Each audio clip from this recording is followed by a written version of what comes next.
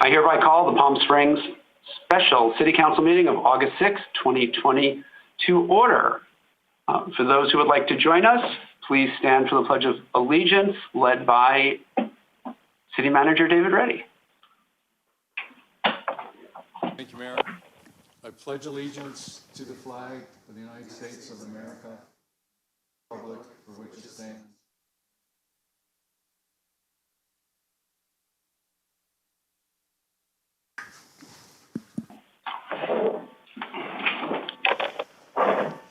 Turn that. Thank you. City Clerk, will you please conduct a roll call? Councilmember Garner. Present. Councilmember Middleton. Present. Councilmember Woods. Present. Mayor Pro Tem Holstich. Here. Mayor Kors. Here. All council is present. Great, thank you. Our first item is presentations. But tonight we want to start with a statement from the City Council regarding the truly tragic and horrible 2 homicides in Desert Highland Gateway Estates neighborhood last Friday. On behalf of the citizens of Palm Springs, our hearts and prayers are with the family and friends of the 2 young men who lost their lives in last Friday's double homicide in Desert Highland Gateway Estates. We share your grief and want you to know the safety of our residents is our top priority. Your City Council and the Palm Springs Police Department are committed to actively collaborating with the neighborhoods involved in the incident to address the roots of the violence and put a stop to it. The Palm Springs Police Department is conducting an ongoing investigation so that justice can be found. Anyone with information regarding this incident is asked to contact Crime Stoppers at 760-341-STOP, S-T-O-P, on your phone. Your identity will remain anonymous. This is truly a heartbreaking situation for all of us, and especially for the friends and families of the victims. And I'd like to turn it over to Councilmember Garner, who represents District 1 in that area in the city, for some comments. Thank you, Mr. Mayor. This is a truly tragic event that has come across our community, and I really want to emphasize that it's our community, the Palm Springs community. It has happened in Desert Highlands Gateway Estates neighborhood, but it affects all of us. These were 2 young men with promising futures. Thornton Bradley Jr. was only 17 years old, and Dedrick Gray was 21 years old. And the community is at a true loss over their lives. I've been speaking with so many members of the community, friends and family over the last week. And I want to just express to the family and friends, especially all of the young people in the neighborhood who are mourning the loss of their friends, as well as the other high school students who are dealing with this right now, that I care about you, and I hope that I can provide support to you during this time. I know the City Council is committed as well to doing that, and through conversations with our City Council and through other leaders in the community, that we can provide resources for all of you as you figure out how to move forward during this time. But please don't hesitate to reach out to me or to anyone else on the City Council. I think I speak for them when I say that we would love to hear from you, and we want to be able to support you during this time. So again, my heart is with everyone in the community, and I am here to do everything I can to support all of you. So thank you very much. Thank you. I think Police Chief Reyes may want to share some information and some comments as well.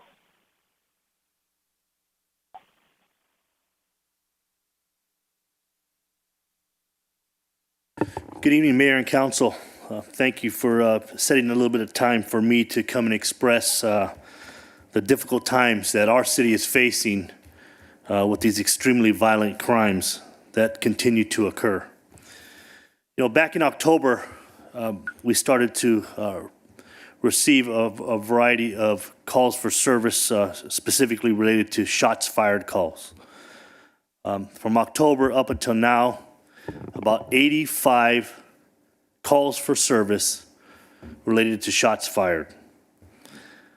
Specifically in the northern part of our city, with a focus of the Gateway Estates area of Palm Springs, as well as the 1500 block of East San Rafael. The Santiago Sunrise Village Mobile Home Park. Through these past few months, we were able to develop quite a bit of information of an ongoing feud amongst two specific gangs. We started adjusting our work schedules. We started having detectives working late hours because this was not slowing down anytime soon. Over the past 2 to 3 weeks, it's really escalated. I'd say over the last 30 days. Multiple shootings with no specific intended target. Just simply vehicles in each of the neighborhoods that do not even seem to have belonged according to the people involved, and just firing at vehicles or people. We mourn clearly the loss of the two in the Gateway Estates area, but it did not stop there, nor should we ever forget the fact that we have 3 homicides. We have 9 attempted homicides in which another person was shot in the head who is still alive. We have had made 12 arrests so far, recovered 6 firearms, 24 active confirmed shooting investigations. This needs to stop. Palm Springs PD is not the only agency that can continue pressing forward to try to find the answers to what is going on in the northern part of our city. This is not a Gateway Estates problem. This is not a 1500 East San Rafael problem. This is a City of Palm Springs problem. And I hope that our community comes together to address what is going on in the northern part of our city, because it can happen in anywhere in our city if these two rival entities cross paths. In anywhere in our city, this can continue. As you might have heard by now, or I'm informing you for the first time, we have been working around the clock regarding these shooting investigations. Our officers have been there after hours, knowing that this will continue. And they've literally witnessed firsthand vehicles driving up in a commission of a drive-by shooting right in front of them. Yes, they witnessed it firsthand. Yes, they turned their car towards that fleeing vehicle. Yes, they stepped on that gas pedal to catch the people responsible for this. And luckily, no one was hurt. Arrests have been made. They will continue to be made. And this morning resulted in over 100 officers descending on the City of Palm Springs and both of these communities to serve several search warrants in relation to these ongoing violent, unacceptable crimes in the City of Palm Springs. One arrest resulted from the search warrants this morning. Weapons were recovered, ammunition was recovered, gang-related paraphernalia has been recovered. Again, one arrest, which adds to the 11 previous arrests that have been made over the past few weeks. Now, clearly, Palm Springs PD does not have the capacity to continue to address this ongoing violence. Hence the reason why we had 100 officers from a wide range of police departments and task forces assisting us, because that's what we do. When we call for help, they come through and they assisted us today. And I want to let the community know that this is not over. This operation today is going to lead us into other directions, and we will continue to press forward until we solve these crimes, and at the same time, find a way to partner with those communities to start addressing this and looking at ways to put an end to this. We need to reach the children We need to reach the adults. We need to reach the adults and inform them firsthand the depths of what is actually going on. And we intend on having meetings in person in both of these communities to share what is going on so the parents can please do their part in addressing what is going on in their households with these juveniles. And it is our intent to inform those parents, inform the juveniles, and at the same time, finding ways of bridging the gaps for both of these communities and everybody that lives within them. I'm open for any questions at this time. Thank you, Chief. Really appreciate you sharing that and the work of you in the department. Are there any questions for Chief Reyes? Okay. Thank you. Oh, Councilmember Middleton. For Chief Reyes and also for Councilmember Garner, what is it that you need from the rest of us and from the community?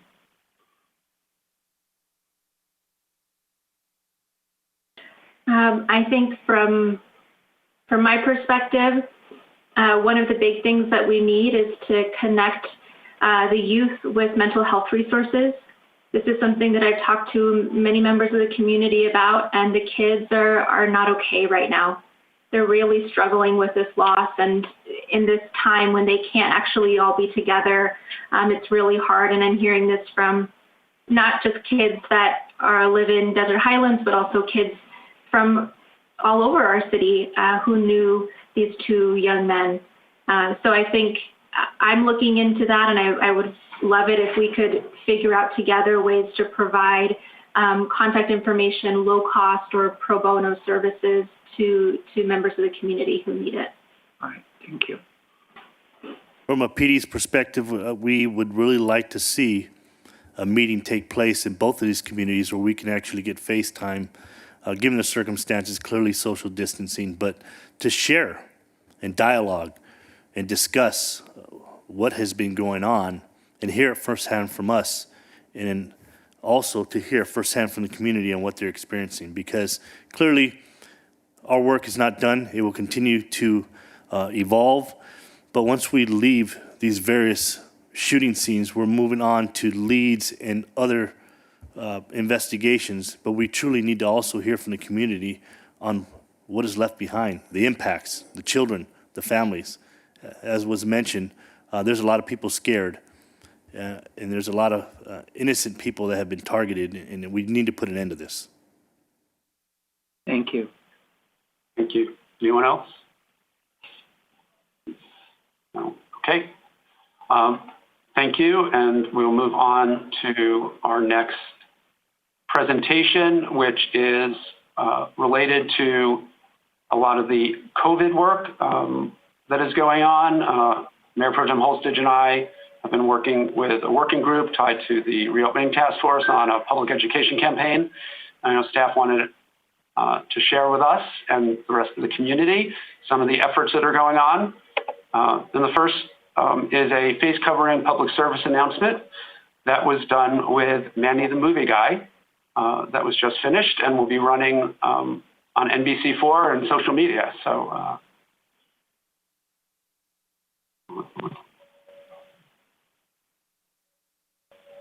Hey, Coachella Valley, I'm Manny the Movie Guy in downtown Palm Springs with former Mayor Sonny Bono. Coronavirus is continuing to spread, so until it's over, play by the rules. And wear a mask, that's all we ask, because we're all in this together. The City of Palm Springs and NBC Palm Springs, keeping you safe. Hola, Coachella Valley, soy Manny the Movie Guy desde el centro de Palm Springs. El coronavirus sigue extendiéndose, así que hasta que lo venzamos, sigue las reglas y usa un tapaboca. Es todo lo que pedimos, porque estamos en esto juntos. La ciudad de Palm Springs y Univisión Palm Springs te mantiene seguro. Great, and thank you, and really thank you to Amy Blaisdell of our staff who did such a great job in getting that done. They came out great, and great having them both in English and Spanish. The Greater Palm Springs Convention and Visitors Bureau did videos with the 9 Coachella Valley mayors for us to use also as PSA and on social media, and so we will share Palm Springs one, which I saw for the first time. So just the other day, the final version. This has been an incredibly hard time for all of us. Like you, I miss my family, my friends, my work colleagues, but we can get through this. We just need to wear our face coverings, keep distancing, avoid large gatherings, and wash your hands. If we do all of those things, we're going to get through this. Palm Springs, we've come together as a community because we treat each other like family. Here in the city of Palm Springs, we pledge to do our part, to be responsible and to help save lives. Let's be safer and greater together. So just another effort to really do that kind of education work that we've been doing in Palm Springs. There is also an update on the PS Keeping You Safe face covering signs. You know, we've had the banners down Palm Canyon and the 3 digital road signs. On our consent calendar later are ordering 3 more, but let me turn it over to this. So as you can see, we now have signs on a lot of poles, not just downtown. We're trying to do this throughout the city and any of the commercial areas. And we also now have 20 4x4 or 4x8 signs, also in English and Spanish, that you'll see at hotels and in front of businesses to send that message. So those went up, and this has been funded in part by Palm Springs Resorts, PS Resorts, David Feldman personally from Vacation Rental Owners Network, and they have also put money into it. And this is sort of the group. He is really taking a big lead, so I want to thank David Feldman with Mayor Pro Tem Holstage in heading this up. There are also 4 billboards that are going up as well, and those are going at 4 entrances to Palm Springs off the 10, so at the 111, at Gene Autry, at Indian Canyon, to really send a message to people coming into our city about what the rules are.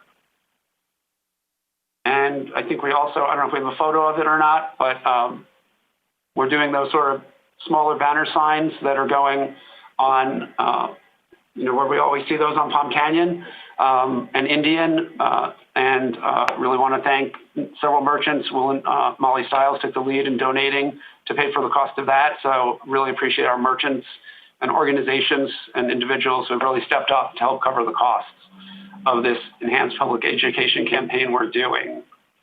The next is a sort of update on what the numbers are on COVID, and there are a couple of slides on that. So the first is just to give a sense that where we are as a county, and things are better, but as you can see from this, they're not great. We're still not meeting the matrix for anything more to reopen by the state. So they want to see a case rate of less than 90 cases per 100,000. We're at 151, so we're in the severe there. The testing rate they want to see is under 6%, but it has to be under 8% for us to get out of being on the watch list with more closed. We're, as a county, at 13.6%, but as a Coachella Valley, we're closer to 18%. And the average number of tests per 100,000 population, the county was leading that. We're now, not at the numbers we need to be. We're under 100, but the state has had some reporting issues, so we'll hopefully get updates on that. But the county has been doing a lot of testing, but we're having this issue all over the state. We have another slide. So ICU beds, there's still a 19% availability.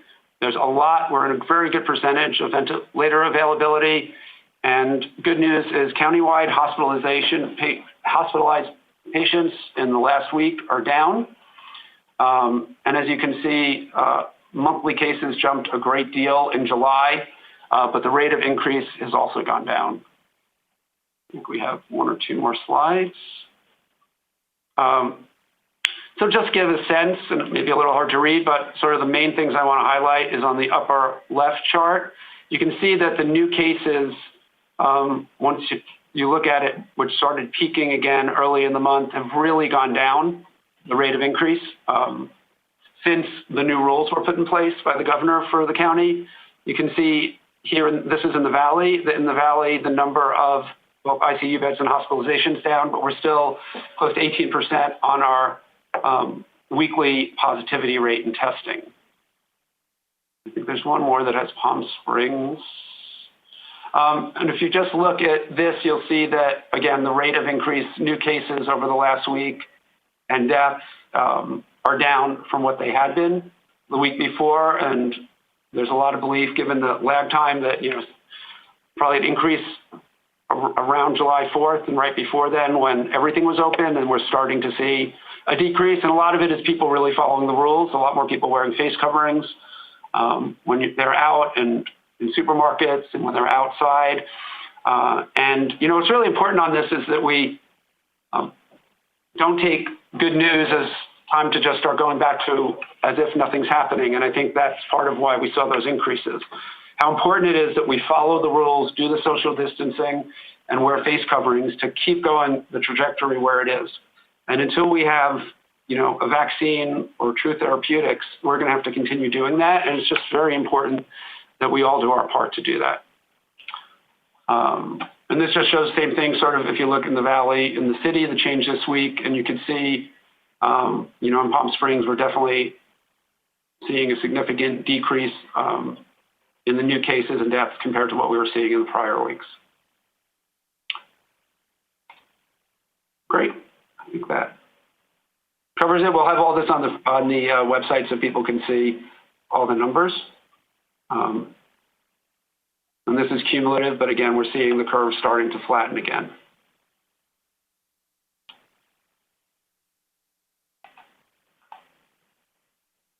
I think that was the last slide. So the next piece is to talk about, as folks know, we've done a lot to very quickly provide extra outdoor space, including on public property for restaurants in the city, and many have taken advantage of it. Councilmember Woods has been leading that effort, and we've gotten requests for sort of expanded ways, and Councilmember Woods has seen what other cities are doing, so he's going to give an update on where we are in that process and some ideas. Thank you, Mr. Mayor. Just a couple of things. What we have initially done in the city is allowed restaurants to go into the sidewalk area, and we've seen incredible success with that. And we've seen a few glitches with that as well. So we want to, first and foremost, expand the opportunities for restaurants to go into the public right away by opening up some of the parking lanes. We have seen this done in other cities throughout Southern California and indeed throughout the nation. So the opportunity will be to use what's known as K-rails, which are like those guard rails that you see in the middle of a freeway, to actually open up some of the parking lanes in front of restaurants in which they can actually expand off of the sidewalk and into the public right-of-way there. The reason for this is that what we have seen is that there's some congestion on the sidewalks in some locations when we don't have enough walkability for people to pass the business, and that thus there's some interaction with people we don't necessarily want in keeping a 6-foot distance. So what we're looking at is throughout Palm Canyon is we've looked at various places in front of restaurants to put these K-rails out in front of the parking area to expand it, and later in this presentation you'll see where there's opportunities to do that.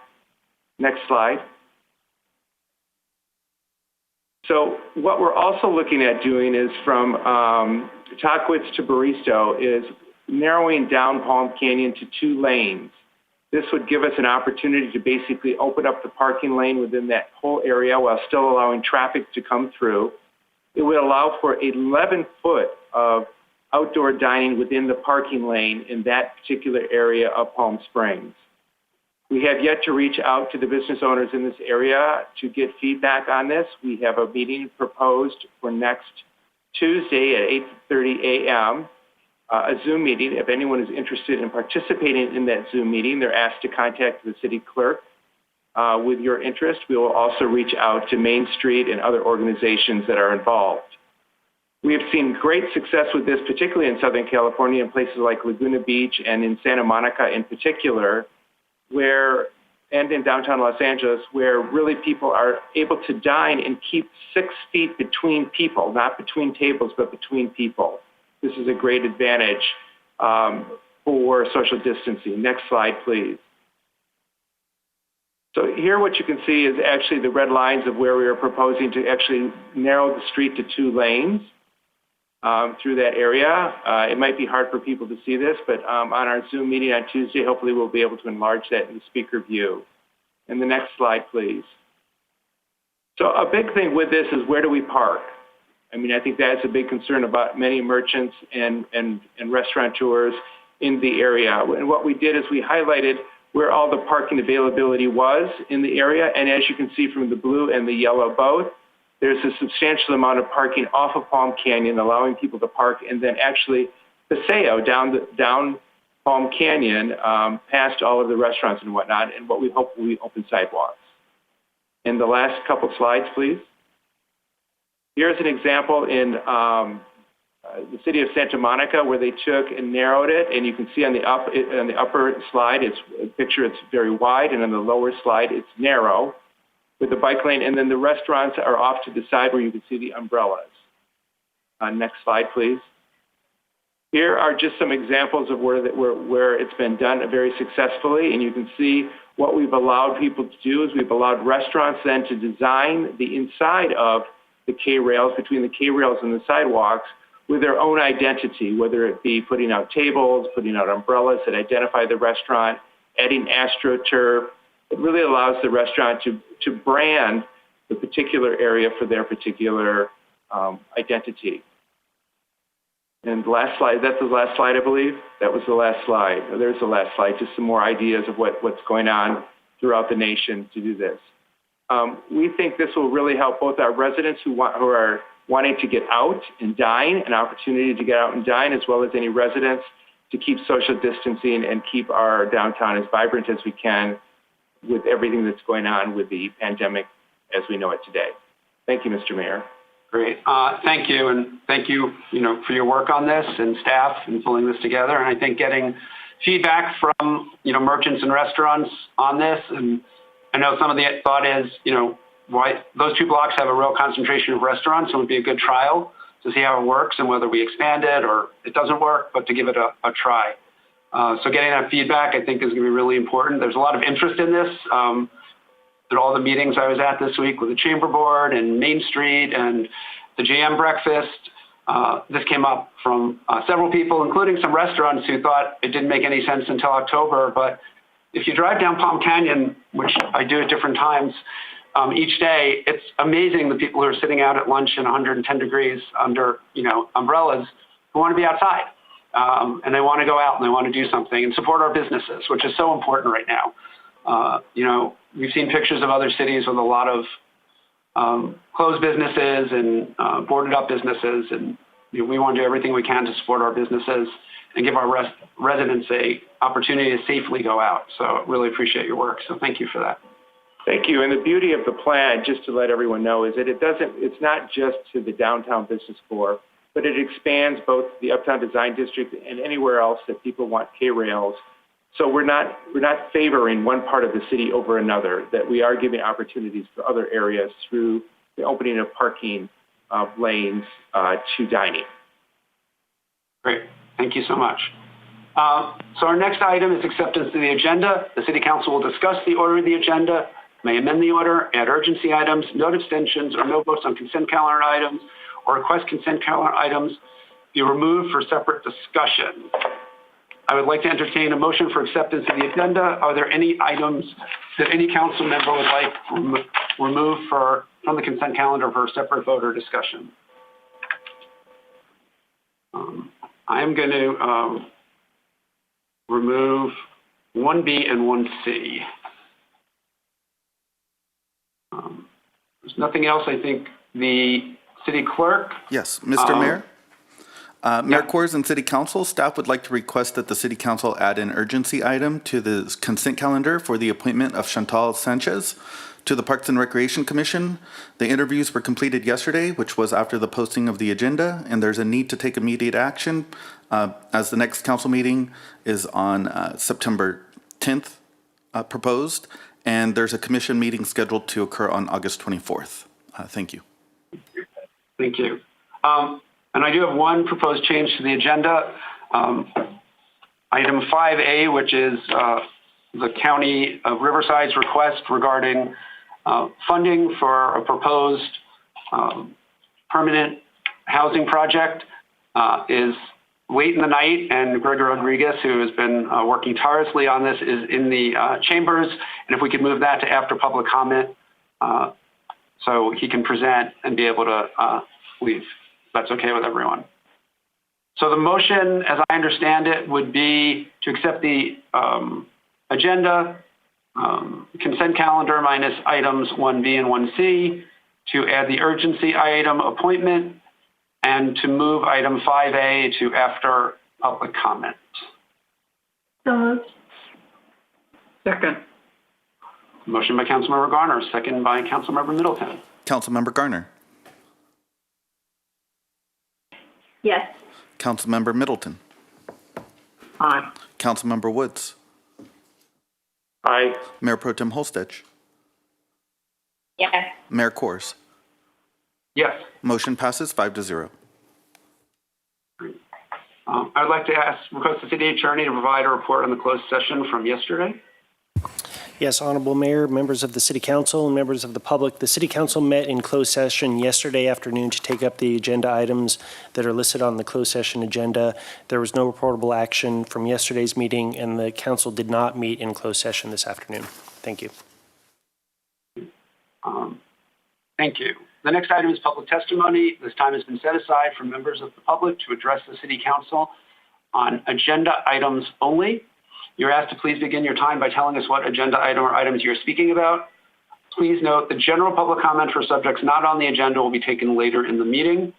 Tonight, the city clerk will be contacting speakers via telephone. So, city clerk, if you could please begin.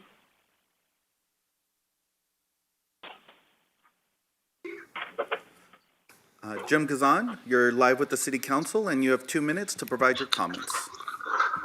Good evening, Council and Mayor. This is Jim Gazan, Chair of Measure J Commission. The Measure J Commission met on this past Monday, August 3rd, via Zoom, and we voted unanimously for a scaled-back version of the downtown park. As a result, 2 budget shortfalls due to the COVID-19 pandemic. We suggest one of the open plan options that completes the entire parcel. Water features can be included if the budget allows or installed in the future. Also, restrooms should be completed, and the police substation was not a priority. Any new Measure J funds that may be available upon the reconciled 1920 budget should be considered to other park projects that have been approved or are under review. These project lists are, back in May 2019, Council approved the renovation and ADA upgrades for all park restrooms. This may be in progress and also have other funding, and you can check with staff on that. On January 2020, a short list of smaller projects were presented to our commission by the Parks and Rec Commission and were unanimously approved to move on to your review. This list is submitted in my written comments and may also be presented by Parks Commission. One item on that list that the public has asked for are restrooms at the James O. Jesse Park. Lastly, Council also passed in January 2020 upgrades at Demuth Community Center and Sunrise Plaza. Eventually, these are all proposals that we know will need attention. However, we are realistic that only a small number of these projects can be completed at this time. We understand these are tough decisions. Good luck and thank you. Thank you, and we'll disconnect.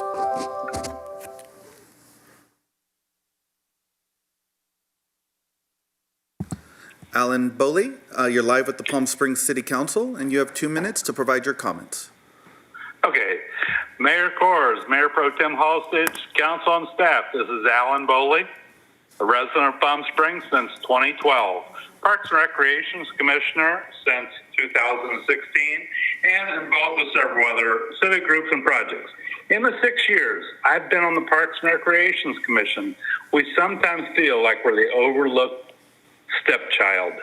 In 2016, we were challenged to develop a concept to present to Measure J for $2 million project for 17 and 18. We spent an entire retreat developing a redo of Sunrise Park, presented our concept, and were awarded the funds along with hotspots. However, ours came with a last-minute caveat that if the funds were needed for the downtown park, we wouldn't receive them. We didn't get any money. In 2018, we were challenged to put together a program to improve our park's restrooms. We were shocked when we visited some of the parks to take photographs to find some parks with ball fields, picnic pavilions, playgrounds, performance areas didn't even have restrooms available if the main facility was closed inside. 2020, here we are. There's little money we hear about left over from Measure J. So we submit a list of projects and priorities in January. It went to about $1.165 million, and we presented it, and it was approved. Now we fast forward today, and we know where we've all been doing the last 5.5 months. Our projects haven't changed. Our updates are listed to be eliminated. Our projects have been updated. We did eliminate a couple projects that Don told us one was covered by a grant, and a couple that we don't need with today's new normal, like the van. The list was presented to you from Measure J, and we hope we have a few dollars that becomes available that we can start crossing off some of these items that are on our list and provide some upgrades to our parks. Yes, we have no projects from our commission. We've had no projects from our commission in 6 years. But as for the downtown park, I'm on that commission. Mr. Bowley? Why don't we just put a pause and wait and see what's happening? What's the rush? It's been 3.5 years. We don't have to make a decision Mr. Bowley? immediately. Let's see what happens. Thank you all for your time. Thank you, and we'll disconnect. Bye. All right. The other parts. J.R. Roberts, you're live with the Palm Springs City Council, and you have 2 minutes to provide your comments. Hi, Council. So, I wrote to you guys yesterday, and you probably didn't have a chance to read it. And in case you did, I'm not going to repeat much of it. I'm obviously calling about the downtown park, and I'm so hoping we can complete the park. And, I guess what I wanted to say is, if I put myself in your shoes, I would be having concerns about spending a lot of money on a new park in extreme times. And I guess the point I want to make to you is that this park, if you remove the police station and the bathrooms, is not really that expensive. In fact, it's very reasonable. And I think that the benefits that this park would bring would be enormous in helping us to heal and to bring dollars and people downtown. I guess I should say people and dollars downtown. I think it would go a big way towards reinvigorating our economy at the same time. I guess that's what I would say. I guess that's all I need to say. I just think it's very much worth the dollars. And what I fear is if we don't complete the park as designed, we never will. It'll never come back. It'll never make sense again. It made sense in the time that it happened. And it was a promise we made to a community that completely wanted it and supported it. And with that, I wish you the best, and I know how difficult this is. Thank you, and we'll disconnect. Bye.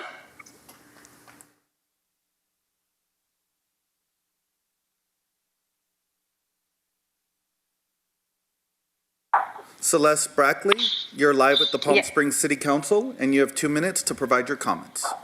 Okay, got it. Thank you. This is regarding 4A.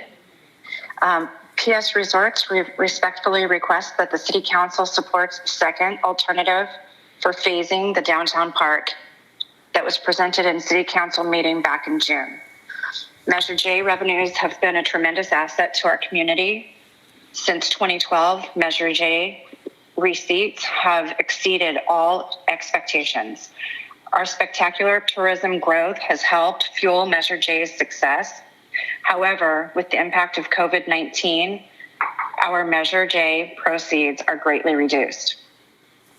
None of us can predict when they will recover, and the wise decision is to proceed with a scaled down version of our downtown park that is limited to the police station, public restrooms, a grassy multi-purpose area, some landscaping, and public art. This is the SMART plan that the City Council discussed in June and the plan that City Council should approve now. The City Council has cut 19 personnel from our police department. We have made major cuts in City Hall and city programs, and we need to make the proper savings in our downtown park too. Proceed with the project elements using only Quimby funds. Proceed with the second alternative park plan presented in the June City Council meeting. In addition, PS Resorts is excited to announce that we are nearing a lease option agreement with Forever Maryland owners. This means Maryland may be installed in its new location in the downtown park on a schedule the park developers determine is most feasible. Thank you. Thank you, and we'll disconnect.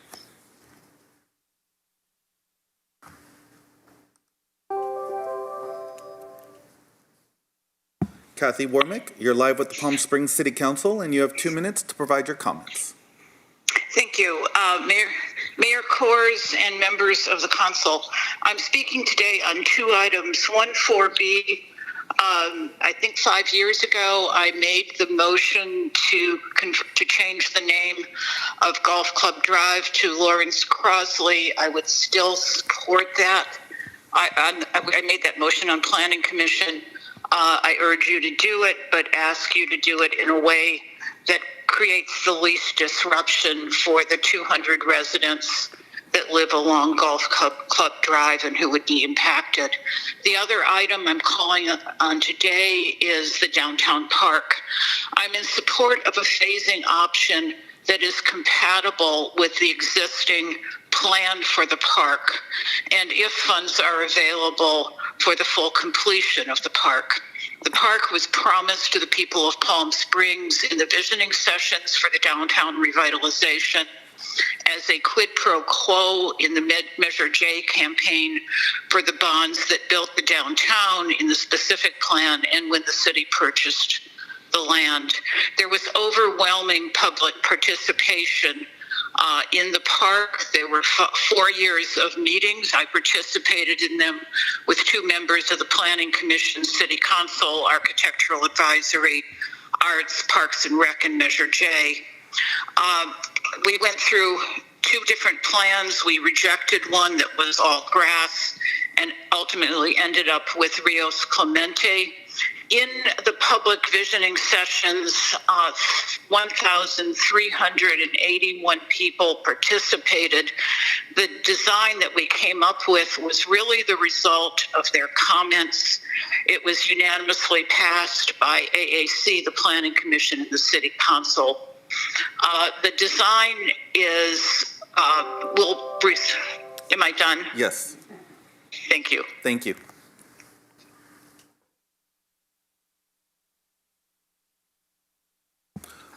Paul Patino, you're live with the Palm Springs City Council, and you have 2 minutes to provide your comments. Thank you, everyone.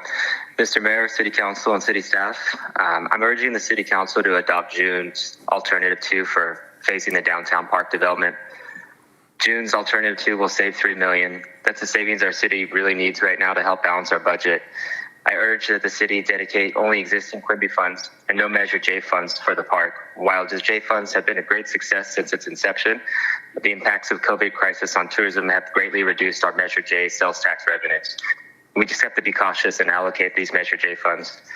A downtown park with police substations, police restrooms, public art, and landscaping is not the complete project the council approved, but it's what we can reasonably afford today. And PS Resort stands ready to participate in the downtown park by delivering Forever Maryland statue as soon as we're given the go-ahead by park development team. While we do not have the funds to purchase Forever Maryland outright, we are entering a 7-year lease option agreement that'll make Maryland's return to Palm Springs possible as soon as her park location is ready.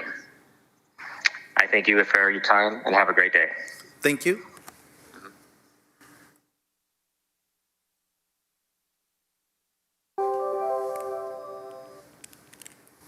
Stephen Boswell, you're live with the Yes. Palm Springs City Council, and you have 2 minutes to provide your comments. Good evening. This is Stephen Boswell, and I'm speaking to the in reference to the downtown park. I also am on the board of directors for at the Palm Springs Hospitality Association. The city of Palm Springs is facing a budget crisis. This is not a unique circumstance today. So many local governments are facing the same COVID-19 related physical issues. But we in Palm Springs are fortunate to have intelligent, responsible, and common sense leadership to help us guide to our budget solutions. Tonight, I want to express my support of the option 2, your common sense solution for phasing the downtown park project. I agree with the proposal to reduce the current downtown park project to include only essential features, a grassy area, a police substation with public restrooms, public art, and some limited landscaping elements. Reducing the scope of the park in this manner will save money at a time when we need to balance our city budget.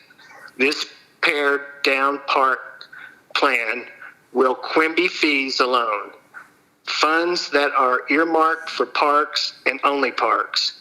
And this option will save our precious Measure J funds for the rainy day that is upon us as a city. Our complete downtown park plan is a wonderful project, but the city cannot afford to pay for the entire project, not now and not in the foreseeable future. The responsible action is for the City Council to approve option 2. The best choice is spending Quimby funds and only Quimby funds on a less expensive park project with key features that will still benefit our community and help balance our city budget. Thank you, and thank you for your consideration. Thank you.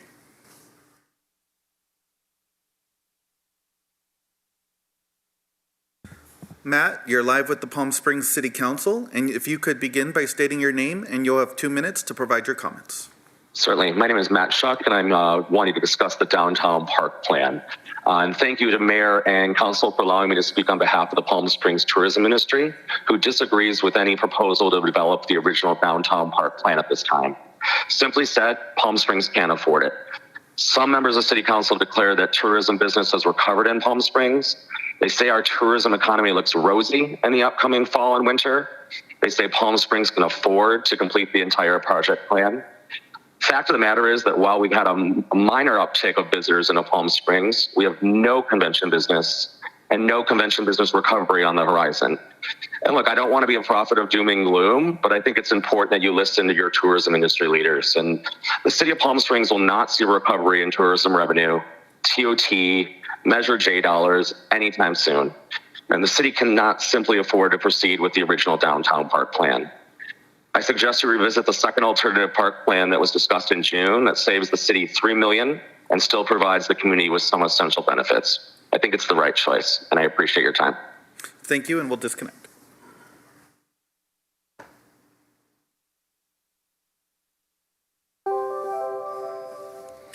Peggy Trott, you're live with the Palm Springs City Council, and you have 2 minutes to provide your comments.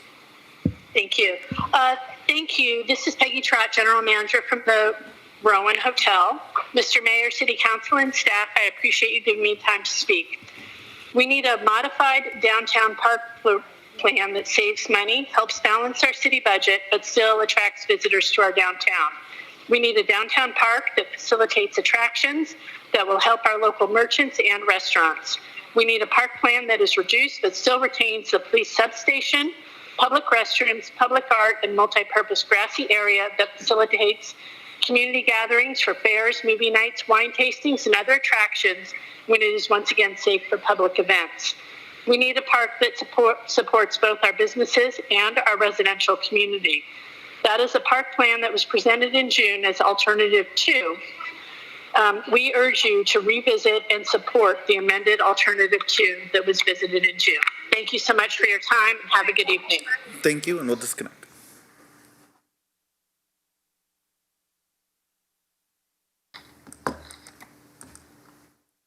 Aftab Dada, you're live with the Palm Springs City Council, and you have 2 minutes to provide your comments.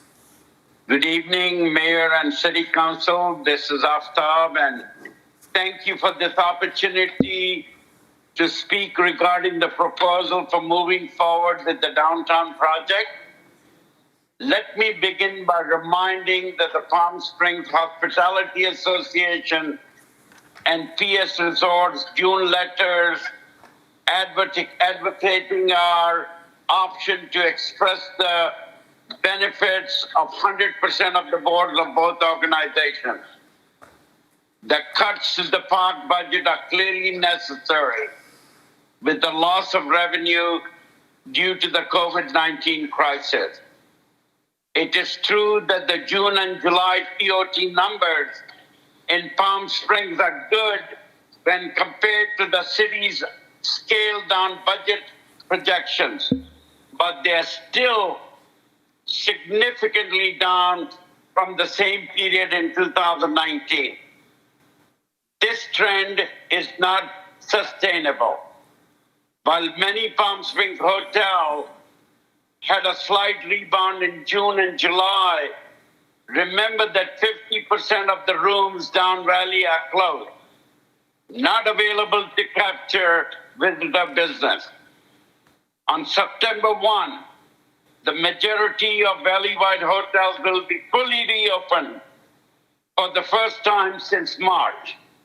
This will result in a huge drop in both occupancy and ADRs in our city.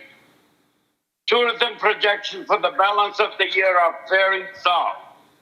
We have no group or convention business, weddings or special events until 2021.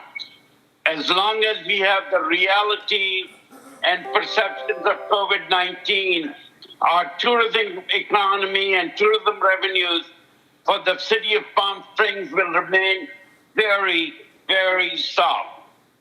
Therefore, the prudent decision is for the city to choose number 2 for the downtown park until sometime in the future when we can afford to complete the original park plan. I'm available by cell phone to answer your question and to share with you our tourism industry future trends in Palm Springs and the entire Coachella Valley. And thank you. Thank you.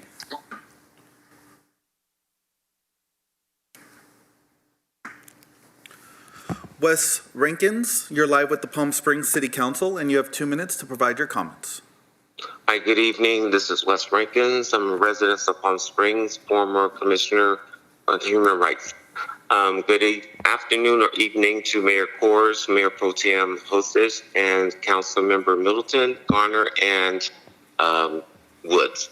I am calling in regards to item 4B, the naming of Lawrence Crosley Crosley Road over to Lawrence Crosley Road and the city to golf.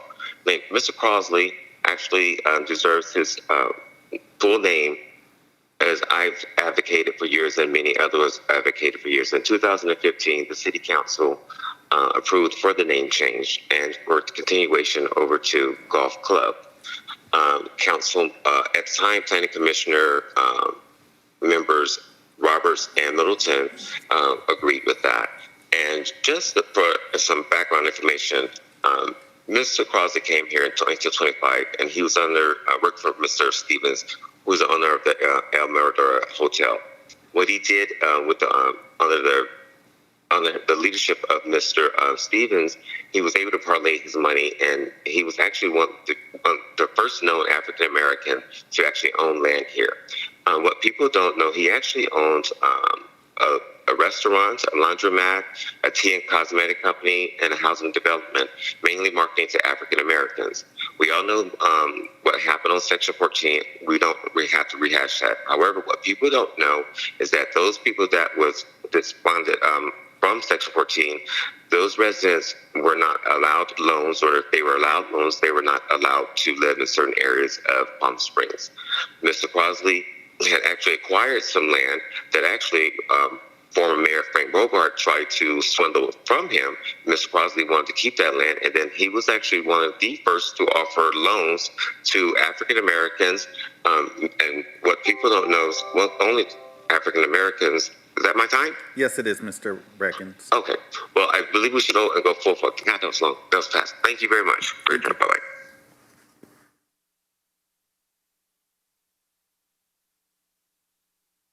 Jeffrey Bernstein, you're live with the Palm Springs City Council, and you have 2 minutes to provide your comments. Thank you. Mayor Kors, Mayor Pro Tem Hostage, Council Members Middleton, Woods, Garner, Dr. Reddy, and staff. This is Jeffrey Bernstein. I'm the owner of Destination PSP and a full-time resident of Palm Springs. I want to comment on agenda item 4A. I'm asking that you please move forward quickly with a scaled-down, completed version of the downtown park as agreed by you in June. I'm also on the board of Main Street, a Measure J Commissioner, a member of the Chamber of Commerce, and Palm Springs Hospitality Association. All of these organizations have recommended the same. While some residents may have opted for the original park design, COVID-19 has changed everything. To contemplate moving forward with a $9.5 million park when we can create a beautiful $6 million park now would be fiscally irresponsible given our budget crisis. I also want to focus today on the small business community. There's over 500 of us downtown, and we are going through an extremely tough time. I know of more than a dozen small businesses in Palm Springs that have already been forced to close, and within 1 block of my store, there are 5 empty storefronts. We have now seen that every major event and group has canceled for 2020 and into 2021. Each of you has expressed regret to the business community that the city has no funds to help any businesses. What the small business community needs is a downtown park that is completed as soon as possible. A scaled-down, open-lawn park could be ready this fall as was originally promised. What we also need for the businesses, tourists, and residents are open spaces that can be programmed, providing safe, socially distanced activities for our community and a draw to our downtown businesses. An open space downtown park could provide a venue for events such as art shows, music, theater, and food. The farmers market in the spring and the cultural center's drive-in have demonstrated what can be done with outdoor spaces. This is what we need our downtown park to be. We cannot put this off any longer.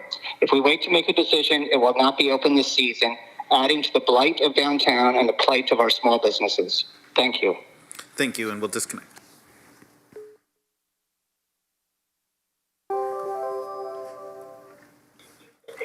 Daniel Agazi, you're live with the Palm Springs City Council, and you have 2 minutes to provide your comments. Hi, my name is Daniel Agazi. I'm sorry, Daniel, could you put your television on mute? Oh, sorry. Hi, my name is Daniel Agazi, and I'm calling about item 4B. I've been a resident of Palm Springs since 1984. The reason I'm calling about this item is because you're trying to change the name of Crosley to Lawrence Crosley under the California Environmental Equality Act. I don't see exactly how changing the name of a street has anything to do with the environment. This is what this item is being pushed under. Palm Springs does have a city ordinance, 14820, in order to change a street's name. It says that 60% of the landowners need to decide to change a street's name in order to change the street's name. As far as I know, 0% of the landowners have agreed to change the street name from Crosley to Lawrence Crosley. On a second note, we do have 3 things named under Lawrence Crosley. He was a great man. We do have Crosley Road, which I currently have my business on.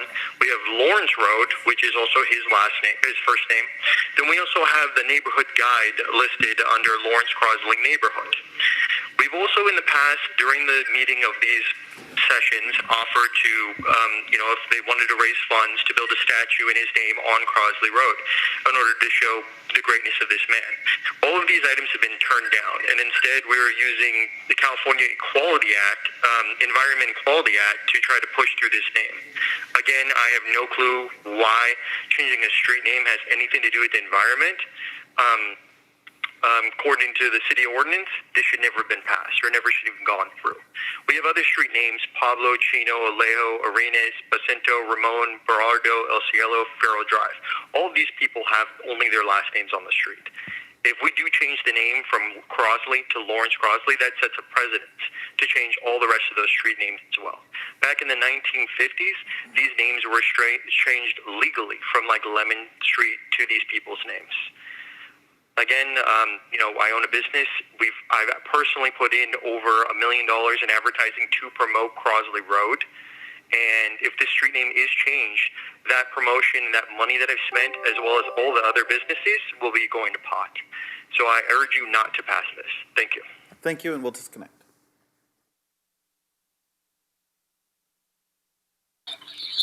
David Feltman, you're live with the Palm Springs City Council, and you have 2 minutes to provide your comments. Okay, this is David Feltman. I've never spoken for less than 2 minutes in my life, but I'm going to do that tonight. I just wanted to ask the council, Mayor Pro Tem, and council members if you will opt for option B on the downtown park.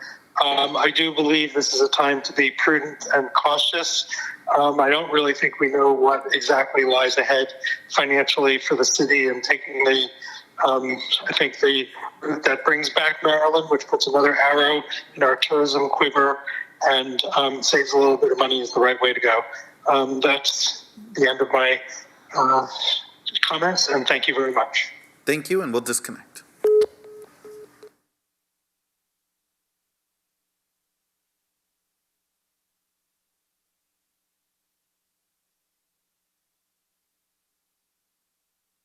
We're just getting our next speaker queued up. Thank you.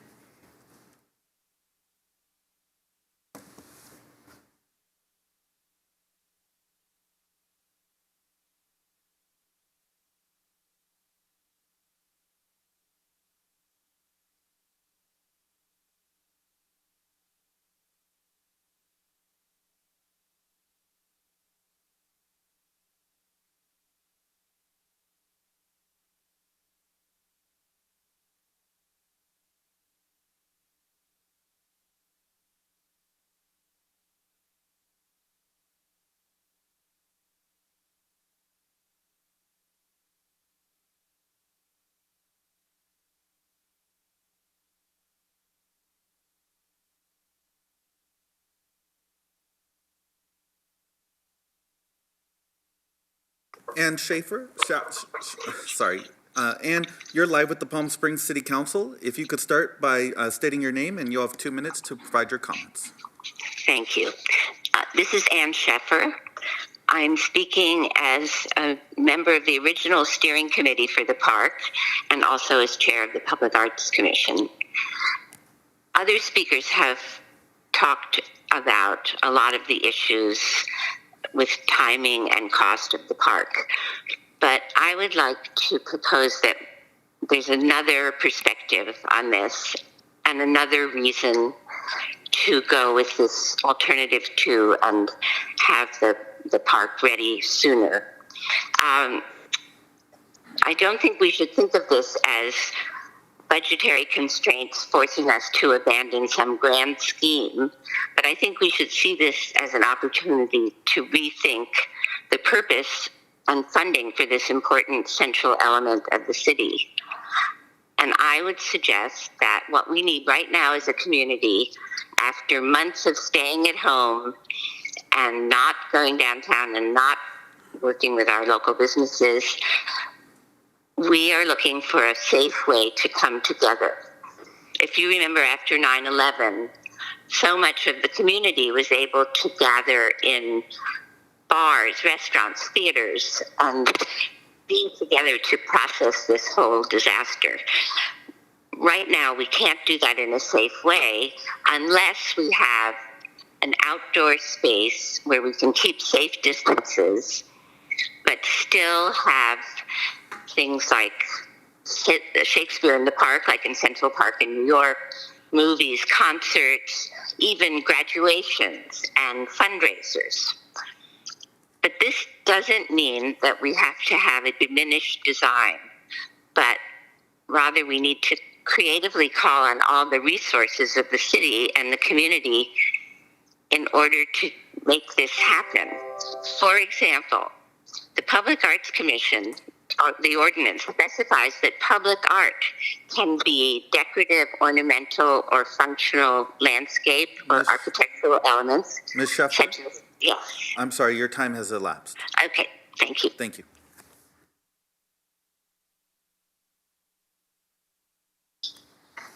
Christian Jelmberg, you're live with the Palm Springs City Council, and you have 2 minutes to provide your comments. Good evening, Council. I'm representing Streetlight Project. As many of you guys know, we've been representing the homeless. We've been serving the homeless in Coachella Valley for over 7 years at ground zero, in the camps, helping hundreds of people get off the streets. So we know the homeless on a very practical sense and what would work best for them in terms of a solution. So my question for all of you guys today is this. Why can't we collectively work with all the cities and the county to establish a valley-wide solution that serves all the homeless population? It's my understanding that one hotel in consideration is $8.5 million with 145 room capacity, primarily dedicated to the chronic homeless. Qualifying factors for the chronic, we all know, include drug use, high interactions with the police department, emergency visits, and the length of time on the streets, to name a few. You know, it's frustrating because we have a better solution that will impact many more lives, including those that become homeless due to the loss of a job because of COVID. Ironically, they won't qualify for your hotel shelter. Our multi-site tiny home campuses with private units, shared community center, shared kitchen and bathrooms would shelter over 800 people with the same funding support as one hotel.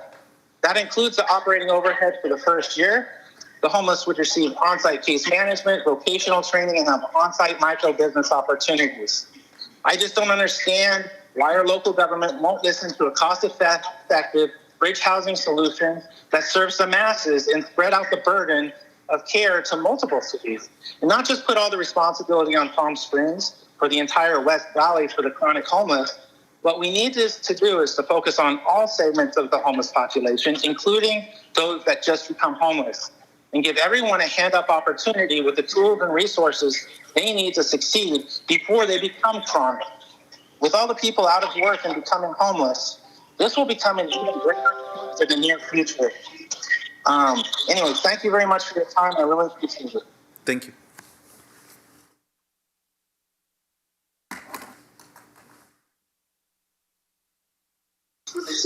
Gary Johns, you're live with the Palm Springs City Council, and you have 2 minutes to provide your comments.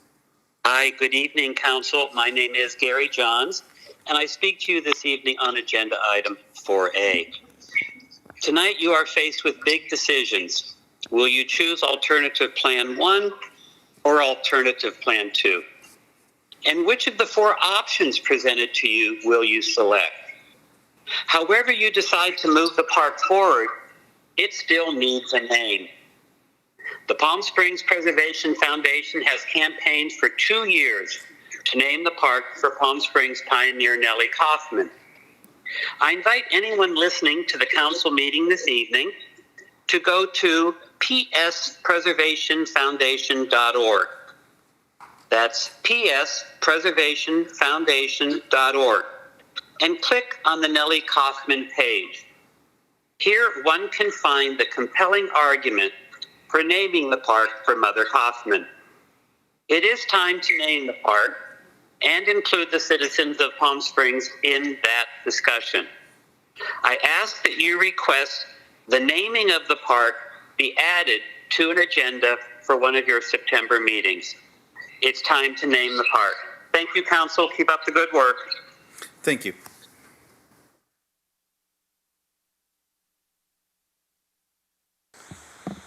Ellen Goodman, you're live with the Palm Springs City Council, and you have 2 minutes to provide your comments. Okay, thank you. Hi, everyone. My name's Ellen Goodman. I'm a Parks and Recs Commissioner, an employee of Palm Springs Unified School District, and a Palm Springs resident. I'm speaking as an individual and not on behalf of the Parks and Recs Commission or the school district. In 2016, the Measure J Commission was completing its community funding project of hotspots and looking ahead for the next project. After a number of presentations and meetings, Measure J voted to allocate $2 million to Parks and Recreation, $1 million for the 2017-18 year and another $1 million for the 18-19 funding year, with a caveat that should the downtown park need extra money, it would go there. In 2018, there was a change in Measure J commissioners. The City Council asked that the community dollars to Parks and Recreation be placed on hold so the new commissioners could get up to speed and decide if that's where they wanted their dollars to go. To date, Parks and Recs is still on hold. Bathrooms have not been remodeled or updated. There's been no significant work done on facilities or the swimming pool. The tennis courts and pickleball courts are still waiting to be resurfaced.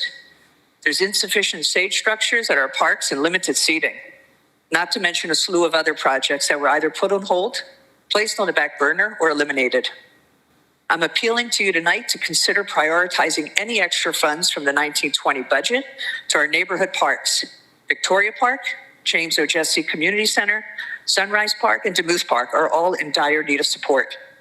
Please construct a modest, attractive, useful, and harmonious open space downtown park and use the extra $3 million allocated for the downtown park for city shortfalls and budget deficits. Please apply any extra dollars, including Measure J community funds, to the list of leasehold improvements presented to you by the Measure J Commission. It's a modest $800,000, which can go a very long way. Thank you. Thank you.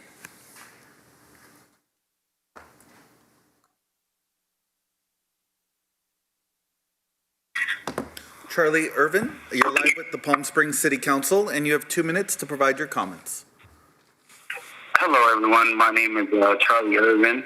I'm a board member for the Planning Commission and also a board member at Desert Highland. Can you guys hear me correctly? Can you guys hear me? Yes, we can hear you. Yes. So I'm a board member. I was just calling.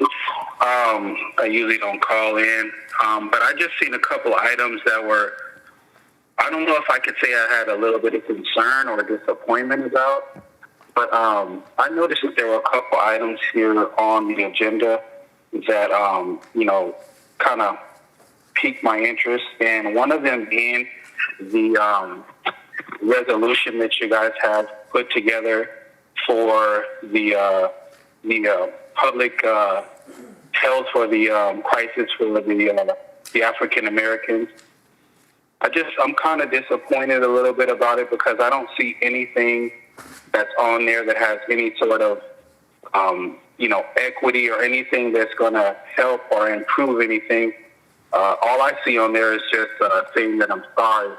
And I just hope that the city is going to take a look at that and definitely give us more than just having the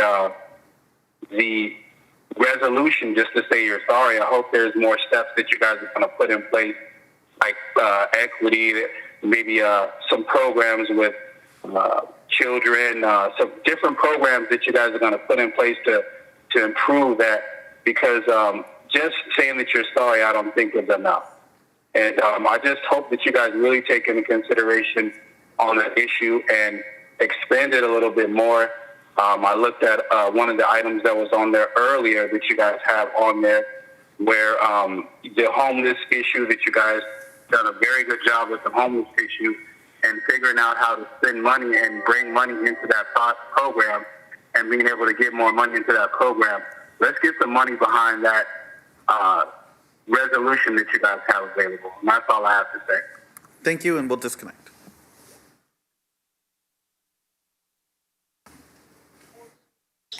Luz Gallegos, you're live with the Palm Springs City Council, and you have 2 minutes to provide your comments.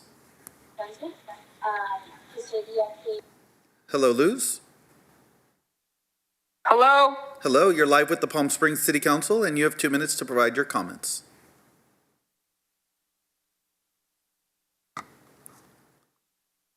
Luz? Hello, Luz?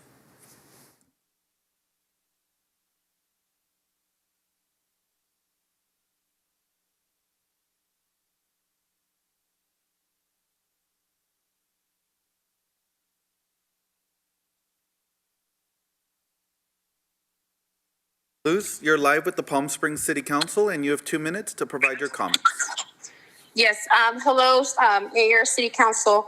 Thank you for the opportunity. My name is Luz Gallegos, and I'm calling on behalf of an organization here in the Coachella Valley, DODEC.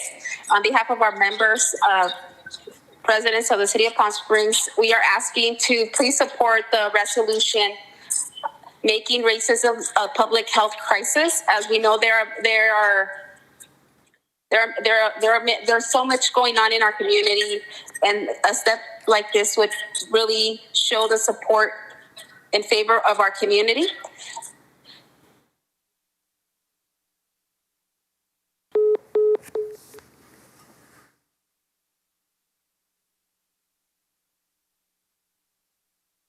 Naomi Soto, you're live with the Palm Springs City Council, and you have 2 minutes to provide your comments.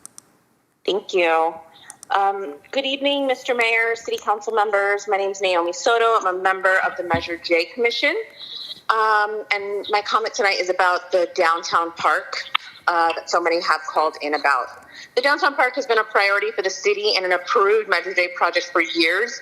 Like many infrastructure projects, its progress has been delayed and its cost ballooned. Due to the COVID pandemic, reasonable concerns were raised questioning if and how this project should move forward. I, along with all of my other commission members, are in firm agreement that it is important that the park be completed and be a functional, usable space for residents and tourists alike. That being said, again, it's reasonable to scale back the original design and park features to better reflect the limits of our budget this year. I would recommend that the council move forward with the $6.6 million design of option 2. With this design, the park is still cheaper than the $9 million that was projected last fall, leading to almost $2.9 million in savings. Just a couple of other comments that I haven't heard. While there are other designs that could lead to more savings, they would be significantly less functional. Most importantly, I think it's completely unacceptable to move forward with the cheapest option, option 1, which while it would give Measure J savings of $5 million, it would be a win for the police and not a win for the people. This space would not be functional. It would only have the substation and the bathrooms. Measure J has already made significant investments in the police stations, and this is a park project. It's not a police project. I would also underscore comments made by Chair Gazan earlier this evening that there is a ready list of 8 projects that Measure J and Parks and Rec Commission have already agreed and voted on that are priorities to move forward. So about 6 weeks ago, the council voted to move $3 million of Measure J funds to reserves and committed to allocating additional revenues to automatically go to Parks and Rec. We already have that list ready to go, and encourage you to kind of prioritize projects like the James O. Jesse bathrooms and building retrofits at Duluth. Thank you. Thank you.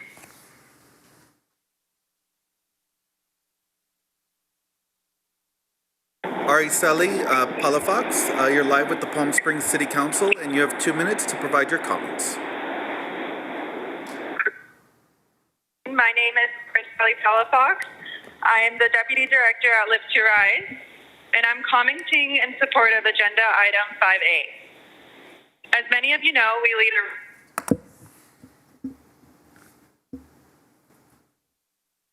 We are grateful that the City of Palm Springs staff has been active participants in this work.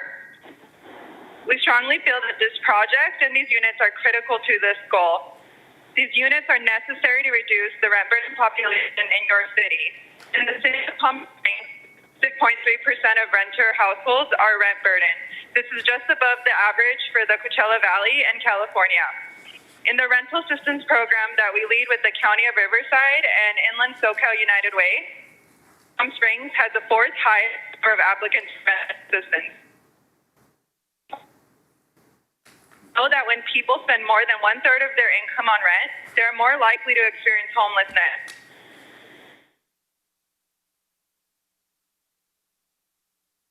Rental market. I'm sorry, Ariseli, you're breaking up. Support the cost of rent within the city limits. We are hugely supportive of this project and investment.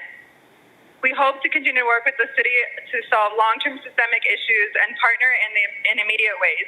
Thank you. Thank you.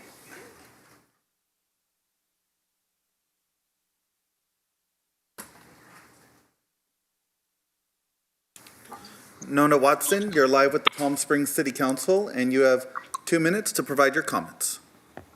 Thank you. Thank you so much, Mayor Kors and members of the City Council. My name is Nona Watson. I'm the CEO of the Palm Springs Chamber of Commerce. On behalf of our 1,100 members who own and or lead businesses in the greater Palm Springs area.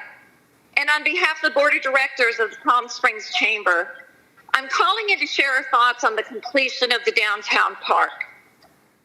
The Chamber of Commerce supports cutting the budgeted completion of the downtown park. From what we understand, this action alone will save the city nearly $500,000 annually in maintenance and associated costs. But we still advocate preserving funding for the police station, public restrooms, and the grass area dedicated to the downtown park. We feel they're essential for our community. Thank you for letting the Chamber have a voice in this very important issue. Thank you, and we'll disconnect.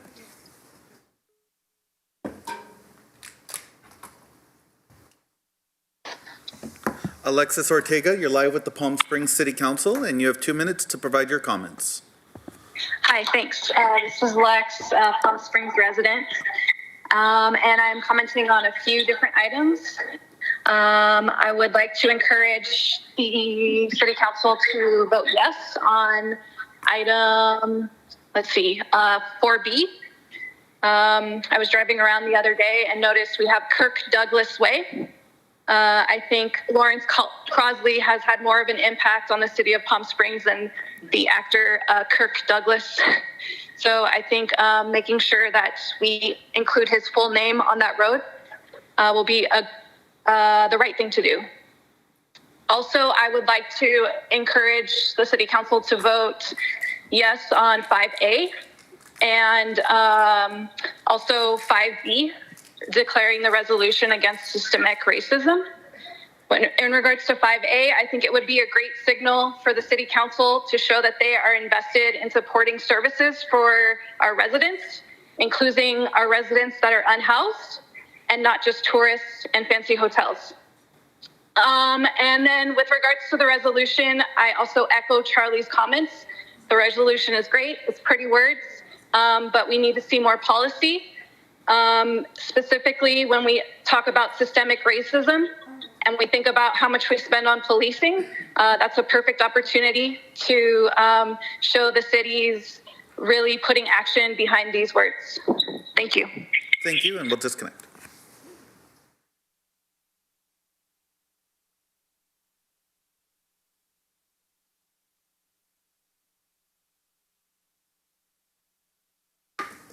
Mayor and City Council, please give us a moment while we get our next speaker.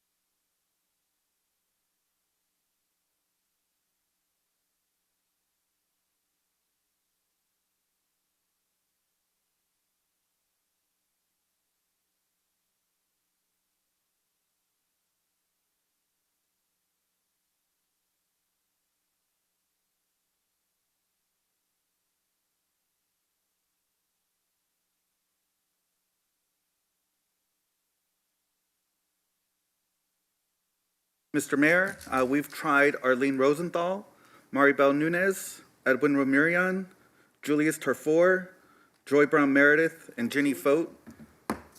Oh, not Miss Fote, but the other ones, we've tried calling them at least 4 times with no answer.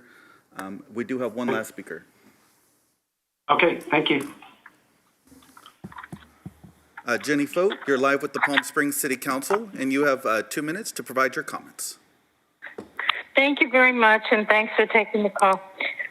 I'm speaking in favor. I'm getting a terrible feedback, and Hello? Yes. Can you? We hear you. We can hear you clear. Okay, but I'm getting feedback from you. And I'm outside, so it's not my... Okay. I can't prevent that, so if you could provide your comments. Okay. I'm speaking in favor of 5A. I know this is just a preliminary step and it's depending on the county getting funding, but I have a couple of caveats to that speaking in favor.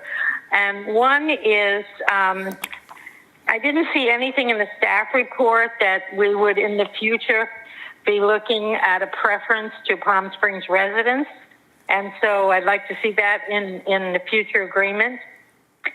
And then we have that the county decides to fund this. What happens when they decide not to fund anymore? Because this is what happened with Roy's project when a couple of cities left the funding of Roy's. It was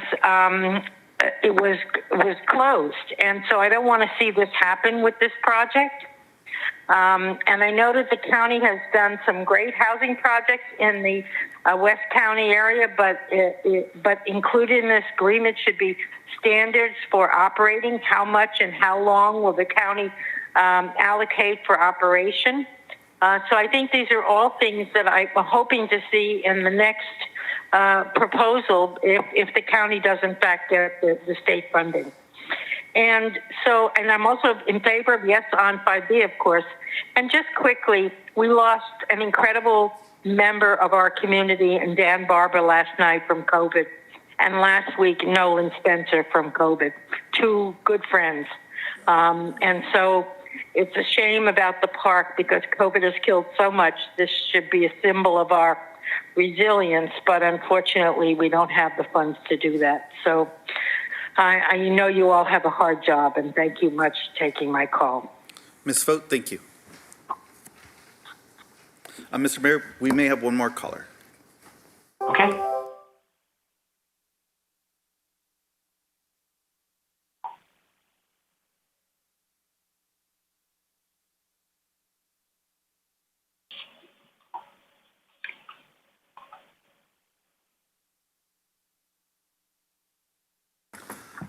Joy Brown Meredith, you're live with the Palm Springs City Council, and you have 2 minutes to provide your comments. Thank you. Sorry, I have an iPhone 4. Sometimes it doesn't get those calls. Thank you, Mayor and Mayor Pro Tem and the City Council for allowing me to address you again tonight regarding the proposed downtown park.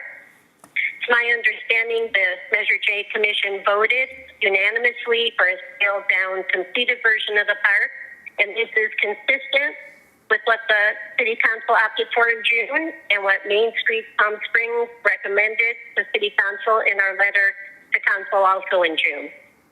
Several organizations, including Main Street, the Chamber, Hospitality Association, agree that now more than ever, we need more open space to allow for more events and programming. We support a completed, scaled-down park, not just halting the project or an interim solution. The focus should be on the finishing the much-needed public restrooms and police substation and increasing the grassy area and decreasing the non-ADA friendly decomposed granite.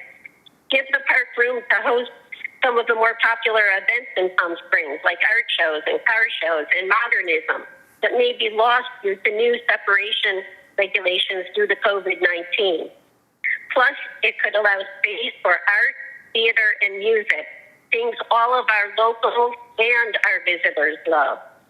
When Palm Springs what we really need to do is focus on more attractions and events, which make our town exciting and unique to both visitors and locals. Let's keep Palm Springs like no place else. That is where our strength lies. To quote Michael Braun, I'm quoting Michael Braun, every city has a park or a fountain, but not every city has the history and story to share like we do. Let's build on our story. Thank you so very much for listening. Bye-bye. Okay, Mr. Mayor, Edwin Romerian has withdrawn from public comment, and Arlene Rosenthal, Maribel Nunez, and Julius Tarfor, we were not able to reach them after many attempts. Okay. Thank you. No other further public comment on agenda items. We will close the public comment period. we go. And we will move to item 5A. Approval of a funding commitment of homeless housing assistance and prevention program grant funds in the amount of $3 million for County of Riverside Permanent Supportive Housing Project. Staff report, please.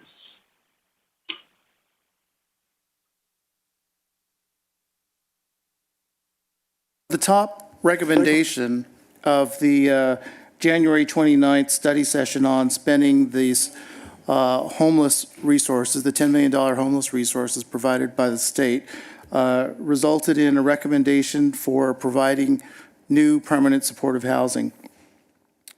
The study session was attended by approximately 150 people. It also included homeless, formerly homeless, and several stakeholders and professionals working to address homeless. The council also recommended utilizing these funds, the HAP funds, to provide rental assistance, access points, and storage facilities. With that being said, the item before you tonight is a request for the city to provide a $3 million funding commitment from the HAP funds for a County of Riverside permanent supportive housing project in the city of Palm Springs. I do want to clarify that the staff report mentioned the county will be contributing $10.4 million of No Place Like Home funds. The county will have to apply for and compete for those funds, just to make that clear. Mr. Mayor, I'm going to stop here, see if you have any questions or comments, and let me also mention that Greg Rodriguez from the Supervisor Perez's office is also with us to provide information on this request and provide a presentation to you also. Great. So, Greg, would you come on up for the presentation? Thank you.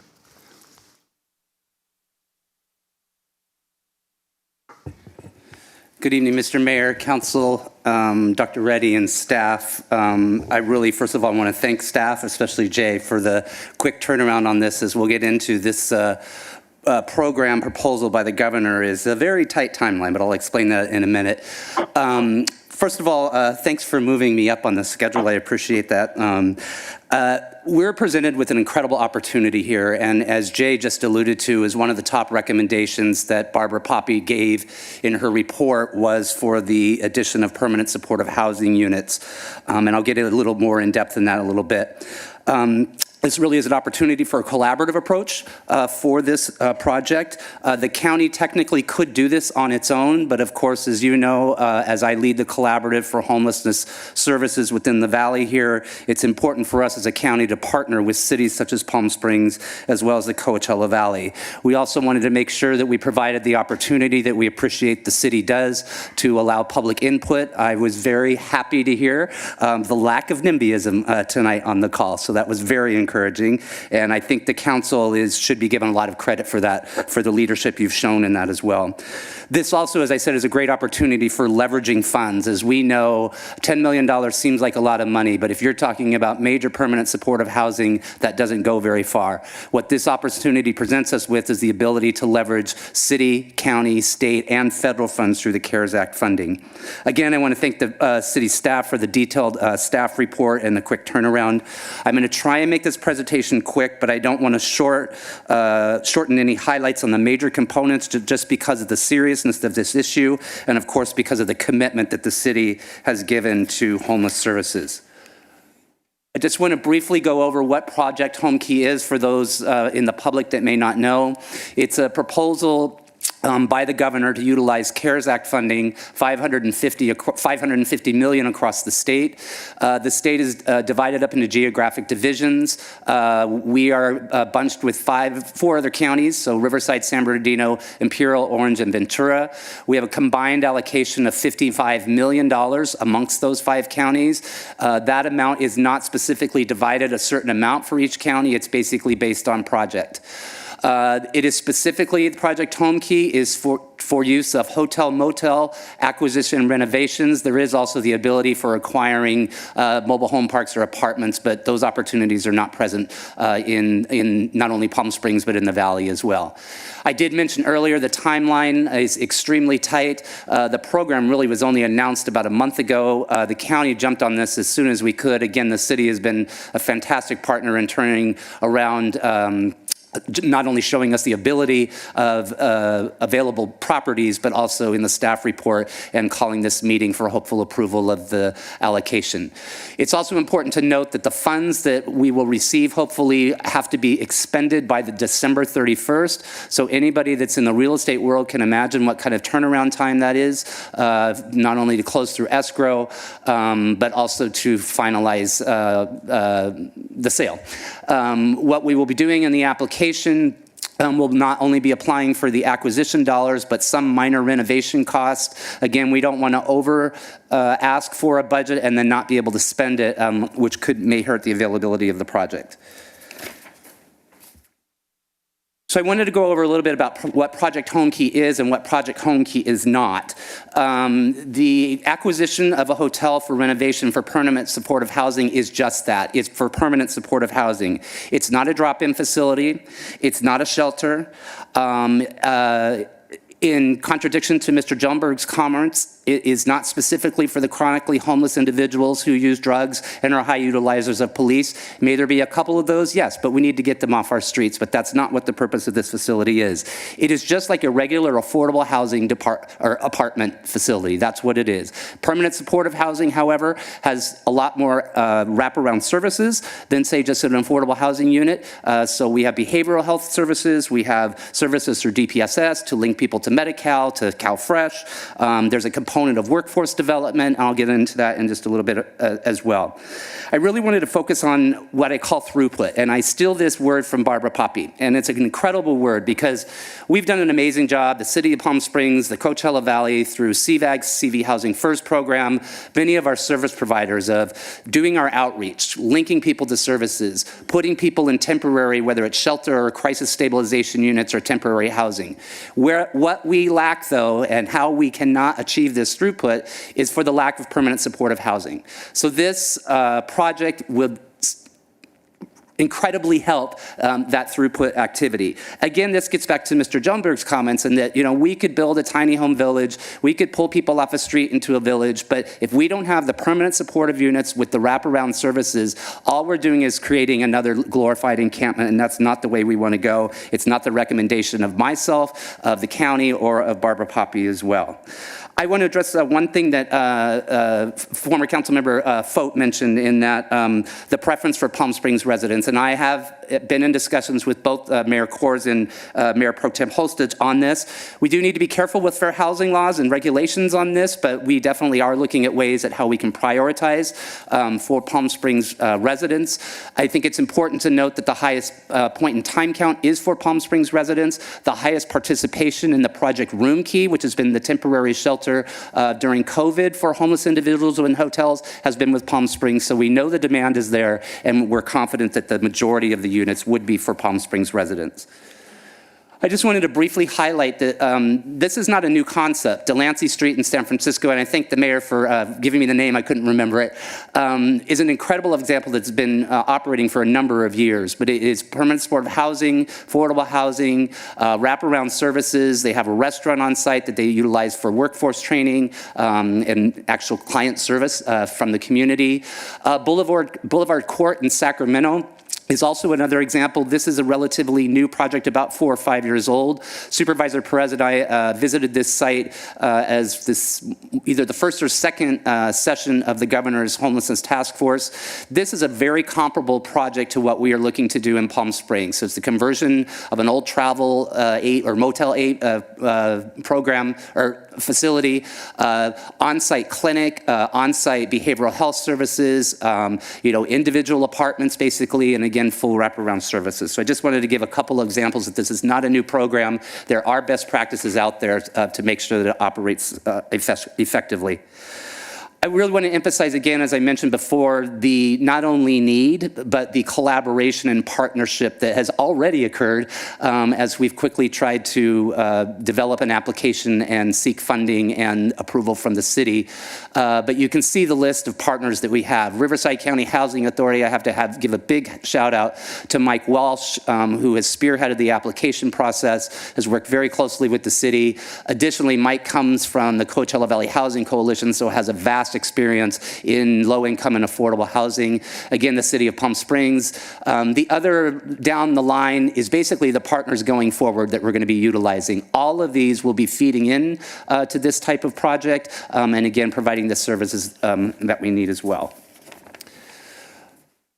Former Councilmember Foat brought up a good point, and I had this in there before she made her comment, but anytime you're going to embark on a project like this is, yes, we could get the money from the state in conjunction with any funds allocated from the city, but we do need to make sure that this is a sustainable project.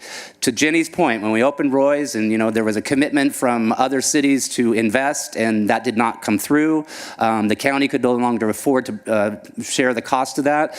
This is a very different project than a shelter, though. Again, this is permanent supportive housing, so there are revenue streams that come with that, whether that's through HUD dollars, whether it's through CARES Act dollars, again, and just the various, project-based Section 8 vouchers, but the various funding streams that are available. I do give the caveat, as Jay mentioned in the staff report, that not all of these are guaranteed funding, but again, with the leveraging of dollars, with the type of project this is, with the commitment of the governor to these type of programs, we're confident for now that there's at least a 7 to 8 year sustainability on this project, which is incredibly good, which will also help with the application process as well on the sustainability. So down to the nitty-gritty. In Palm Springs, we have, again, thanks to the help of the city, located 3 properties that are available for sale. One is the Travel Lodge on South Palm Canyon. That presents a couple challenges, and just the age of the building would require a little bit more as far as renovation costs go. Additionally, too, there are issues, of course, with it being on Indian lease land, so having to get the lease extended, and then the issues and time that it usually takes with the Bureau of Indian Affairs to get an approval. The Quality in downtown, a little bit smaller facility that really doesn't have the everything that we would like, especially on the workforce component of a restaurant space, and again, smack dab in the middle of downtown, which may not be an ideal location. We are looking preferably, as our preferred choice, is the Ivy Palm on North Palm Canyon. That's about a 100-room facility. Looking at our renovation for that, it would probably be around an 85 unit. The vast majority, over 95%, would be permanent units, permanent supportive housing, affordable units, and then a small portion of transitional, or what we call crisis stabilization units. That's just a natural feed into a project like this, and helps again with that throughput. So those are the properties. We have not made a final decision yet. Again, we wanted to make sure that we came to the city, expressed to the public, and again, literally we've been looking at these just, I think, what is it, Dave, just in the last 3 weeks, I think, if that. And so, really trying to do our due diligence to make sure that any type of investment we as a county or the city and actually the state makes is an effective one. On next steps, obviously we're hoping, again, not required, but we would like the blessing of the council for the county to move through on its preferred and best site determined. And additionally, we are asking for a $3 million commitment out of the city's HAP funding. Again, it perfectly aligns with the recommendation of Barbara Poppy, not only in the adoption of permanent units, but also in the ability for the city to leverage those funds. I know that Mayor Corr spoke with Assemblymember Mays this morning. Assemblymember Mays called me this afternoon as well, expressing his complete support for this project, and it's exactly the type of project that he envisioned when himself and the mayor and Pro Tem Holstage negotiated for that $10 million HAP application. Yesterday, and I think Mayor Pro Tem Holstage will speak to this in a little while during her comments, we received unanimous support from the Coachella Valley Association appreciation of government's homelessness committee members for moving forward with this project. Many of them saw this as a really good example of the collaborative that we've put together through CVAG and advancing the not only housing first model that has shown to be quite successful in the Valley, but again, helping us with that throughput with permanent supportive units. Applications to the state. The first round, Tier 1, is due on August 13th. We are trying to get this in as quick as possible. It's kind of one of those first come, first served basis. But additionally, as we really feel we have a strong application and really want to make sure we get in before our other 4 counterparts in our geographic region. Once we get the application in, we'll move forward with, and we'll actually move forward with a letter of intent before the application, and during so, obviously that letter of intent would have the language within it that if we don't, of course, obtain the funds from the state, then that deal would have to fall through. We are confident, hopefully, though, that we'll get the funding, and then we'll move forward with the acquisition. There's some essential improvements that I mentioned earlier, such as a water heater and a couple other items that we'll throw in with the request on the application that need to be done. And then units are really ready for immediate placement, which is actually part of the requirements of Project Home Key. And then utilizing, won't have to fill the whole thing, and then we'll deal with ongoing redevelopment.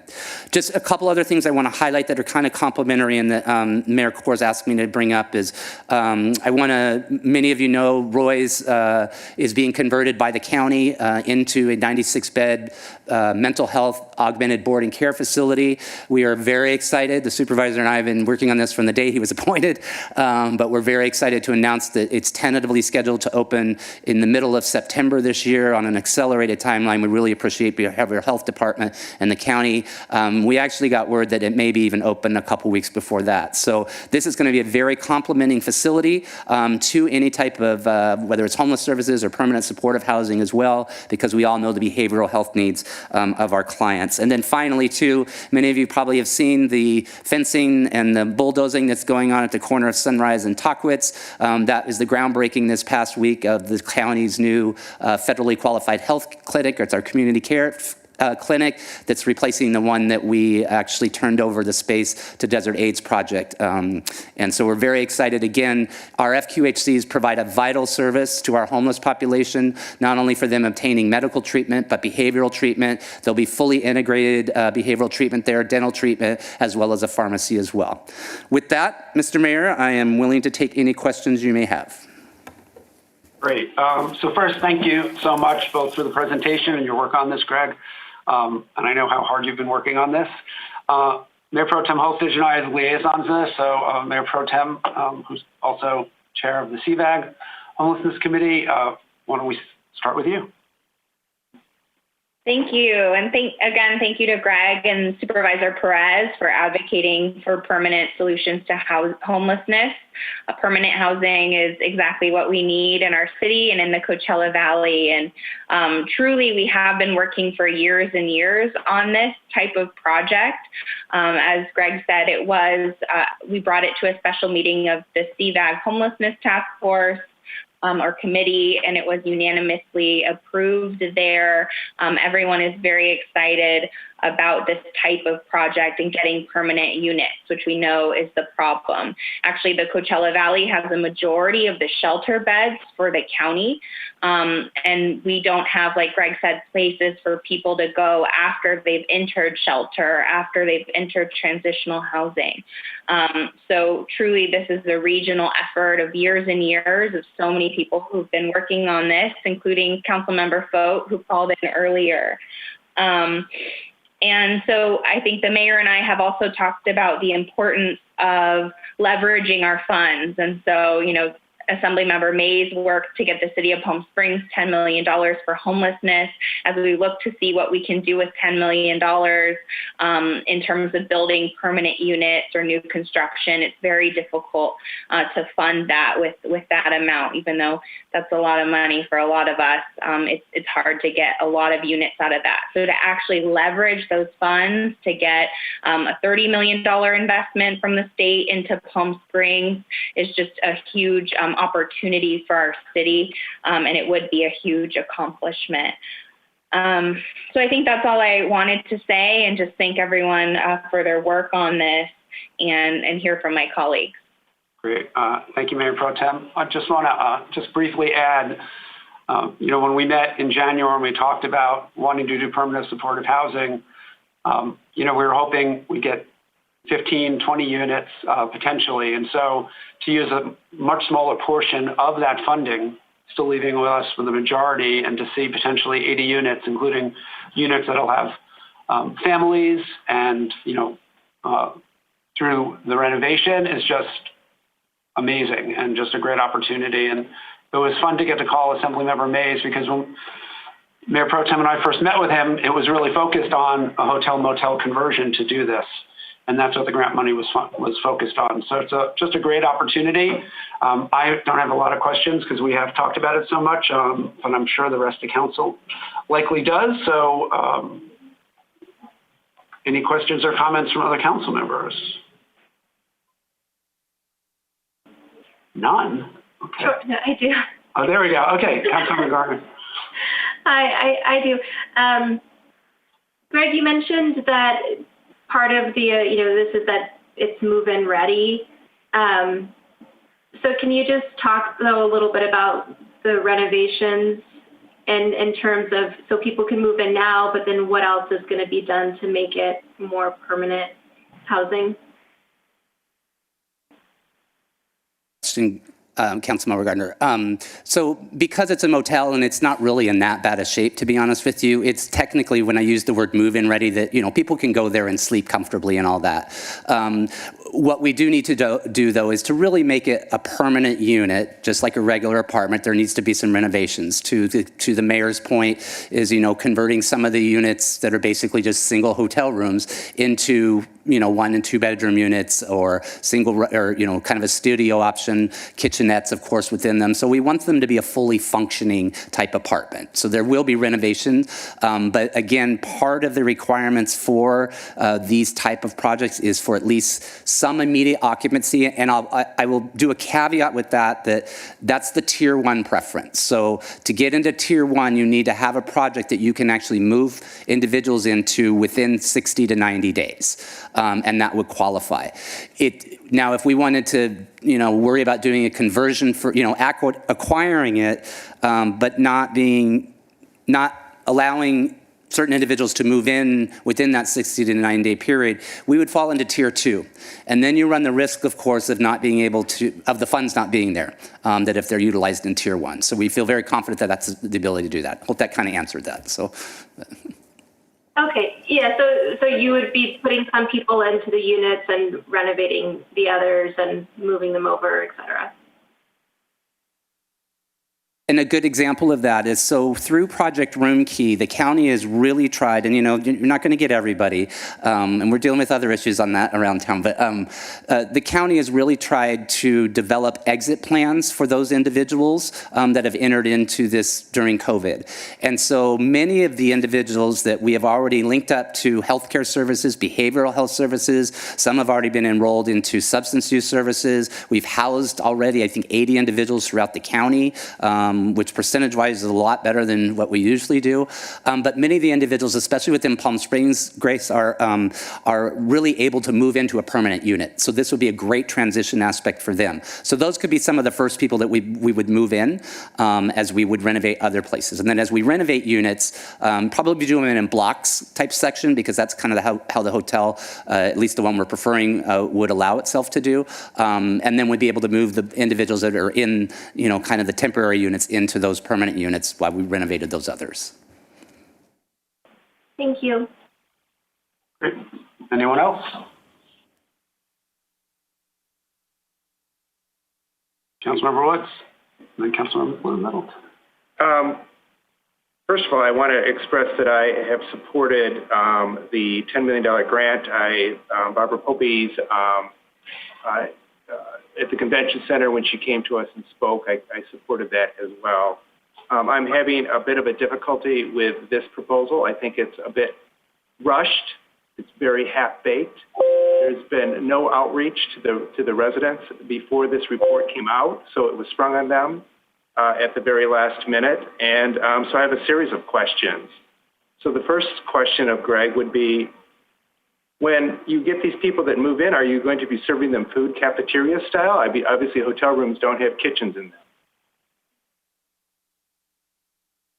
Yeah, so originally, yeah, we'll continue how we've basically been doing it through the project room key. Now, keep in mind, we're not going to fill all rooms at the very beginning. For that very fact, is we want to make sure that this is not being run like a shelter, that we're looking at the long-term goal of, not long-term, relatively medium-term goal of this being actual like apartment units. So yes, they will be fed again, but we're not talking about a large number of people. And Councilmember Woods, I get the concern about it being rushed. As I said, this program was only announced a little less than a month ago by the governor, and then funds have to be expended by the 31st. I get that. I would allude to Christie's point that we've been talking about the need for permanent supportive housing, for shelter space, for homeless services in the West Valley for over 12 years now. That was the whole reason Jenny Fote and Lupe Ramos-Watson formed the CVAG Homeless Committee. We had extensive community input with Barbara Poppy's report, not only from the Desert Healthcare District's analysis that she did of homeless services, but also the cities. And so there has been a lot of public input, not necessarily on this specific project, but again, this is a once-in-a-lifetime opportunity. If we do not seize on this, we will not get 85 units, to the mayor's point, in years.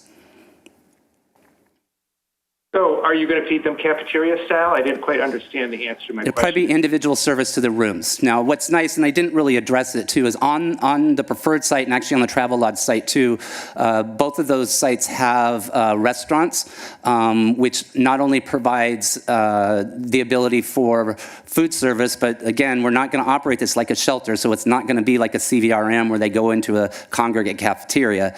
More importantly, though, is that restaurant facility can be used as a workforce opportunity. Again, I'll refer to the Delancey Seat project. Also, when I was in Seattle, there was another, is actually a private individual that opened a restaurant that trained and employed homeless individuals. What's unique about our area especially is that we can utilize this, and there's actually county and state funding that we can actually provide employment income for about a 6-month period, and then at that same time is work again on an exit plan or a transition plan for those individuals, because we're in a unique situation, maybe not as great right now, but where we have a huge hospitality industry for a pipeline into that. Again, I asked you just to answer my question. I said, no, it's not a cafeteria style. It will be served to the individual rooms.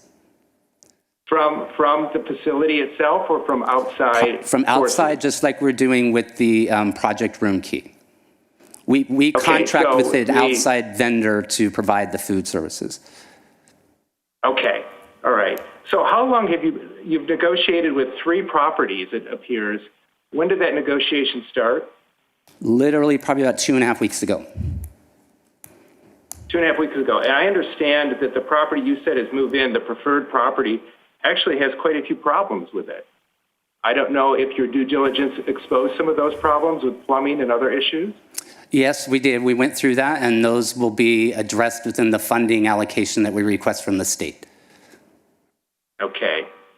So the other question I have is, talk to me about, to be very frank, I don't have confidence the county can run this in a really good manner that will have limited impacts on the surrounding neighborhood. So talk to me about who's going to operate this, how it's going to be operated, and what controls are going to be in place. So I would respectfully beg to differ with you. The county already operates many housing authority projects within the city of Palm Springs itself, let alone within the county. The county actually is seen as a model in the state for how we run our properties, not only how they're managed through the housing authority, but through our wraparound services, through our integration of behavioral health, through our integration and our ability to sign far more people up to Medi-Cal and CalFresh than most other counties throughout the state. I have the utmost confidence in that the county can do this. And do you have an outreach proposal set up for reaching out to residents so that they're aware and that they can be prepared? Prepared for what? To understand what's coming in next to them. They're used to a hotel being there. and not full-time occupancy? To answer your question, no, we haven't done an outreach plan. I actually literally live across the street, and I'm actually happy this project's going in. Okay, you live across the street from Palm Canyon, or you live across the street where? I live at 64th the Riv, so I literally live across the street from the project. Okay. And are you talking about Coyote Run is what the county's currently operating, or are you talking about the one behind DAP? Well, DAP operates the one behind DAP, but I'm not going to know the names of the developments. I'm sorry. I will tell you, I mean, a great example is there was a facility called Desert Rose in Blythe that is a county-owned property through the Housing Authority that was actually contracted out with another company for, it was actually primarily for immigrant farm worker housing that was not managed well. And so the county, about a year and a half ago, at the request of the supervisor, and we were able to actually eliminate the designation for specific farm worker housing, actually went in and rehabilitated that place, put in an on-site manager, and are housing individuals that were formerly unhoused out there, and did an amazing project. In fact, the community of Ripley and Blythe are quite pleased with what we did as a county. Okay. For now, Mayor, that's all the questions I have. Thank you. Great. Thank you. Councilman Middleton. Thank you. And I want to pick up on some of the comments and questions that we've just had. So one of the questions I have, at the bottom of page 5 of the staff report, it says that we will not be releasing any funds until the county has submitted a detailed project budget and evidence that all of financing is back in place. Is that going to come back to City Council for approval, or is that something that staff will be approving? Council Member Middleton, I can address that. If the direction is to proceed with the commitment for the $3 million this evening, what we would do is we would move towards negotiating an actual agreement with the county, and those details would be highlighted and all spelled out in that agreement. That agreement would come back to the City Council for final approval. Okay. And would that include a final site selection from that City Council? Yes, that agreement would actually at that point identify the site, and it would have a full schedule of implementation and responsibilities of each party. All right. Next question for Mr. Rodriguez.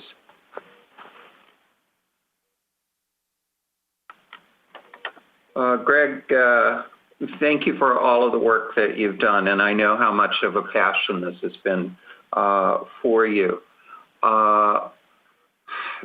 What kind of timeline are we really looking at? Is this something where you expect to, by the time that we reconvene in early September, that you're going to have recommendations and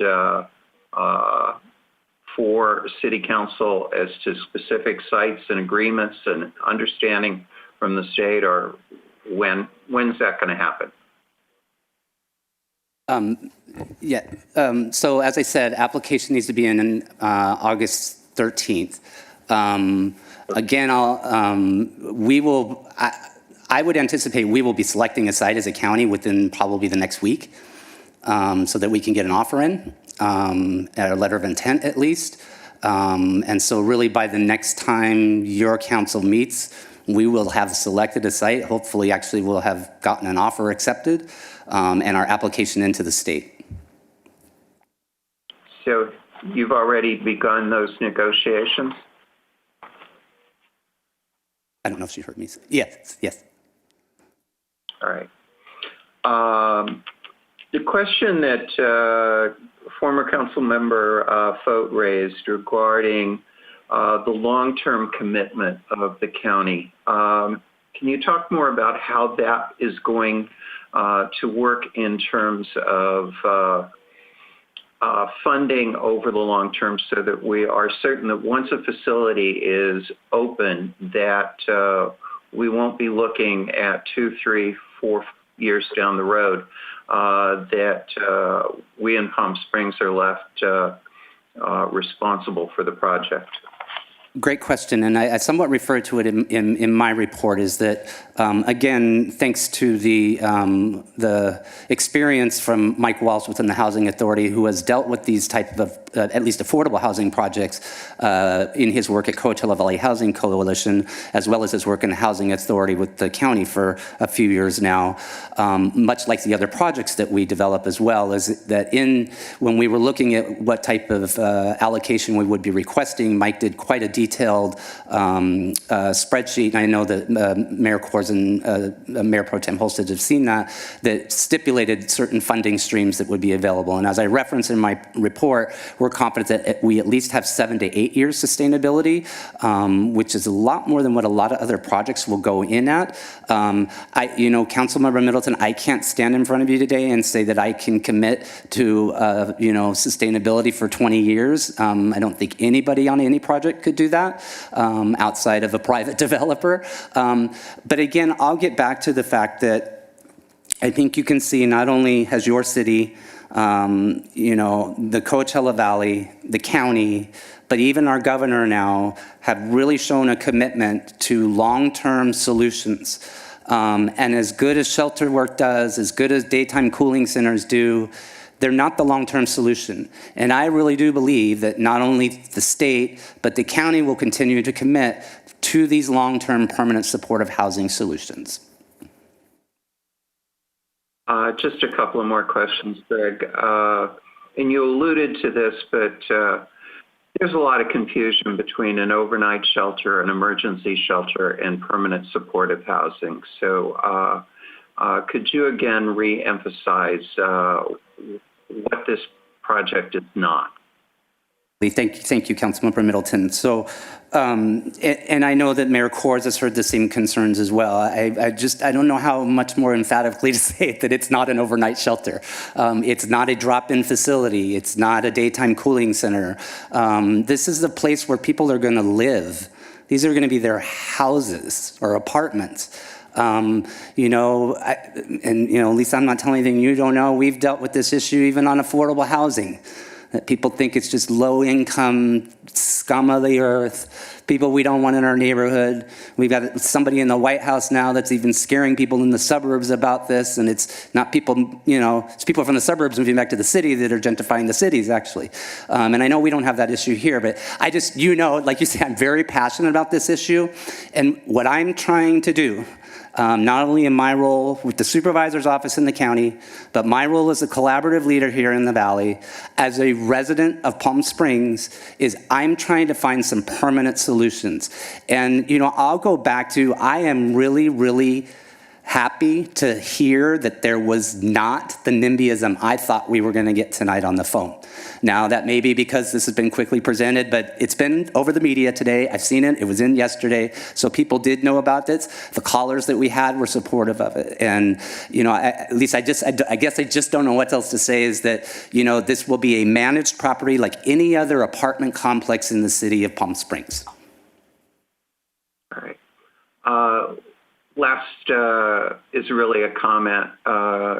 Greg, outreach is so incredibly important to the community and to the neighborhoods, and it's really good people who live in Palm Springs, and we've got an opportunity through the neighborhood organizations, even in summer now with COVID, with Zoom, to reach out to people, and that's going to be incredibly important.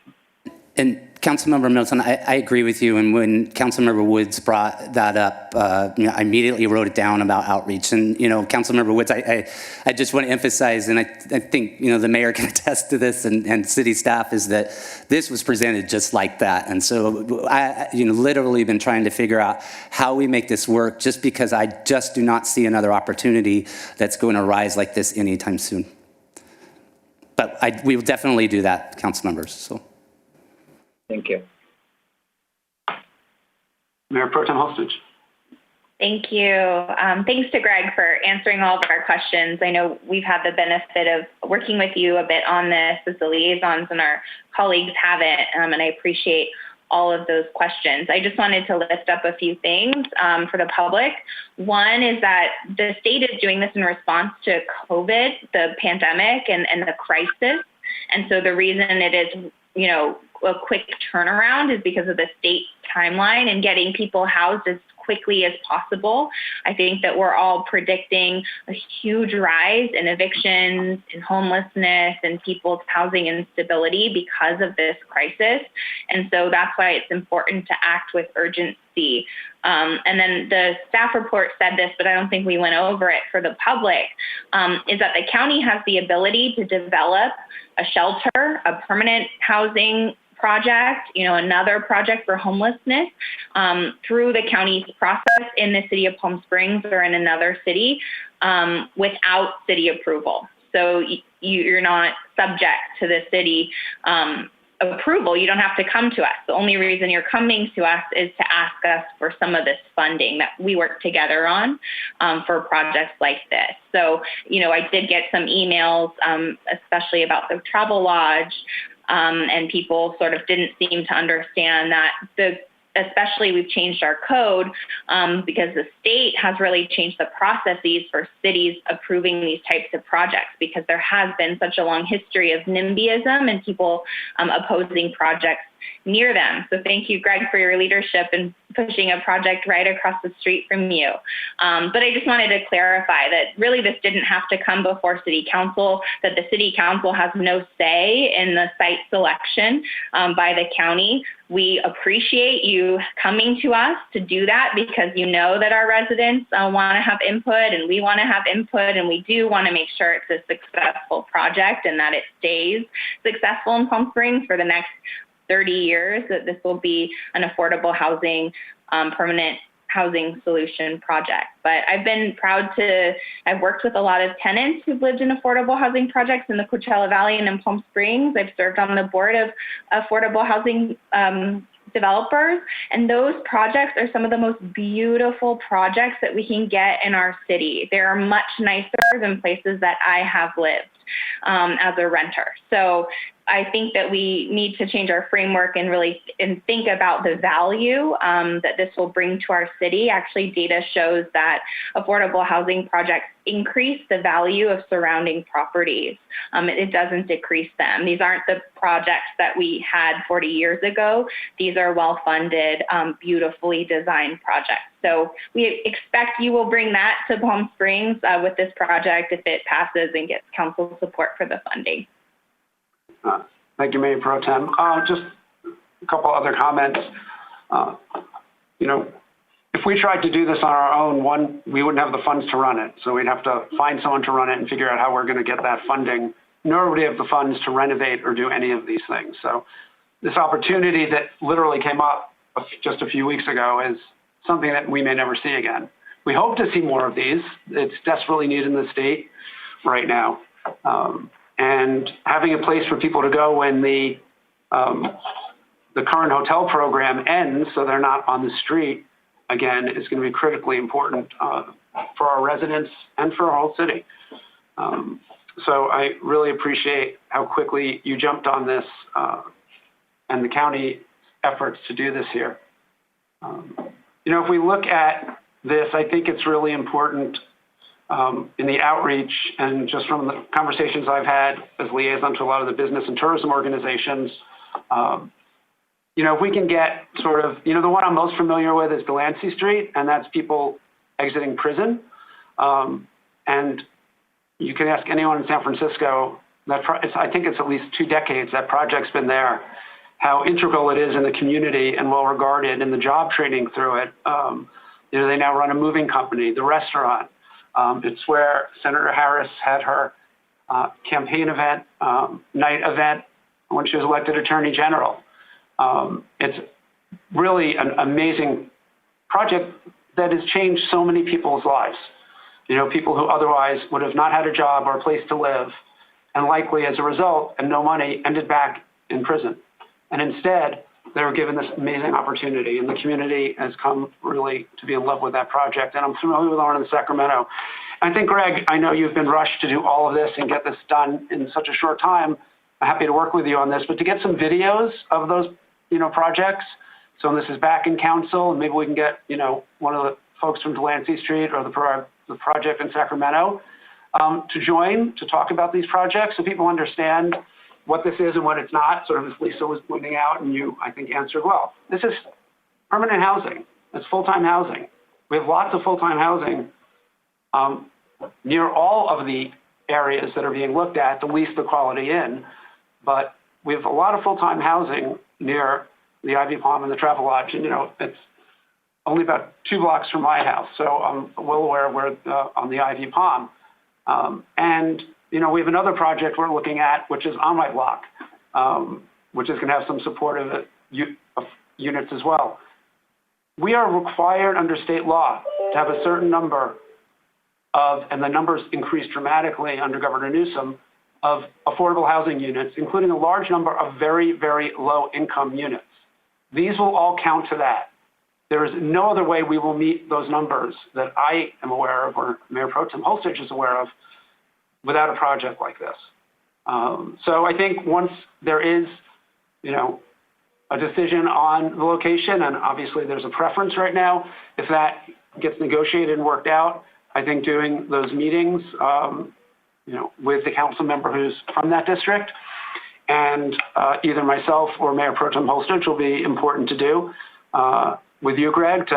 But I think having people involved in the similar projects so people really understand what this is going to be really important to address some of the concerns that people have without that knowledge. Thank you. Any other comments or questions?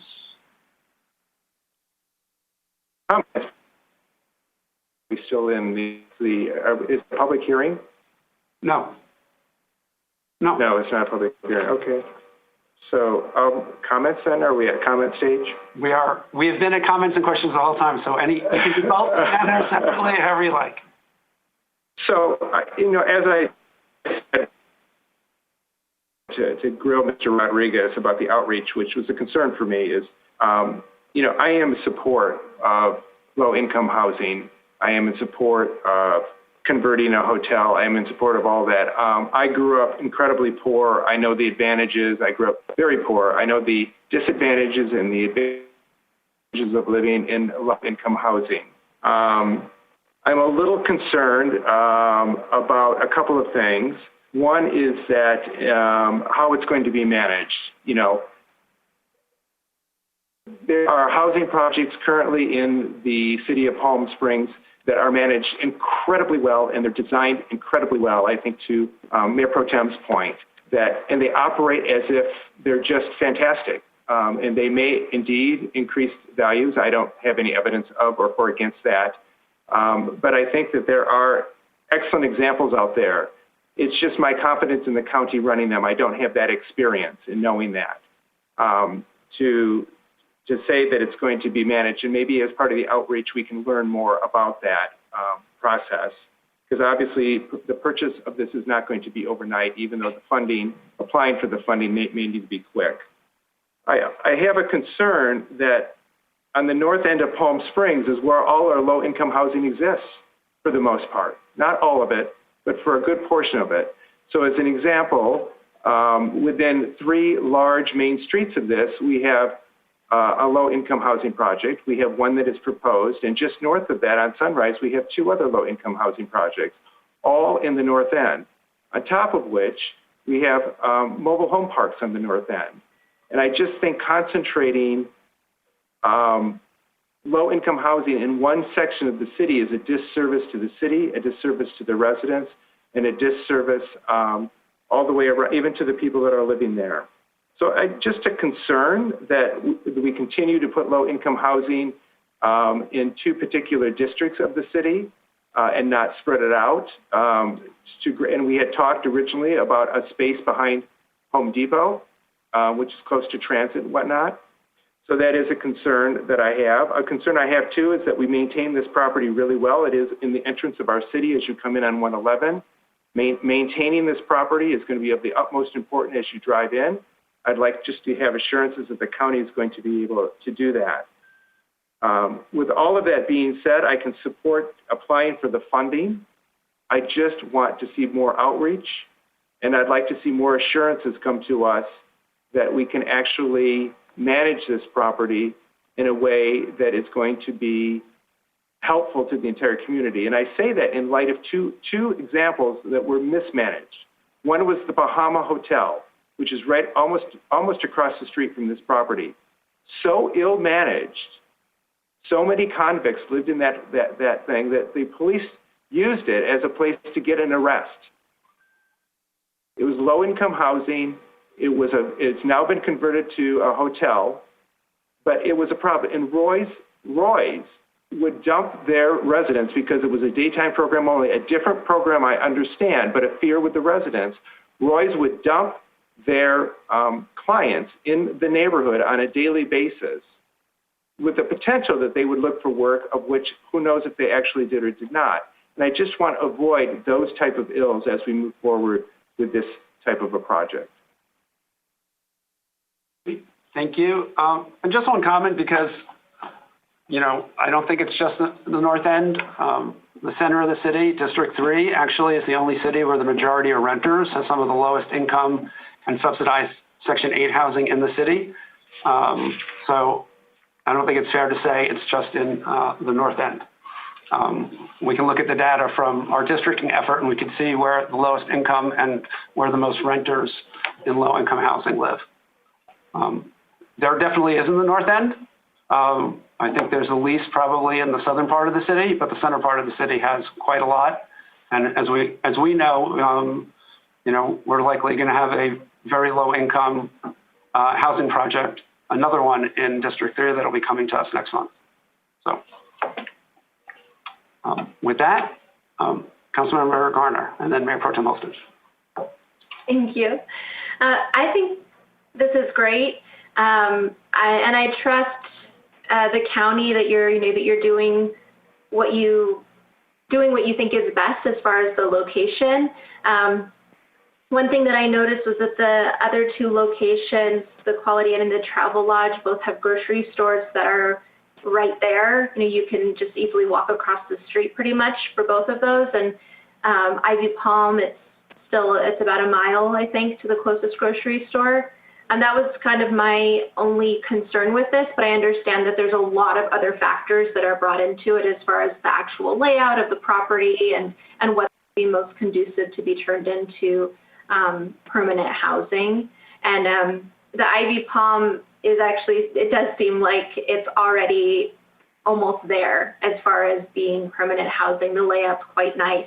And the pools, I think, are beautiful. I mean, that's one thing that I think is really important to remember about all of this is everybody that's unhoused right now at one time was housed, right? At one time they had a place, and I think it's important for them to be in a nice place now as they transition back into our workforce and into having a home. And those beautiful pools at the Ivy Palm, I think, are really a wonderful thing to have.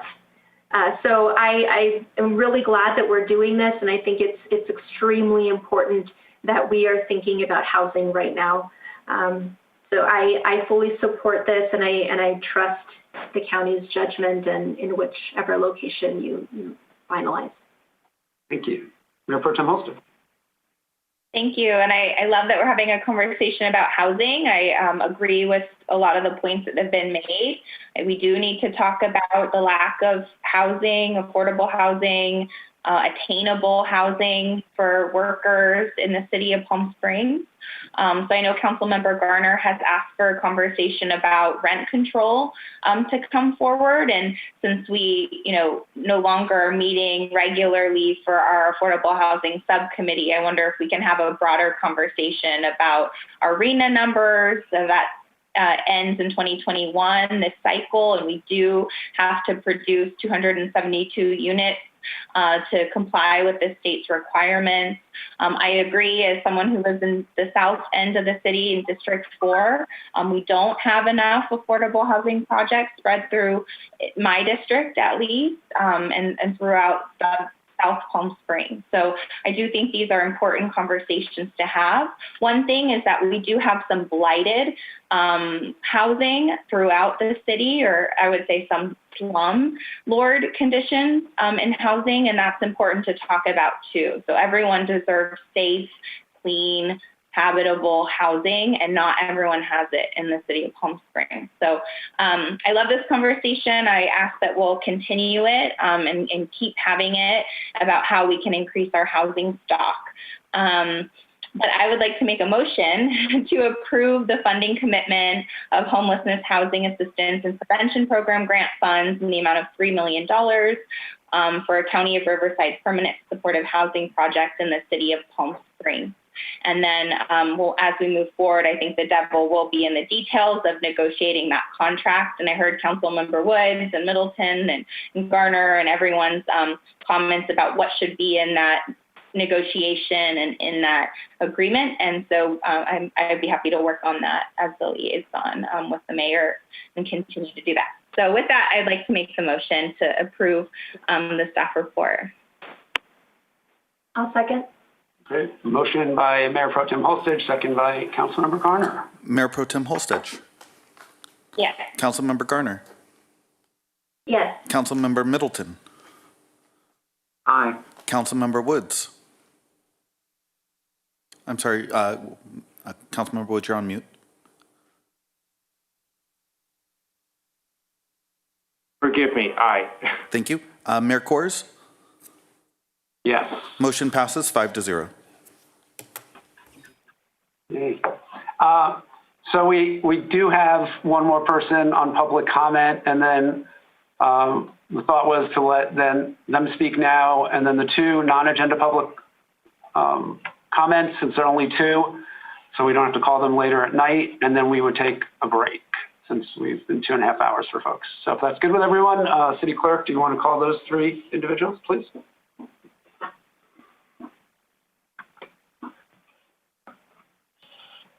Okay, Mr. Sid Craig, you're live with the Palm Springs City Council, and you have 2 minutes to provide your comments. Thank you.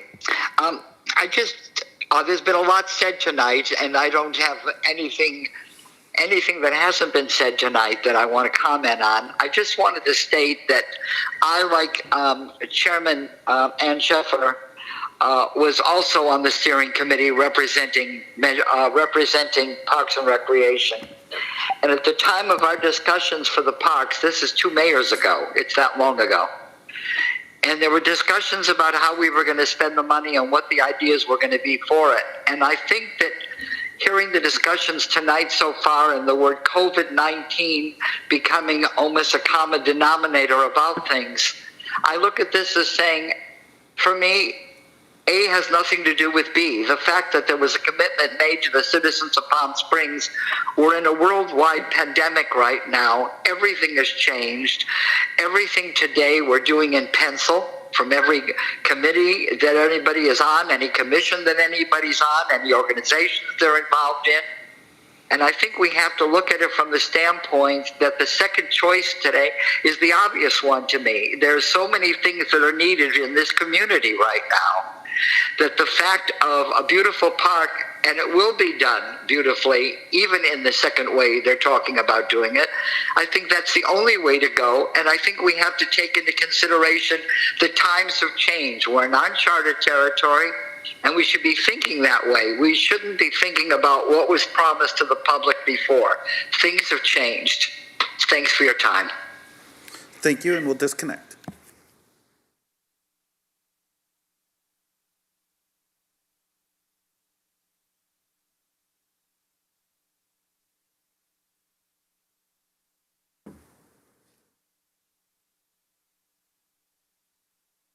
Hello.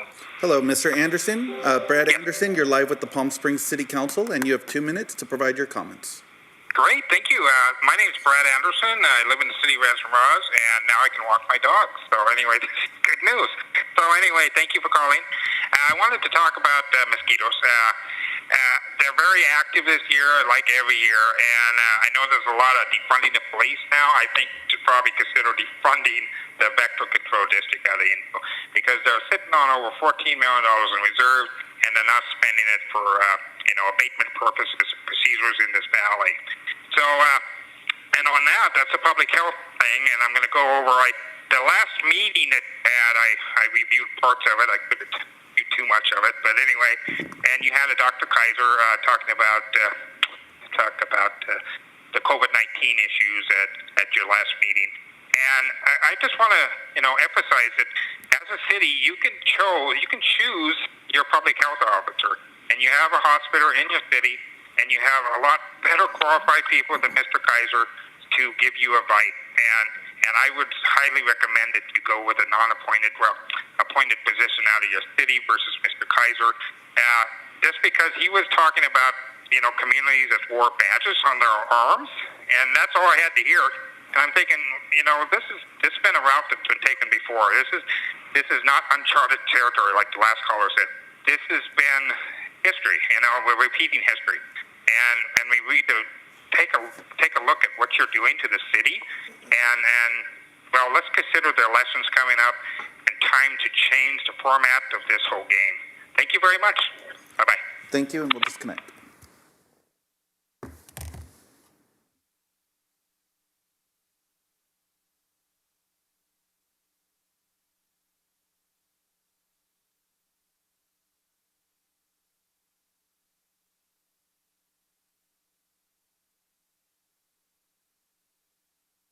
Mr. Mayor, I've attempted to contact Bronson Salsa 3 times. Therefore, public comment's over. Okay. Thank you. So with that, it's 8:05. Why don't we take a break till 8:15? Is that good for everyone? Since we have lots more to do. Okay. Thanks, everyone.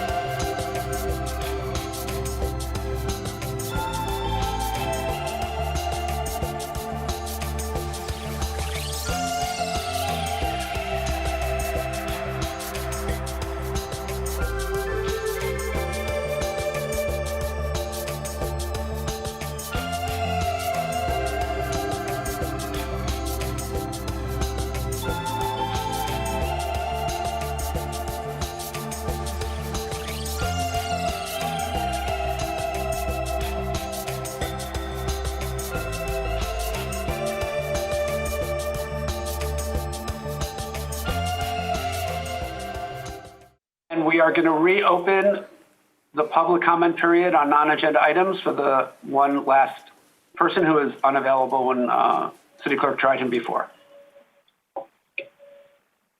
Okay, 1 second. Mr. Ronson Salsa, you're live with the Palm Springs City Council, and you have 2 minutes to provide your comments. Thank you. Good afternoon. My name is Ronson. I have been a resident here for the past 7 years, and I've become more in tune and paying attention to local politics.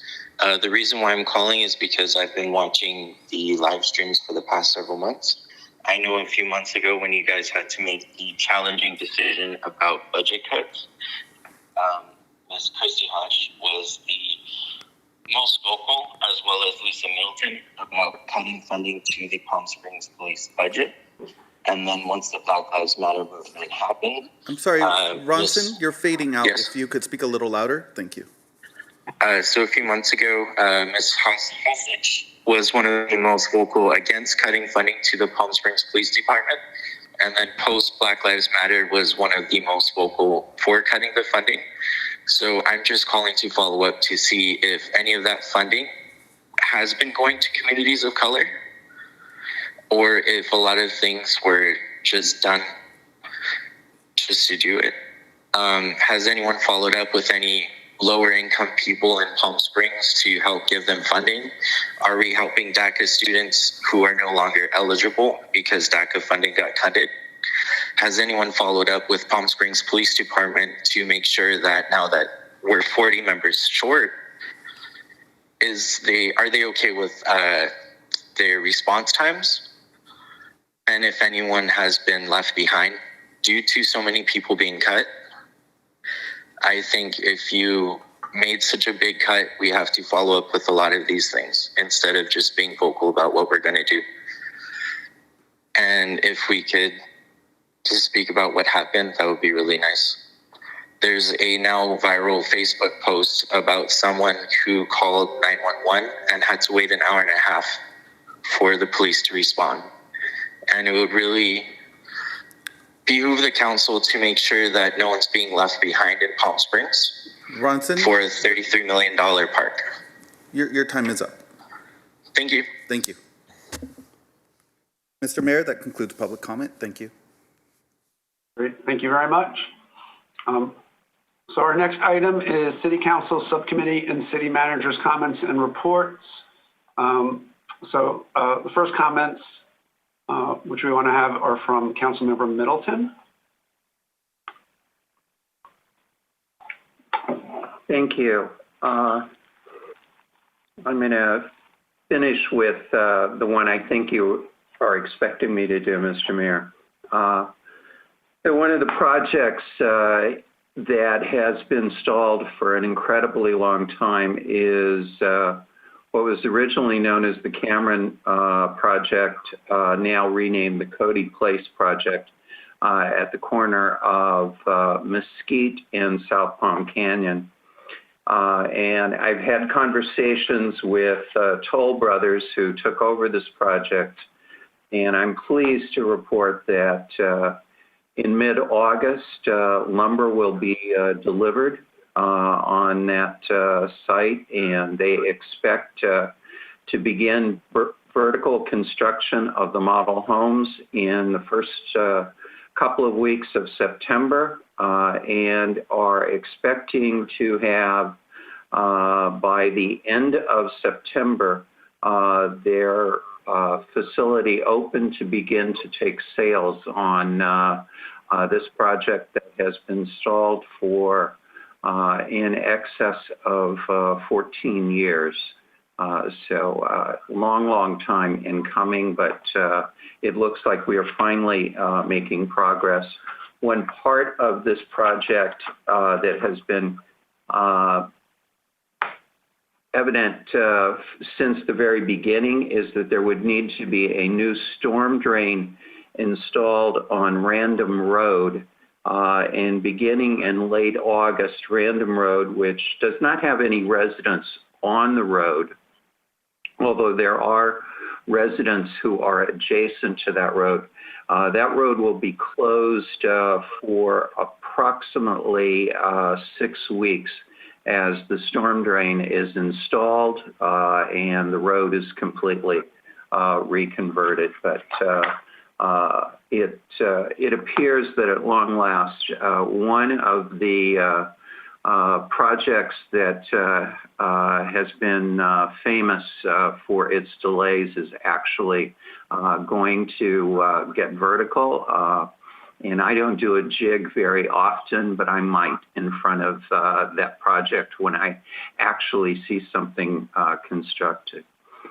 The other thing I want to take note of is our good friend Dan Barber lost his life last evening to COVID.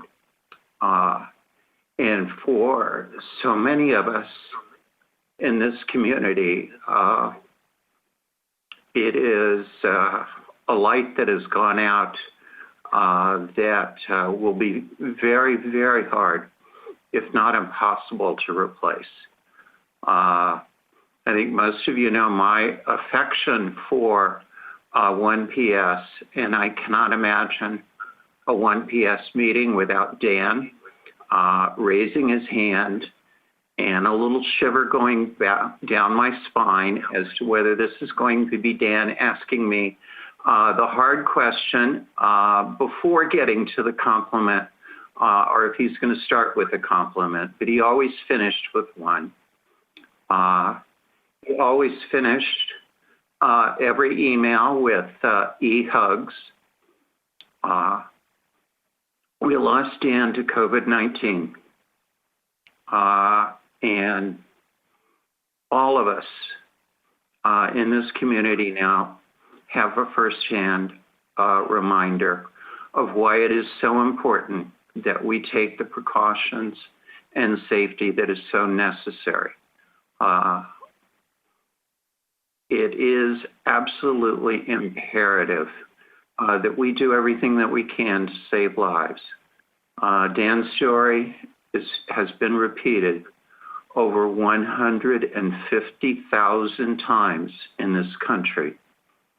Families, friends who will never be the same because of the people they've lost. So our hearts go out to Keith, his husband, Keith Rasmussen, and to everyone in the Los Compadres neighborhood and everyone in the greater Palm Springs community. Thank you. Thank you. Just before we go on to other comments, I just want to add, it's been such an awful week in so many ways with death in our city. And, I started working with Dan probably back in 2003 or 4 when he was the founder of the LGBT rights resource group at Pacific Gas and Electric, and was so instrumental in helping get funding for LGBT rights causes. And of course, got to spend time with him and Keith here. And, I think for many people in our city and Clearwater Valley have had experience losing a friend or a family member, 26 or 12 in Palm Springs, but, over 100 in the Coachella Valley. And, and it becomes numbers sometimes when you see it on television or read an article. And we just have to always keep in mind, these are, people with families and friends in our community who are hurting through this. And we have more to go ahead than we have gone through so far when it comes to how long we will be with this virus, even if things go as best as possible on a vaccine. And so I just want to echo one, my sympathy and heart goes out to Keith and all Dan's friends, and how important it is that we all work hard as a community to protect one another and do the things that we know can help stop the spread of this virus. Other comments? Councilmember comments in general? Councilmember Garner. Sure. Thank you.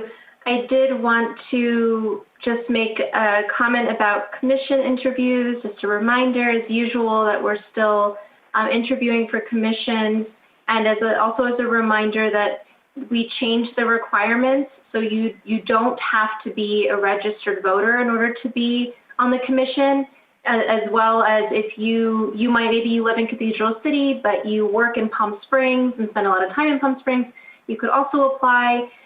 Students can also apply, and we're going to actually hopefully be approving a student commissioner shortly. So I just want to make sure everyone understands that this is a much larger pool than usual, and we really encourage people to participate. The other thing that I wanted to just clarify as well is that I mistakenly got the ages wrong of the two young men that passed away recently. TJ or Thornton was 21 and Dedrick was 17. So I just wanted to correct that for family and friends. Thank you, Councilmember Garner. Anyone else? Councilmember Woods. I just want to reiterate what, Mayor, you said earlier. I want to really thank all of the people that came together as a kind of a consortium to put up the face mask signs in our city. I think that is a testament to the city in general, to protecting our residents, to protecting our visitors. And I think it's really an admirable thing that everyone came together to get to fund and put billboards and 4x4s and banners up to really remind residents how important it is to cover your face. So thank you. Thank you. All of everyone. Mayor Pro Tem Holstich. Thank you. It's hard to give routine comments after the week we've had in Palm Springs and the murder of two young people who are important in the community, and also Dan Barber, who was my neighbor and lived just a few houses away from me, a few blocks. So thank you to everyone for their comments on those topics, because I think those are the most important right now. Just to update the council on some of my work, as Councilmember Garner said, we are interviewing people for all of our boards and commissions. We're trying to make sure that we have diverse commissions that represent people from all the districts of Palm Springs, that we have people who work and live in Palm Springs, who are different ages, who bring different experiences, who are parents. And all the expertise that we need on our commission. So please do apply. You can reach out to me, or I'm sure Councilmember Garner directly if you have questions about serving on a commission. And we would love to have you apply and serve the city. A few other updates. We are continuing to work on our census committee for the city of Palm Springs. So Councilmember Garner and I are working on that as well. As many people saw, the President and the federal administration decided to cut the term short by a month of when we have to fill out our census and complete it. So obviously that's very difficult news for the city when we want to make sure that everyone is counted. We have about half or so of Palm Springs residents who've completed their census. And you now only have until September 3rd. So we are working on outreach. We're doing Spanish media outreach and a whole plan to engage a wide variety of our community. But just a request to our residents who are watching to fill out your census. It takes 5 minutes. You can do it online or in the form that they sent you. And ask your neighbors and friends to complete their census too. I'm also serving for the city on the CVAG, the Coachella Valley Association of Governments Public Safety Committee. I'm on a subcommittee to work on listening sessions and a conversation about policing throughout the whole Coachella Valley and public safety. So just to let the council know that we are working moving forward on probably listening sessions at the regional level, a lot in part based on the amazing listening session that we had in the city of Palm Springs. And then the only other thing I wanted to update is about our styrofoam and plastic waste outreach sessions. Mayor, I wasn't sure, do you want to update about those? Go ahead. Okay, so we're moving forward in doing outreach meetings for stakeholders and people who are interested in our proposed plastic waste and styrofoam ordinance that we discussed recently. So we've scheduled 3 outreach meetings. So one is on August 25th at 8 a.m.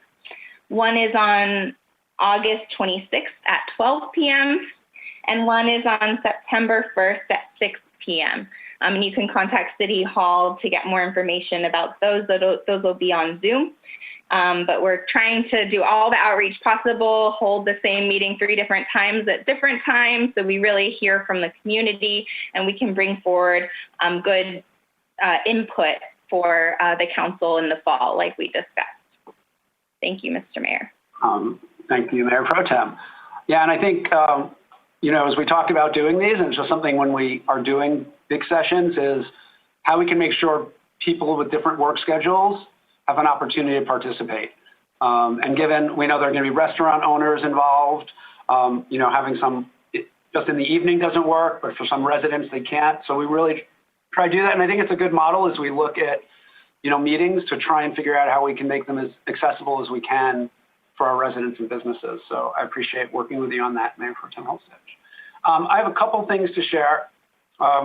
A lot of it's just calls from today, so I won't go through the last 2 weeks, but things that I thought were worth sharing. So first, PS Resorts met last week. Not a lot of requests for funding for events, which is mostly what they fund, and a lot of concern, obviously, about convention center not having conventions that could go into a good part of next year. But they did fund some up to $5,000 towards this education campaign on COVID, which was really helpful. They also were good with using some of the money we have allocated to spend up to $10,000 of that to continue the education campaigns moving forward, which the city manager can authorize. So if anyone has an objection to that, let the city manager know. One of the calls today was the U.S. Conference of Mayors had an emergency call on what was happening with the federal government on emergency funding related to COVID. As of this morning, although it looks like those broke down later today, the Senate still had no funding for any cities in it. The House did, and they were planning to fund in their agreement up cities of 50,000 people or more. In the last 2020 count, we are at 49,291. So if you have any friends who want to move in quickly, that would help. But seriously, it is again, smaller cities, despite that we have much larger impacts from COVID and bring in a lot more revenue to the state through sales tax than a lot of bigger cities are left behind. So, Councilmember Middleton and I have been working on advocacy on that, her through her work with the League, me through my work with the California Coalition of Mayors, who's meeting again tomorrow, to really focus on those efforts. We are looking for more mayors around the state to sign on to the letter that we drafted. So if any council members or residents who are watching have relationships with any mayors in other cities outside of the Coachella Valley, please shoot me an email offline. The Desert Healthcare District, I want to share, did approve a request that we made through the city, Mayor Pro Tem Holstedge and I, on the Affordable Housing and Homeless liaisons, to fund $150,000 more towards our crisis teams and to keep our wraparound services that Martha's Village and Kitchen provide at Well in the Desert going.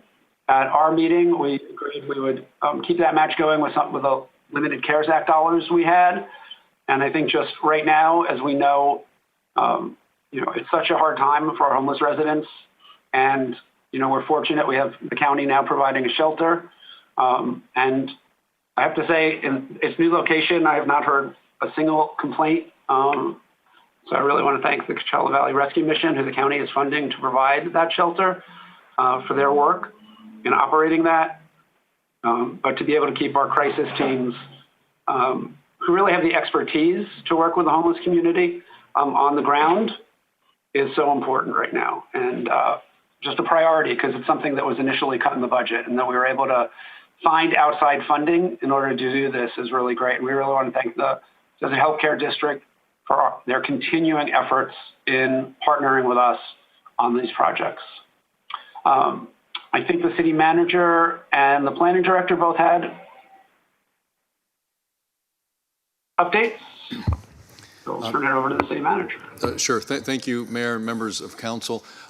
Just one thing I would like to note, I'm going to ask the planning director, he's going to show you a very brief presentation. This is very exciting. This is a new city project. It's going to be on our website. It's going to be very interactive. You can see exactly what projects are active, where, and how. And I wanted him to demonstrate because this is a very exciting new feature for our website. Thank you. Well, Flynn? As the city manager has indicated, we often get questions about what development projects are going on where. And just to give you an example, we've had many calls and questions about what's happening at the corner of Tockwitz and Sunrise. Well, now we have an interactive map available on the city website on the planning department page where you can look up projects individually. This is the map here, and if I can get my mouse to work, just a moment. Let's see, and it's not cooperating right now, but you can actually zoom in on the map. We have each of the projects listed by number. Once you click on the map, it pulls up the project. With it, it gives you the contact information for the planner who worked on the case. So if you have any questions, you can go ahead and email the planner. It also includes plans and illustrations and other things. So it helps you to find what projects are under construction currently. And we're just trying to see if we can get the mouse to work here.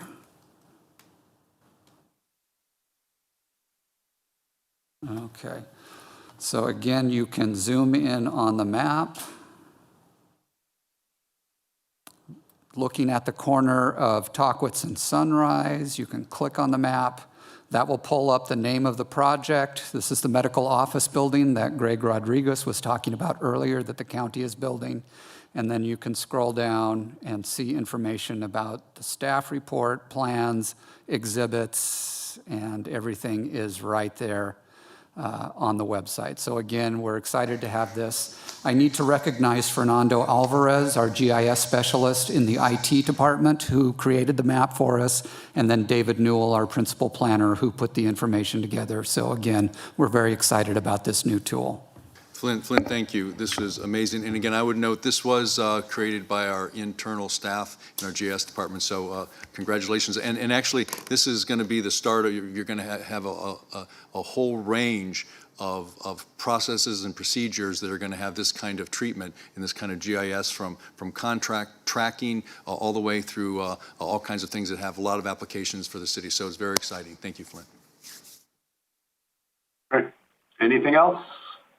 Okay, we'll move on. The next item is the consent calendar. I will entertain a motion to accept the consent calendar without the following items removed for separate discussions, and those are 1B and 1C.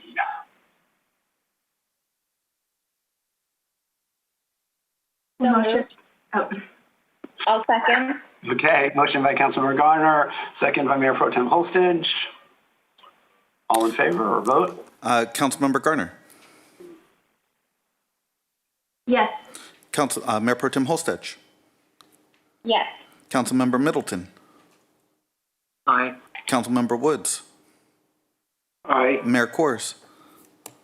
Yes. And I'll note this also adds the urgency item 1G, which is the appointment of Chantal Sanchez to the Parks and Recreation Commission for a term ending June 30th, 2021. Great, thank you very much. So item 1B, authorize the purchase of 3 portable message boards for COVID-19 messaging citywide. I pulled that, so I'll just be really brief on it. I want to highlight it. I sort of mentioned it already in the education, but given it's a $50,000 expenditure and we're monitoring expenditures, I want to make sure we noted that. And these boards aren't just for COVID. They are right now, but they're things we've needed for a long time. So when Geometry Indian Canyon is closed due to sand or flooding. For other messages, we can use them to remind people to slow down in areas where they're speeding. So I think this is an important thing to bring forward, but I just want to highlight it for the community. Anyone else has any comments on that? No? I just hope that we get reimbursed by FEMA. Yes, that is fantastic. That would be great. Was that a motion also? That would be a motion. Okay, there we go. So motion by Councilmember Wood. Second. Second by Councilmember Middleton. Councilmember Woods. Yes. Councilmember Middleton. Aye. Councilmember Garner. Yes. Mayor Pro Tem Holstich. Yes. Mayor Kors. Yes. Motion passes 5-0. Right. The other item that was pulled was item 1C, amendment number 5 to Assembly Bill 2766, Memorandum of Understanding between the Coachella Valley Association of Governments and member jurisdictions to provide sustainable funding of the regional PM10 street sweeping program. And just so the questions I wanted and mentioned to staff already is I just wanted to highlight, because I have gotten some emails from people asking why we're still cleaning streets given budget cuts. So actually, that this isn't money coming from the general fund, but where the money comes from, but also the important health reasons that we get money to do street sweeping. There we go. And it's only 8:45. So I don't know if that's you, David, or Marcus. Yes, Mayor, as you mentioned, street sweeping is an important measure we take to protect the public's health. It's actually a requirement in a permit we have from the Regional Water Quality Control Board to eliminate pollutants and debris in the streets that can then pass through into our waterways and eventually into the aquifers. So it's an important public health measure that we take, and the funding for that does come from sources outside the general fund. So it's important that we maintain that program. And this amendment is one as another regional collaboration because CVAG handles the regional street sweeping program throughout the Coachella Valley. And we all work together to allocate funds that are given to us through outside sources to sustain that regional program. Mr. Mayor. Great, thank you. That's all I had. If anyone else has anything. If not, we'll get a motion. So move. I'll second. Motion by Councilmember Middleton, second by me. Councilmember Middleton. Aye. Mayor Kors. Yes. Councilmember Garner. Yes. Councilmember Woods. Yes. Mayor Pro Tem Holstich. Yes. Motion passes 5-0. Thank you. Next item is 4A, review and options and provide direction on an interim design for phase construction of the downtown park, city project number 15-07. Staff report, please. Thank you, Mayor and members of council. I have a short presentation to highlight the information in the staff report that I've prepared. We just wanted to show you, this is again is a rendering of the project as it was approved and was in construction, looking from the lawn northeast towards the rock outcrop and the water feature and the police substation restroom building in the background. As a reminder, June 30th, you passed the current budget, at that time directing us to consider alternatives to this project to generate estimated $3 million in savings, which in part would go towards general fund reserves.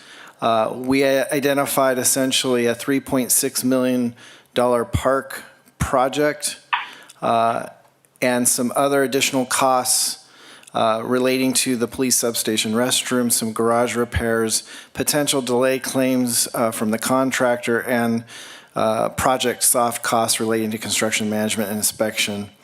The total cost of a revised downtown park would be just under $6 million, and that would generate actually an estimated $3.6 million in savings from Measure J, provided that all of the Quimby funds that have been budgeted and appropriated are used for the project. This is a photo we took yesterday. So you can see the site still hasn't had much activity as we wait to determine the direction you want to proceed, except for the police substation and restroom building that you can see is taking shape. The block walls, the exterior block walls and interior block walls are completed. The underground utilities have all been extended to it. What you can't see to the left of that building is the underground rooms that were built. There's a mechanical pump room for the water feature, and all of the infrastructure for that water feature are all in underneath that flat pad to the left or to the west of that building.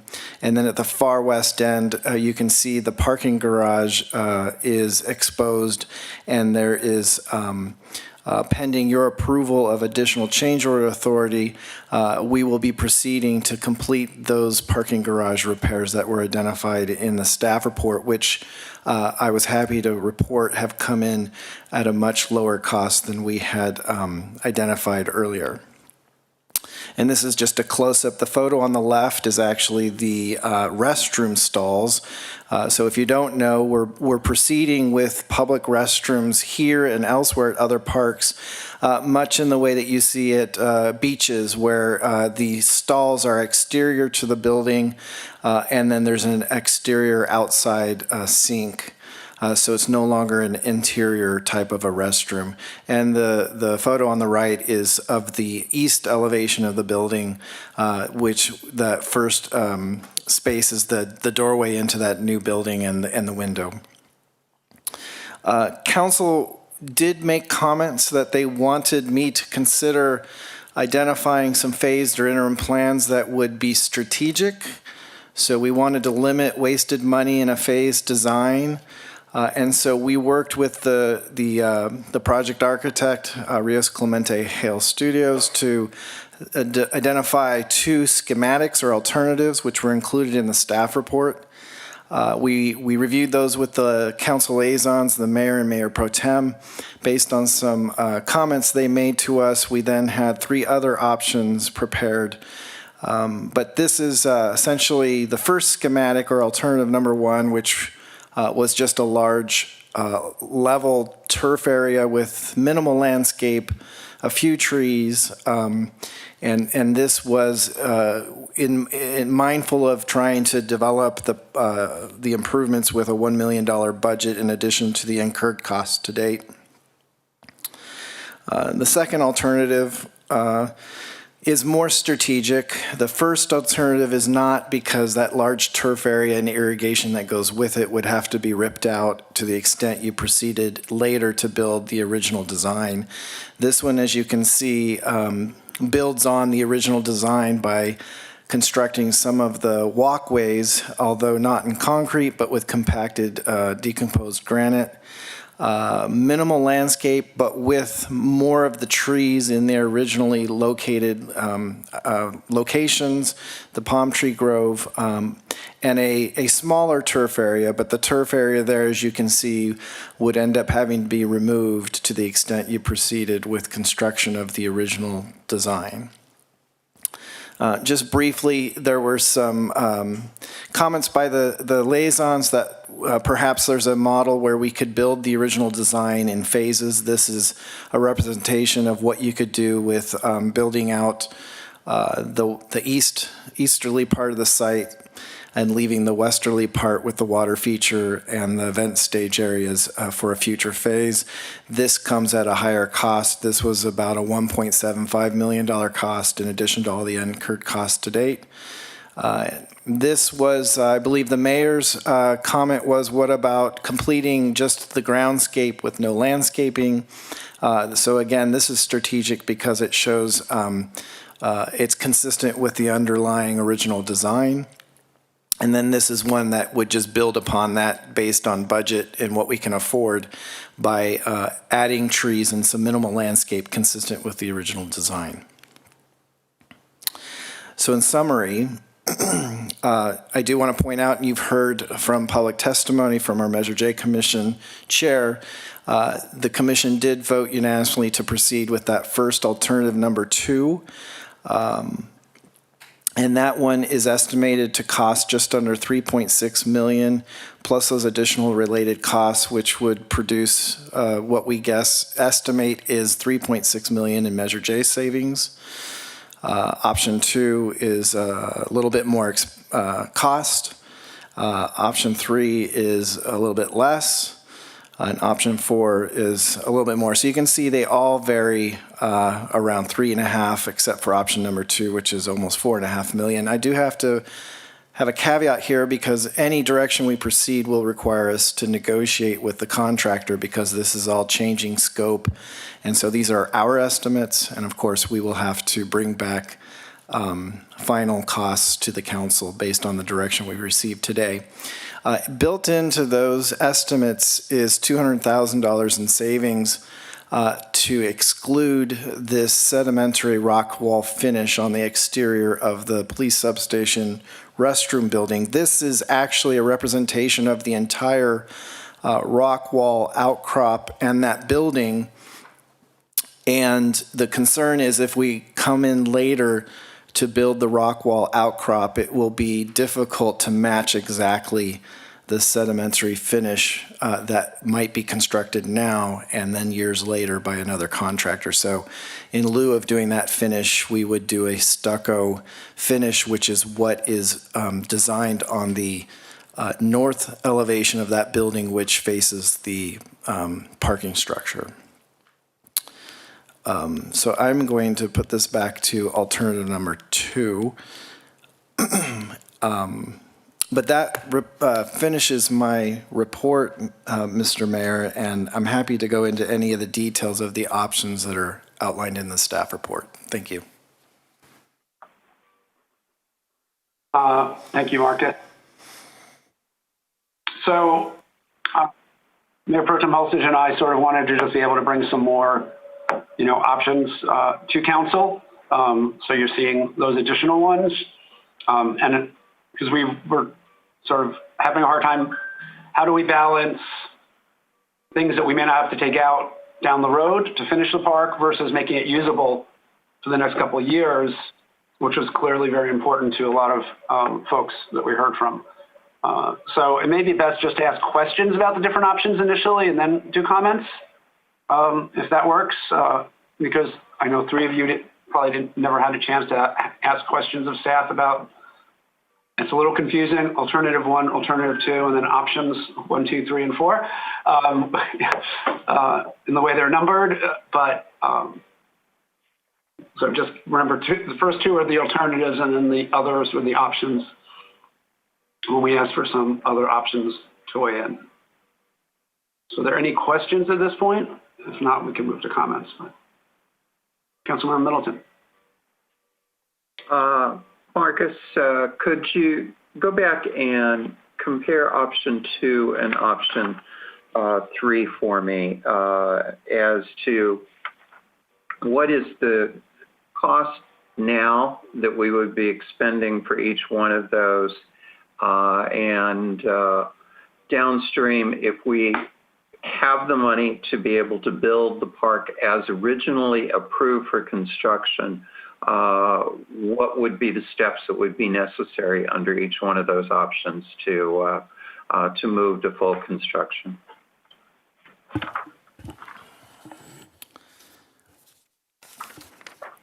Yes, so option 2, or alternative 2, I'm sorry about the numbering. We were intending to focus on the options, but alternative number 2 is similar to option number 4, but essentially completing the alternative number 2 is estimated, as I mentioned, at about a $6 million cost, with all of the other costs incorporated. This is the one that, just to be clear, Councilmember Middleton, if you could show what's on the screen, alternative number 2 is what you're asking about, correct? Mm-hmm. So I'm trying to get a sense of 2 versus option 3. Is there turf in option 3 as there is in option 2?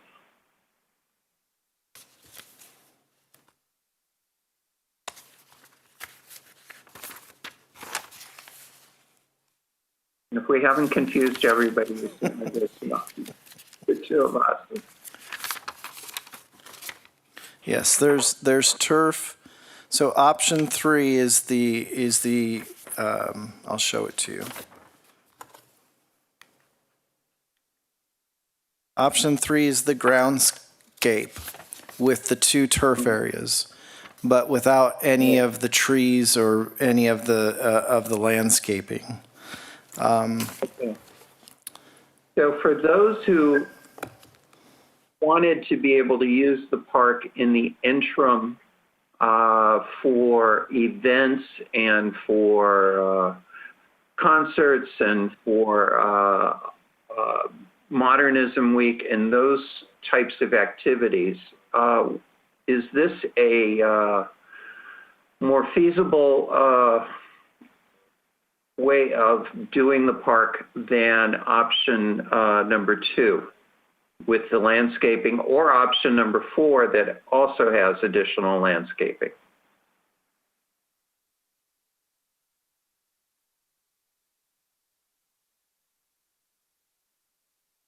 If I'm being honest, if the intent is to have a larger area for use for Modernism Week or other large events, alternative number 1 provides the largest turfed area for that purpose. But as we've mentioned, it's not strategic in the sense that that turf area would have to be removed if you proceeded with the original design. This alternative number 2 recommended by the Measure J Commission moves in the direction of having a larger turf area for multi-purpose use with shading and trees and is a little more strategic.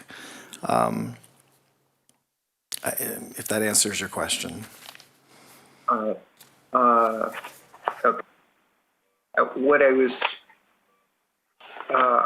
intrigued by with option number 3 is it seemed to be one where we are strategic in terms of our long-term plans, but we are also gaining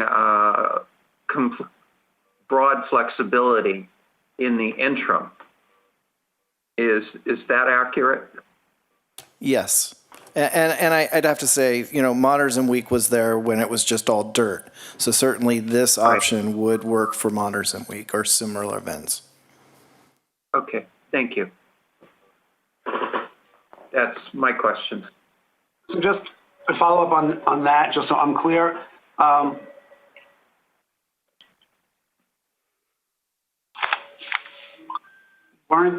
aren't there issues with just the unstabilized DG, just from, when Mayor Pro Tem Polstridge and I were talking with you, one not being ADA, so it would really limit people being able to be on it, to be there for concerts or other purposes, which I think is why alternative 2 was part of the reason, at least I heard from some people, they preferred that. But so I don't know, Marcus, is that space really usable in that sense if there are going to be concerts and events where people can put down blankets and socially distance, kind of some of the stuff we heard about? Not with uncompacted DG. So if an event was going to be held, they'd have to prepare it, put AstroTurf down, do something to create a more firm, stable surface. We certainly could find out the differential cost to have all of that as compacted DG.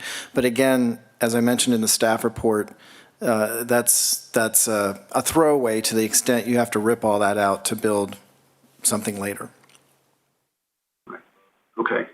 Because I think, it might work for like a 10-day modernism camp where they could pay for that and have the money. But for, people wanting to do, a theater, a concert, do a Sunday night concert series or movies in the park, just so we're clear, the unstabilized DG doesn't really work for that. No, it Was my doesn't. No, it doesn't. And that's why I made the comment alternative one with the larger turf area, although it's not strategic and doesn't allow for the phasing, at least provides that space for multi-use and for people throwing blankets down or what have you. Okay. I hope that helped answer, Councilmember Middleton, anyway, what you're asking. You're muted. There's no perfect alternative. No, like many things, there is not, sadly. Other questions at this point about these alternatives? Otherwise, we'll go into discussion. Okay. Oh, Councilmember Woods. So, Marcus, the question I have for you is that there's a cost to remove the mound of dirt and then bring the mound of dirt back in if we phase this. And I have been in many parks that have mounds of dirt or that can be grassed over. Why wasn't that alternative looked at? It was essentially the cost. It's a couple $100,000 to export and import the material back, but to leave it stockpiled, we certainly can do that. If we were going to turf it, that certainly is going to be an added cost that, again, would have to be removed at some later date. And turf is relatively easy to add and remove, is it not? Yes and no. There's an irrigation system that has to be installed for the turf area. And so it's easy to rip the turf out, but you've got the underlying irrigation system that goes with it. And I did neglect to advise you that I do have Mark Rios standing by to the extent you have questions of the project architect. He was nice enough to make himself available to the extent you have any questions about some of these alternatives as well from his perspective. And just to go back on that same questioning, to add in a irrigation system, I know when I add one in my own home, it's just PVC piping that's glued together with a couple of controllers. Is there anything different in a park? No. So it's a relatively low cost. It's not. It's the scale of it, depending on the size of the turf. But it's not a low cost. No.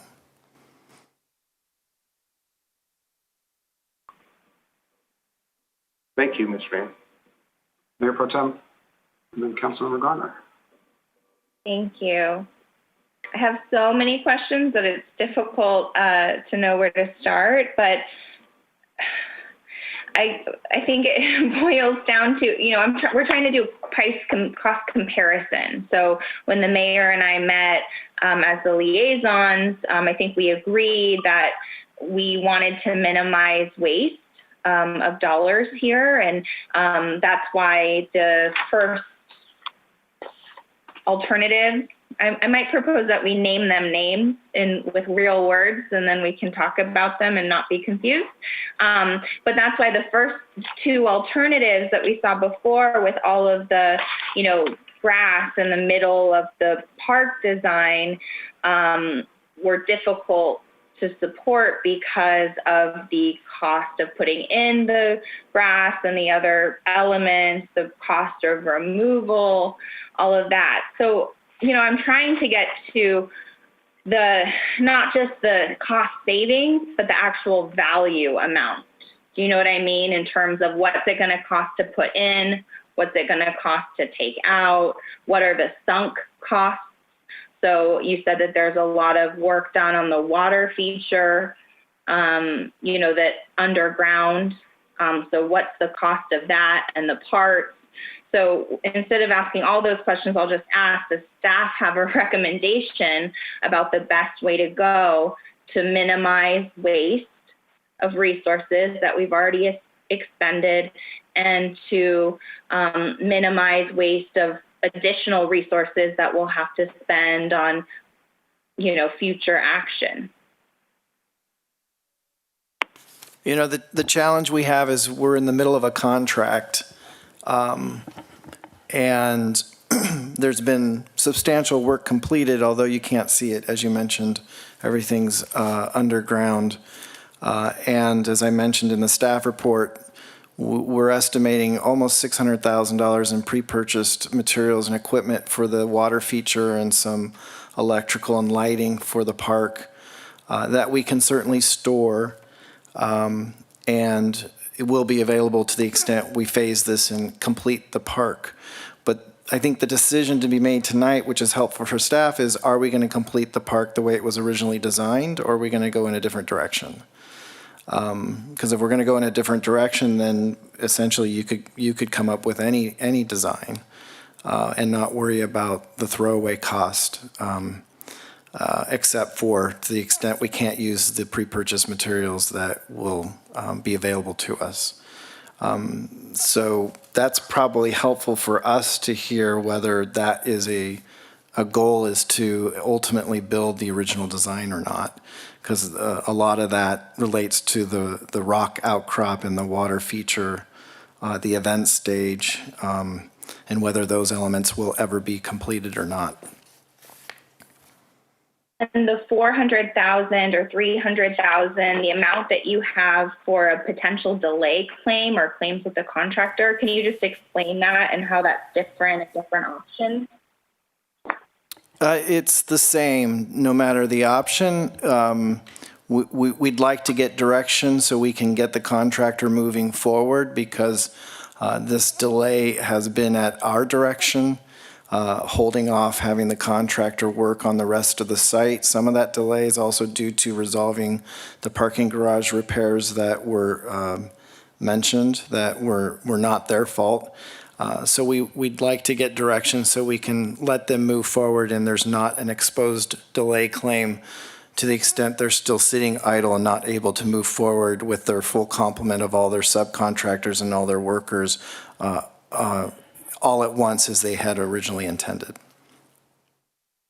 Thanks. And then my understanding is that there's additional Measure J dollars from the last fiscal year than what was budgeted very strictly for. So could you talk a little bit about that?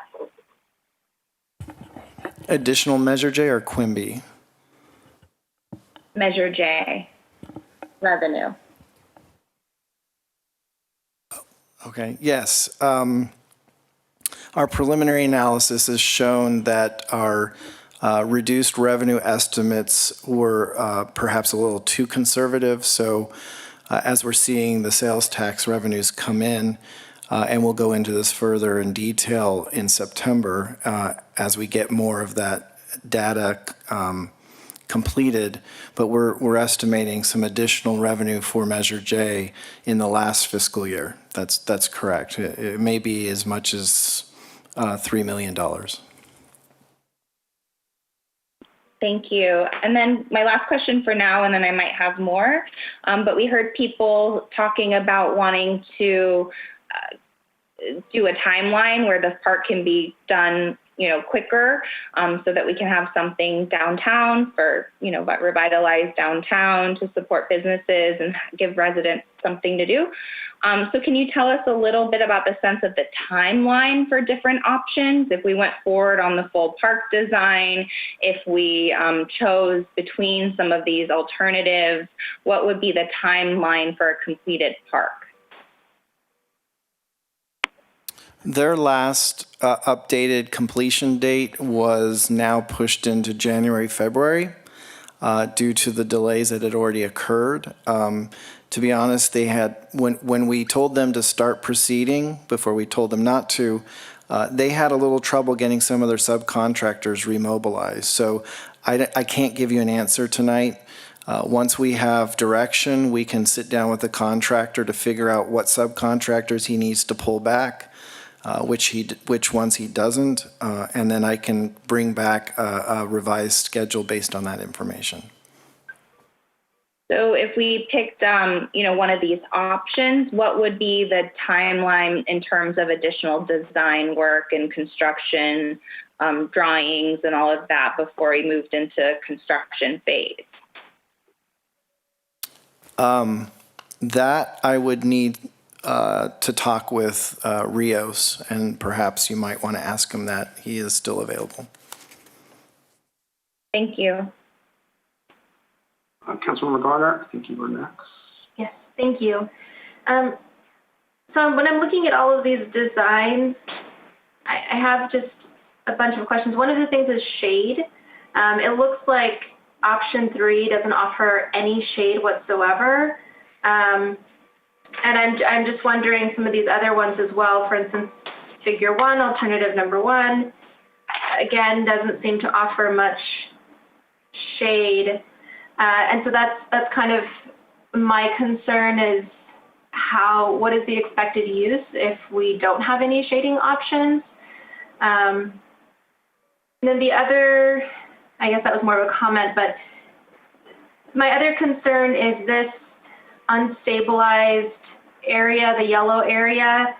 Are those areas that would even be able to be used at all for any residents, or is it, I'm just kind of confused about what exactly ground type that is. I'm not familiar with what that looks like in real life.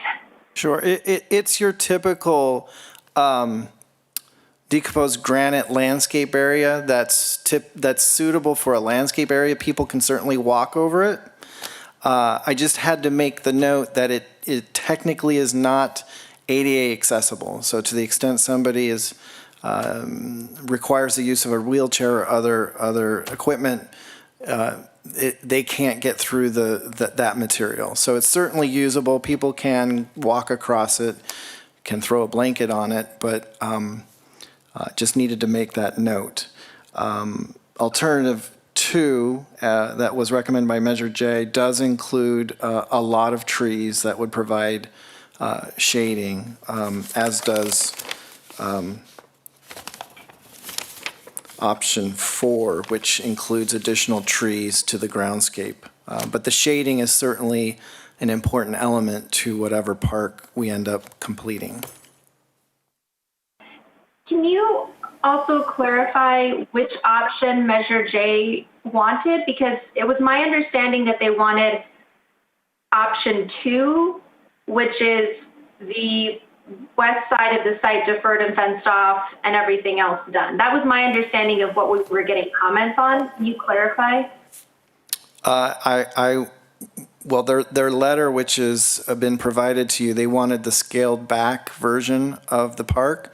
I believe, I'm told that they actually meant alternative number 2, and I apologize the way we named these, but alternative number 2 was the scaled back version of the park, whereas option 2 is really completing the park as it was originally designed, except for that westerly portion. So I'm still really confused about this because when all of the comments that we heard, not all of them, I guess, but a lot of them were, we want to see the park finished, which is why we support option 2, which will just take longer until it's actually finished. And now I'm really confused as to what was actually being presented by the public, by Palm Springs Resorts and everybody else. If anybody can offer clarification, or if we can give somebody a buzz to clarify, because I'm starting to get texts. So okay, so if we can just clarify that. I think it was alternative 2 is what most of them. I think that's what Measure J talked about. That's Marcus. You were there. I wasn't, but that was my understanding from our discussion. Because they felt the shade was needed, compared to alternative 1. But I think Marcus, right? Everyone, or again, won't speak for everyone, let me pull up the exhibits again. Yeah. This is alternative 2, and I believe this is what Measure J recommended. And I just emailed Jim Gazan, so hopefully he'll see that. Option 2, is essentially building the original design as you see, and comes at a higher cost as well. And so I do believe this is what you've heard most of the public comments tonight supporting. So Mark, Okay, to clarify, yes, just to clarify what's on the screen now, the green area is the grass, that light green area is DG, correct? Yeah, let me show you.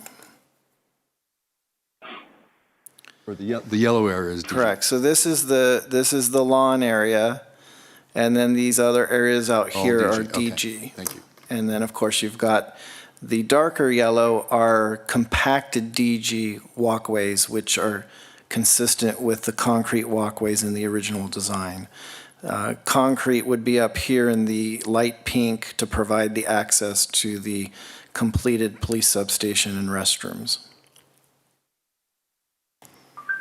Okay, thank you. And I also was getting texts from people saying it's alternative two. So thank you for that clarification. I definitely needed that. I think I was just thinking of option 2 because that's what I like. But that's all my questions for now. Thank you. Okay. Councilmember Woods, do you have a question? Oh. Certainly. This would be of Rios, if Rios is available. It's great that they're available.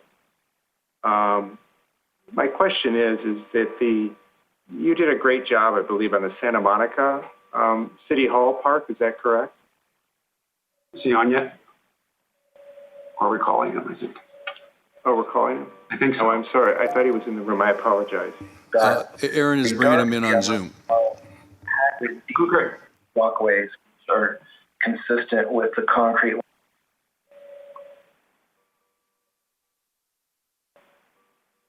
Provide the access to the completed police. It's the delay of Marcus that we're hearing. So he's muted until that's done, I think.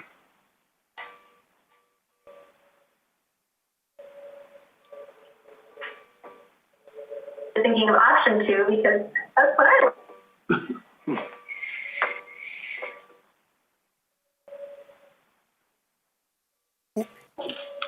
We're working on it. Hold on a second. My question is that you did a great.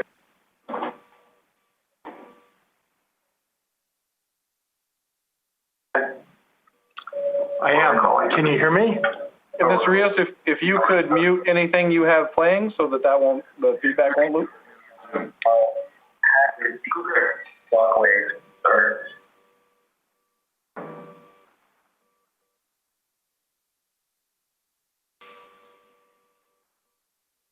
Is that better? Does that work?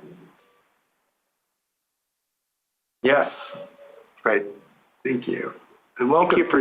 Thank you for joining us this late at night, Mr. Rios. I appreciate that. Dennis Woods here. Question I have for you is were you the designer of the park in front of City Hall in the city of Santa Monica? No, I was not. I was the designer of a Graham Park in downtown Los Angeles. Okay. Another great park. Great. Can you talk, I understand about 1,300 people had input into this park design that's before us, or that was the ultimate park design that was selected. Could you talk a little bit about the philosophy of that park, especially in relationship to, we have like Victoria Park, which has a lot of open grass. We have Demuth Park with a lot of open grass. What was your fundamental philosophy in this downtown park? So I just want to, first of all, thank the mayor and all of you for your long support, and also your predecessors and your predecessors before them. It has been a long haul. I think we really wanted to make this a park that would offer amenities that other parks didn't have for Palm Springs. It really wanted to be like the central park for Palm Springs, located in the major kind of commercial district, also associated with the museum. It really became the idea of being the cultural heart for the city. And to be honest, water and shade were really the most important things we heard about from everyone. In the 3 years of outreach, and again, there were about 1,300 sort of respondents, those two things were the things people asked for the most. And I think we're really trying to look at the long run for this place. And in 5 years, and in 10 years, and in 20 years, and in 50 years, what will this park really be about? And so shade and water and sort of flexible spaces were what we heard about the most.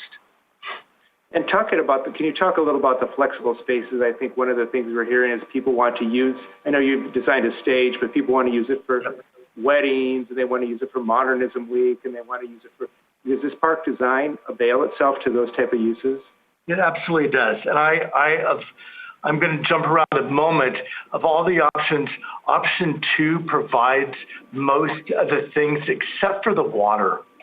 And option 2 has benches, it has shade, it has places for people to be in. Some of the other options, I think they're fine, but they don't provide the amenities for people to inhabit those parks, to sit and hang out. And I think they'll be really missed. I do want to say that Palm's design is such an important part of the brand and importance of Palm Springs.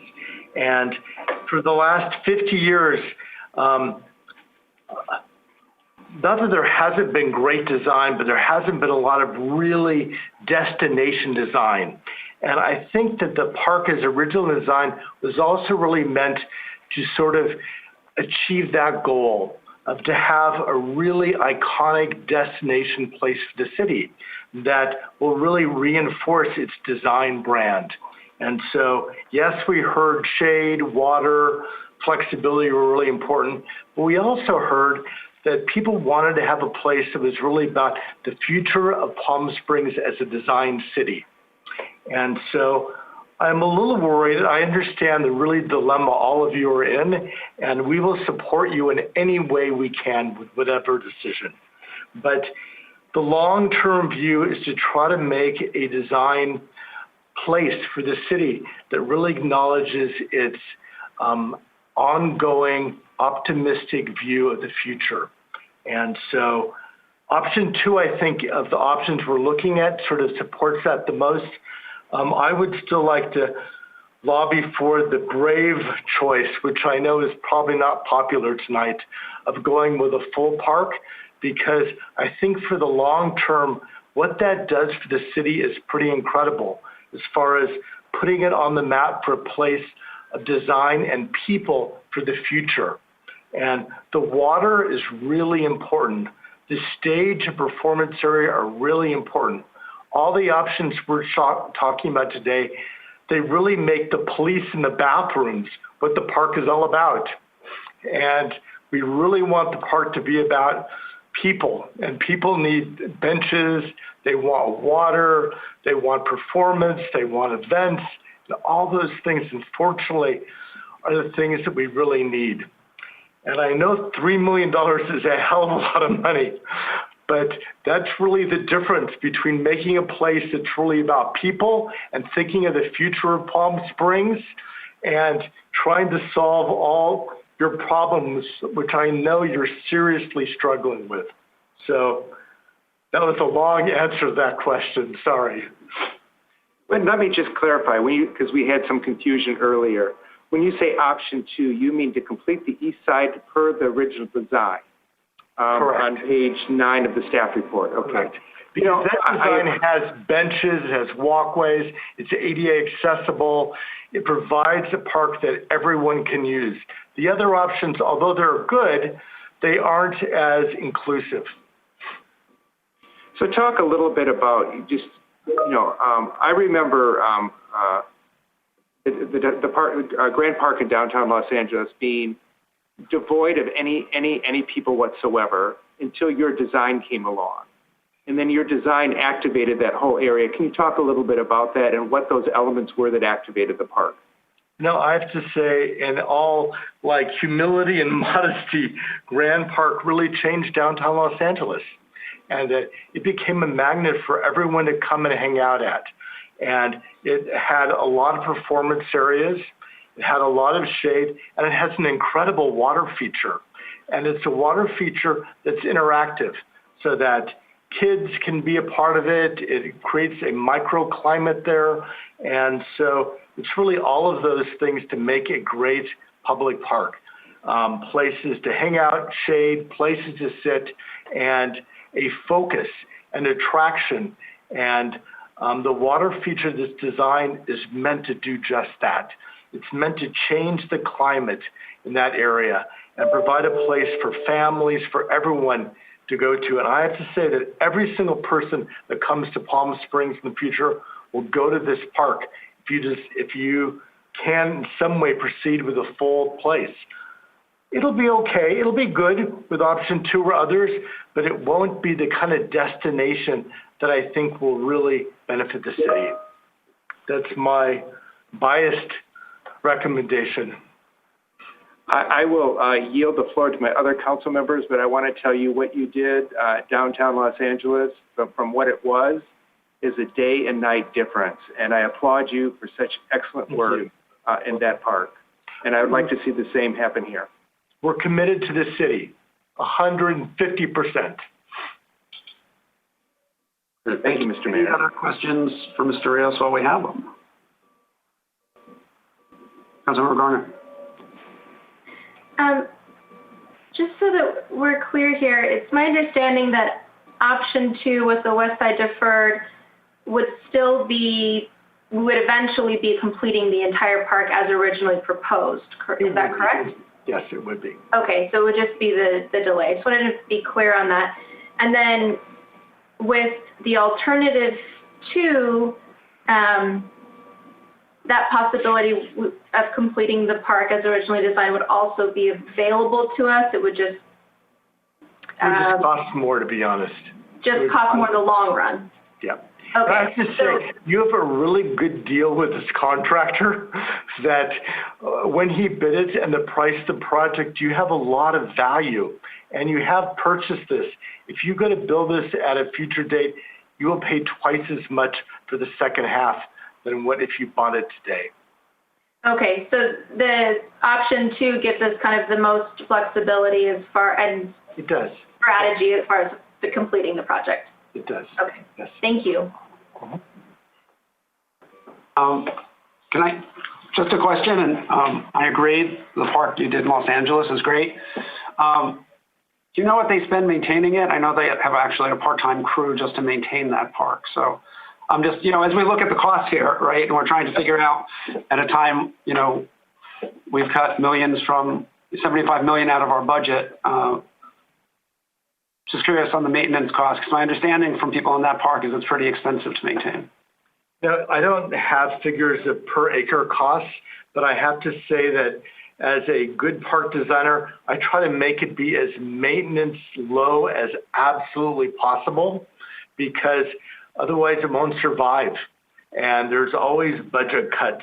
So your park, we've designed it to be as simple as possible. There's grass in it. There's some shrubs and planting, but it's very simple and straightforward.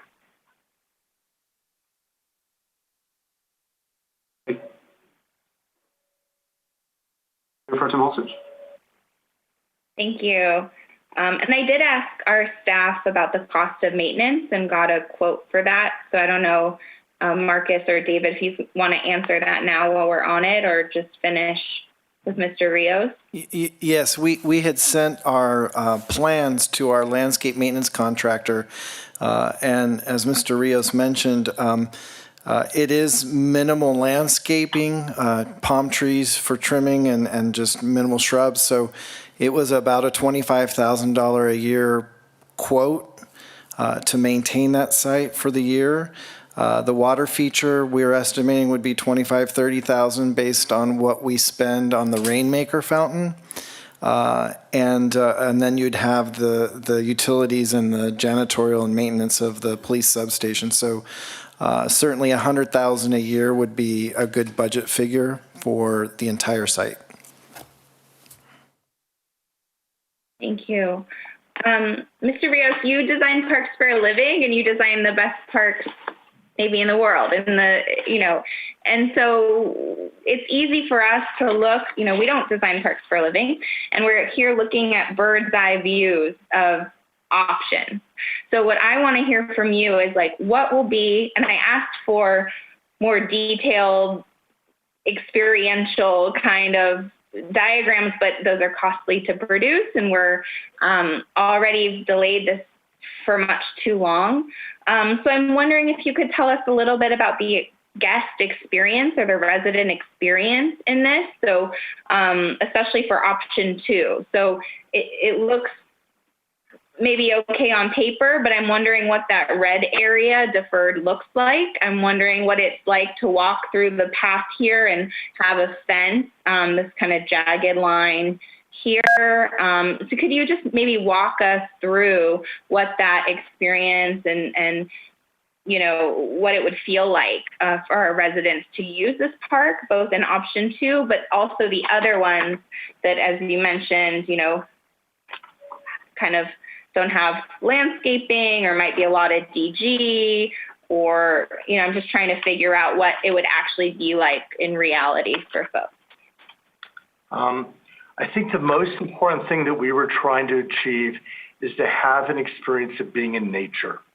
And the reason why everybody came to Palm Springs originally was because of the Palm Canyons and being close to the mountain and the landscape. And so the whole park was designed to sort of recreate that experience, that emotional experience. So when you're in downtown, all of a sudden you discover this place that you feel like maybe it was here before the city was here. And so the shape of the paths, the way they wander, the palm trees, the way the benches are made with a sedimentary sort of composition, it's all about sort of the feel of what Palm Springs is all about in our imaginations, in our past. And one of the things I'm worried about a little bit in the other schemes is that they're still very urban. They're, you know, we're in the city, we have rectilinear forms, we have big pieces of grass, that is not an escape. And I think one of the main goals of a park is to provide that emotional escape.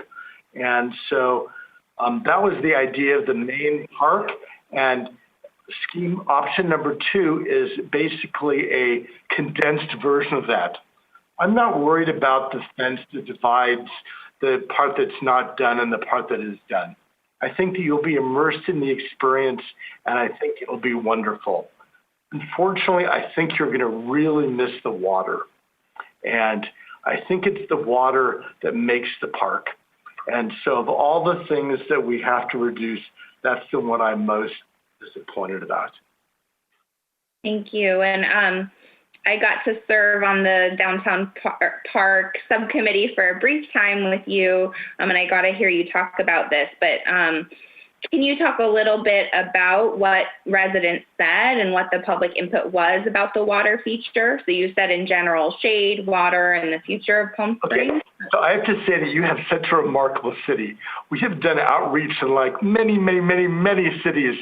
I think we've had the biggest response in the city of Palm Springs ever. And it's really a testament to the commitment to everybody to be residents. So everybody really wanted the water feature because it would be a destination, a gathering point. If there's lots of seats around it, so people come and be there. If they don't want to engage, but it will give them a focus, a reason to be there. There are areas that kids and adults can sort of wander in and get their feet wet. There's a wet area of it. Also gives a sense of sound. And one of the things that's really important in any kind of urban environment is to change your perception of the space. And so having the sound of water really does that. But we're trying to make that sound of water have a natural imagination sense of it, as opposed to a modern sculpture or a fountain. This is trying to evoke the sound of nature and water. Thank you. And then you said building half the park now and half later will likely pay a lot more in the long run. Could you explain that a little bit for us? Because I keep trying to push this and understand this point. Sure. How much is it going to cost now versus later? You have a contract with a contractor to deliver the complete park. There have been a couple little bumps with a parking garage and other things, but you actually have a very good price based on all the other prices we're getting for other places to deliver a full park. If you elect, which you may need to do for lots of really good reasons, to downscale, only build half the park, at some point in time, if you go in the future, you will rebid the project. They'll have all their general administration expenses. There'll be huge escalations in costs. And I think it could easily be twice as much to build the remaining park. It could be as much to build the remaining park as the entire park at this time, to be honest. Great, thank you. Another question. I just have another question. As far, I'm looking at your website with our original park design. For the event stage, is that raised? It is. It's slightly raised, and it's been done with lots of programming consultants to sort of figure out how to do that so that it can still be used for people to hang out on it and that it doesn't feel like an empty stage. But yes, it's raised. If there's a huge performance, they're probably going to bring in another stage. But what we're trying to do is to make it so that groups that don't have enough money to sort of bring in their own stuff always have stuff ready to go, so that there is a stage that's easy to use and always accessible. Okay, thank you so much. I appreciate it. Sure. Dennis, you're muted. Dennis. I have another question as well. You know, one of the joys of using the boardwalk in Santa Monica is that they have these benches that are sedimentation and that they have the concrete that has actually got shells in it. And it just adds an incredible experiential feeling to it. We had heard from our staff, and I don't know if you're online, that not providing the sedimentation, we wouldn't be able to match it in the future and things of that nature. I'd love you to speak to us about that. No, the sedimentation is really an important part of this design. And it's really all about the mountains and the landscape. And we've spent literally months and months and months with sampling with this contractor to sort of design what that sedimentation is like and all the colors. The problem is that it's a fairly artistic process. And so in 5 years, there'll be different gravels available, different sands available, and you'll never be very hard to match it. Again, we're really trying to tell the story of Palm Springs. This is a narrative of your place. And so all those little details really support it. I really want to, in the simplest way, have the most fantastic award-winning design place for you so that it really continues this destination for Palm Springs about experience and design, but not about mid-century design, about our contemporary and forward-looking design. And the sedimentary rock benches and things are really part of it. If we cut them away, which we can do, we can strip it for $200,000 off the police station, but I have to say, it'll look really kind of ordinary. Thank you very much. Any other questions? Mark, thank you. Thank you. I know Good luck with your decision. And I know for those of us, the three of us who are on council, when we finalize this project, how much we appreciate it and how beautiful it was. We will do whatever we can do to help you with whatever you decide. Great. Thank you so much. Okay.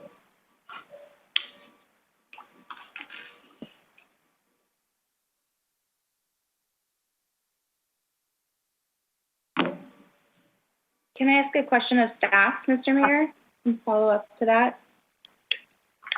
I raised my finger, but I didn't think you saw me.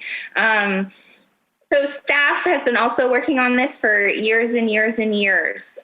So for our city manager, do you have a recommendation as we sit here and look at all of these options and alternatives, as well as the option to complete the full park design, and thinking about what you've heard from council, about the input we've received from the community, trying to phase in an approach, trying to keep the original park design as much as possible to minimize waste. Do you have a recommendation about what we should do with those options?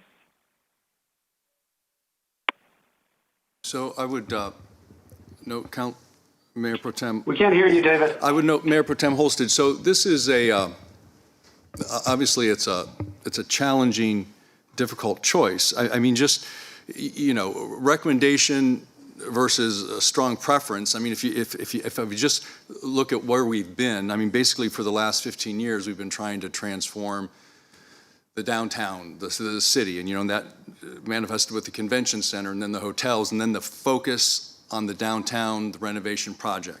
As part of that out came the park concept. So for the better part of the last 5 years, we've been focused what seemed to be on there. So obviously there's a lot of public input, a lot of process, and we were well on the path. So obviously our preference is, my preference personally is, yeah, we should do the park the way it was, and it's going to be the grand park that presumably what the community had wanted.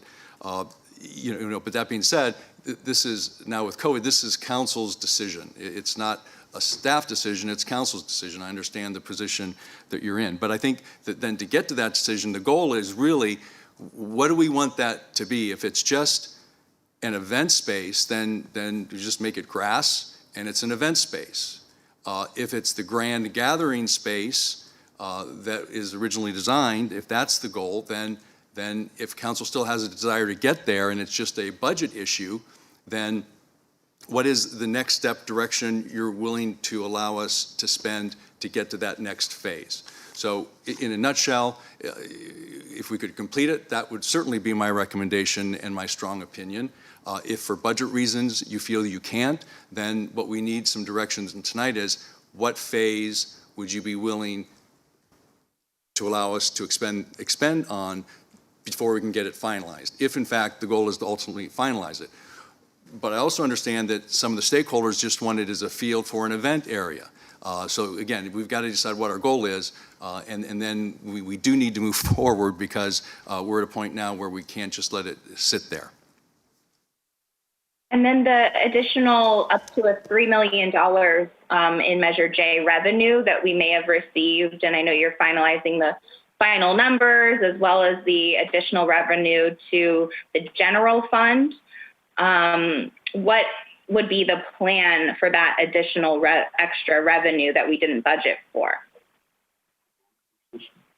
So as the budget item, so we're going to have a full budget discussion at the meeting in September.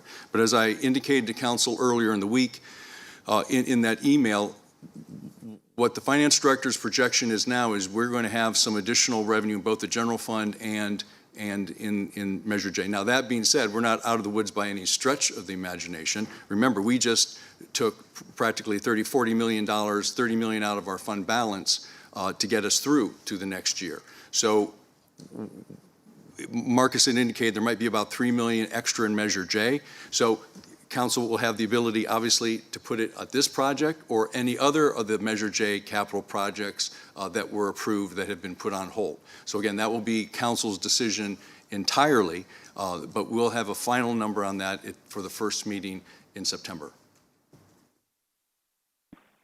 Thank you. So I support the full park design for a number of reasons. One is the waste that we've already incurred. This was a funded project by Measure J. Dozens and dozens of commissioners worked on it. We had 1,381 residents who responded to the survey to design this park, and 709 comments. The people voted for Measure J. It was a big part of a downtown plaza or a park, and we promised this to the community. And I understand we're in difficult circumstances with our budget, but we have additional revenue from Measure J that was cut for this park, defunded the park. We now have that almost exact amount in excess. And I think this park is for the people, and we don't have a lot of parks that are like this quality for residents, that have water features. Every time I go to Cathedral City, I'm jealous of their water feature. They have children playing. I think that all of the options with the DG that isn't ADA access or stroller access or senior access are untenable, and I can't support those because they won't be usable. And it's so hot in Palm Springs. Can you imagine sitting in a giant field of DG? So I just don't think those are good urban design.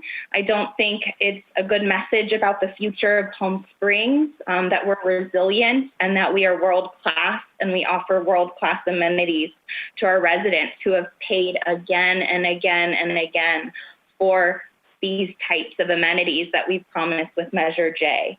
So, we've heard from stakeholders tonight, primarily from the business community. We have not heard from the 1,381 residents who supported this park and gave input about what they wanted. We haven't done that outreach. And, this is difficult because we actually stalled a construction contract that was going forward. And now we're here and we're paying $400,000 in delay costs. We've paid $600,000 for undergrounding. We've paid $600,000 for water feature parts that are going to sit in a warehouse, and then the warranties are going to expire.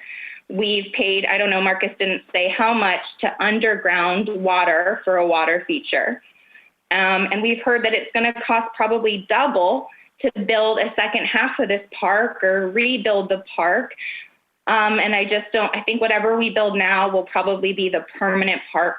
And I agree, it's not up to Palm Springs brand or standards, and also the standards that our residents pay for, to build an empty grassy field with a police station and bathrooms.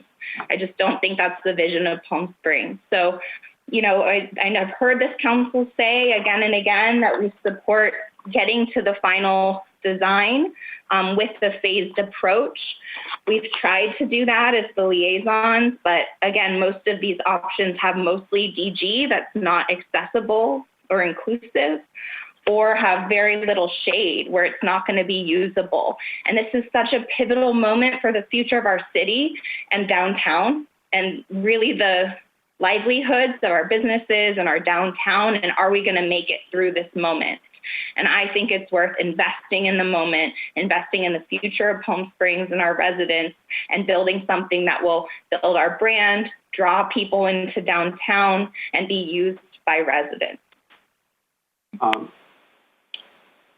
As you can see, we didn't reach consensus on as liaisons on this.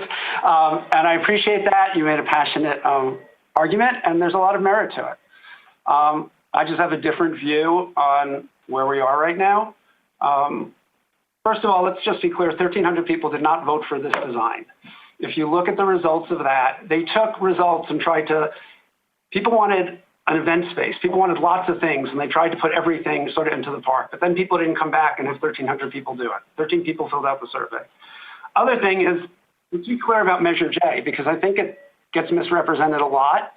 And we can go to the website and just read it, right? I mean, Measure J, shall an ordinance to provide funding that cannot be taken by the state and help preserve Palm Springs city services, including without limitation, police, fire, parks, street pothole repair, acquisition and development of garages and parking facilities, installation and maintenance of improvements and facilities for the implementation of the museum market plaza specific plan by enacting the tax.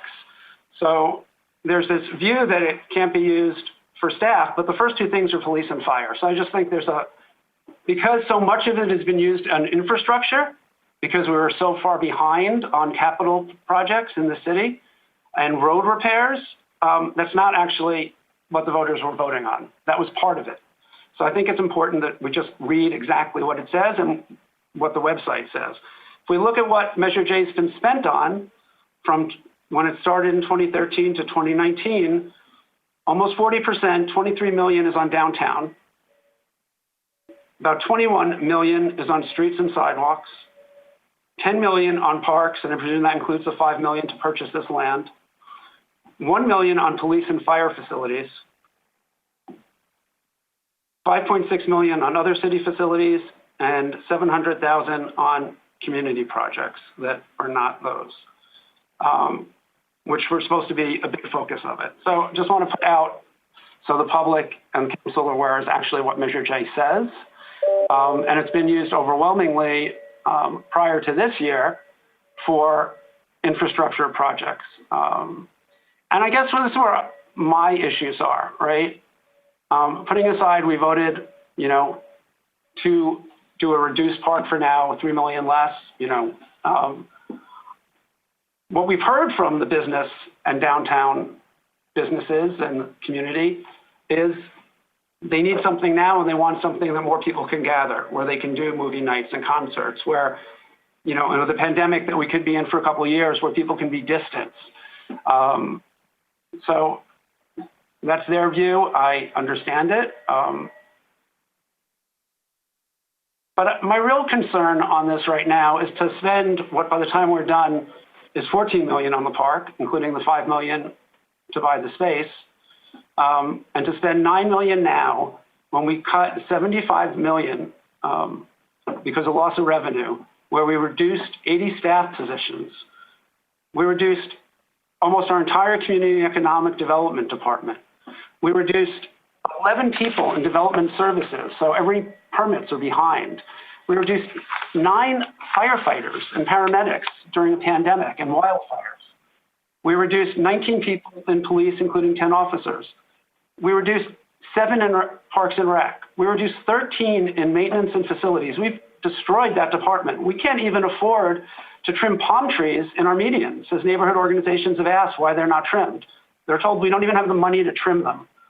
So, as we lay off people and the impact on them and their families and our residents of all these reduced services, when we've cut landscaping in half to spend that kind of money, when we talked earlier that we're going to have more homeless residents because they're going to be evicted on the Dream Park, which I voted for, so I think it's beautiful, really feels wrong.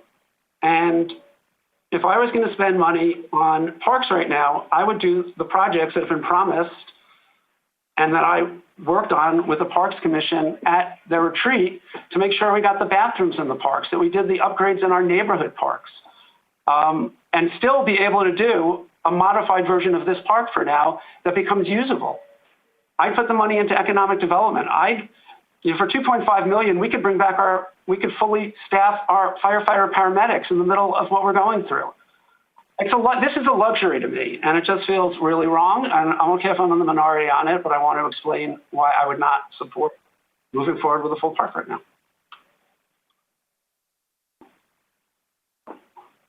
Anyone else? Councilmember Garner. This is a fun night. Yeah. So I think that Mayor Pro Tem Holstage makes a really good point that whatever we approve today is likely our reality for a long time. And what I really don't understand with the comments that we're hearing throughout the night is why the original park design is somehow not conducive to outdoor events and all of these things. Because to me, that's exactly what it's supposed to be. That's why there's the stage. That's why there's this amphitheater space. And this is going to be our reality for quite some time. And so I think when we're looking at this, we have to be thinking about what it is that will best serve our residents long term. So if we're looking at another year of having to do some sort of social distancing measures and having to do gatherings outside, then we're looking at a need for a park as it was originally proposed, which has an amphitheater to host events, which could still have outdoor movies shown, could have outdoor music and theater that we are all going to desperately miss for a long time because of this pandemic. There's space for sitting, and so it really gives us everything that people are looking for. It gives us that event space, it gives us that resident space, that space for tourists. And one thing that really concerns me with these other options, for instance, the alternative 2, which people really were pushing forward, is that there is so much space that's really not easy to use. And I'm thinking of this, this material, and I'm realizing now that this is what's really similar to Demuth Park, the same kind of like compacted dirt that's there.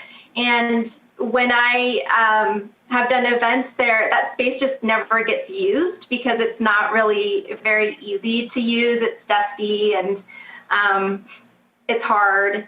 So it's not like we have all this space that people are going to be able to enjoy. It's actually a far more condensed space, which again defeats the purpose of the social distancing. Of course, it does provide us with space for events, for larger scale events, but so does the completed park.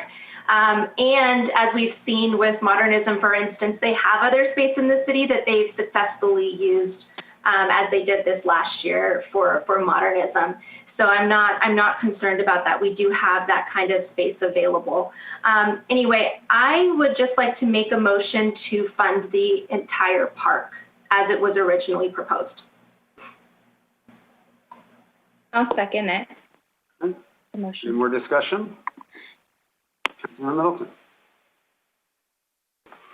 I have been torn on this, and I continue to be torn. I was present as a member of the Planning Commission going back almost 5 years on various iterations of this park, and we've seen an incredible number of different designs. What ultimately, through a series of meetings with the public and a whole lot of discussions at the convention center, was a design that Rios Clemente Hale presented to us that I thought was the kind of destination park that Mr. Rios spoke about this evening. And it's the park that I wanted to see built. At the same time, we're sitting here today having had a better month in terms of revenue than we thought we were going to have. In the middle of a pandemic that looks like it is going to be measured in years, not months. And I am really nervous about where we are going to be financially. And I am struggling to approve full funding of this project this evening. The alternatives that were thrown out to simply turf over the area is functional, and it's something that we could afford today. I don't think it's particularly inspiring, but what we saw a few years ago, back before we had started the conversion of downtown, was we put up a kitschy statue that was debated by an awful lot of people as to whether or not it was a good idea or a bad idea. And the next thing we know, in the midst of downtown being disastrous, we had people flocking from all over the country to come get their picture taken under that statue. So it could end up being helpful again.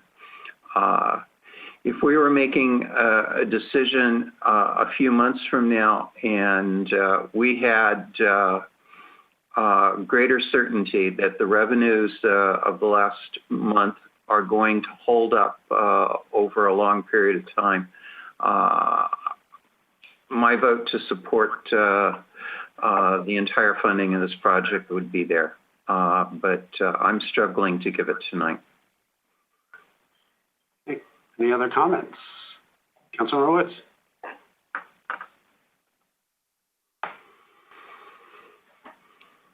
Your mic is off. You're muted.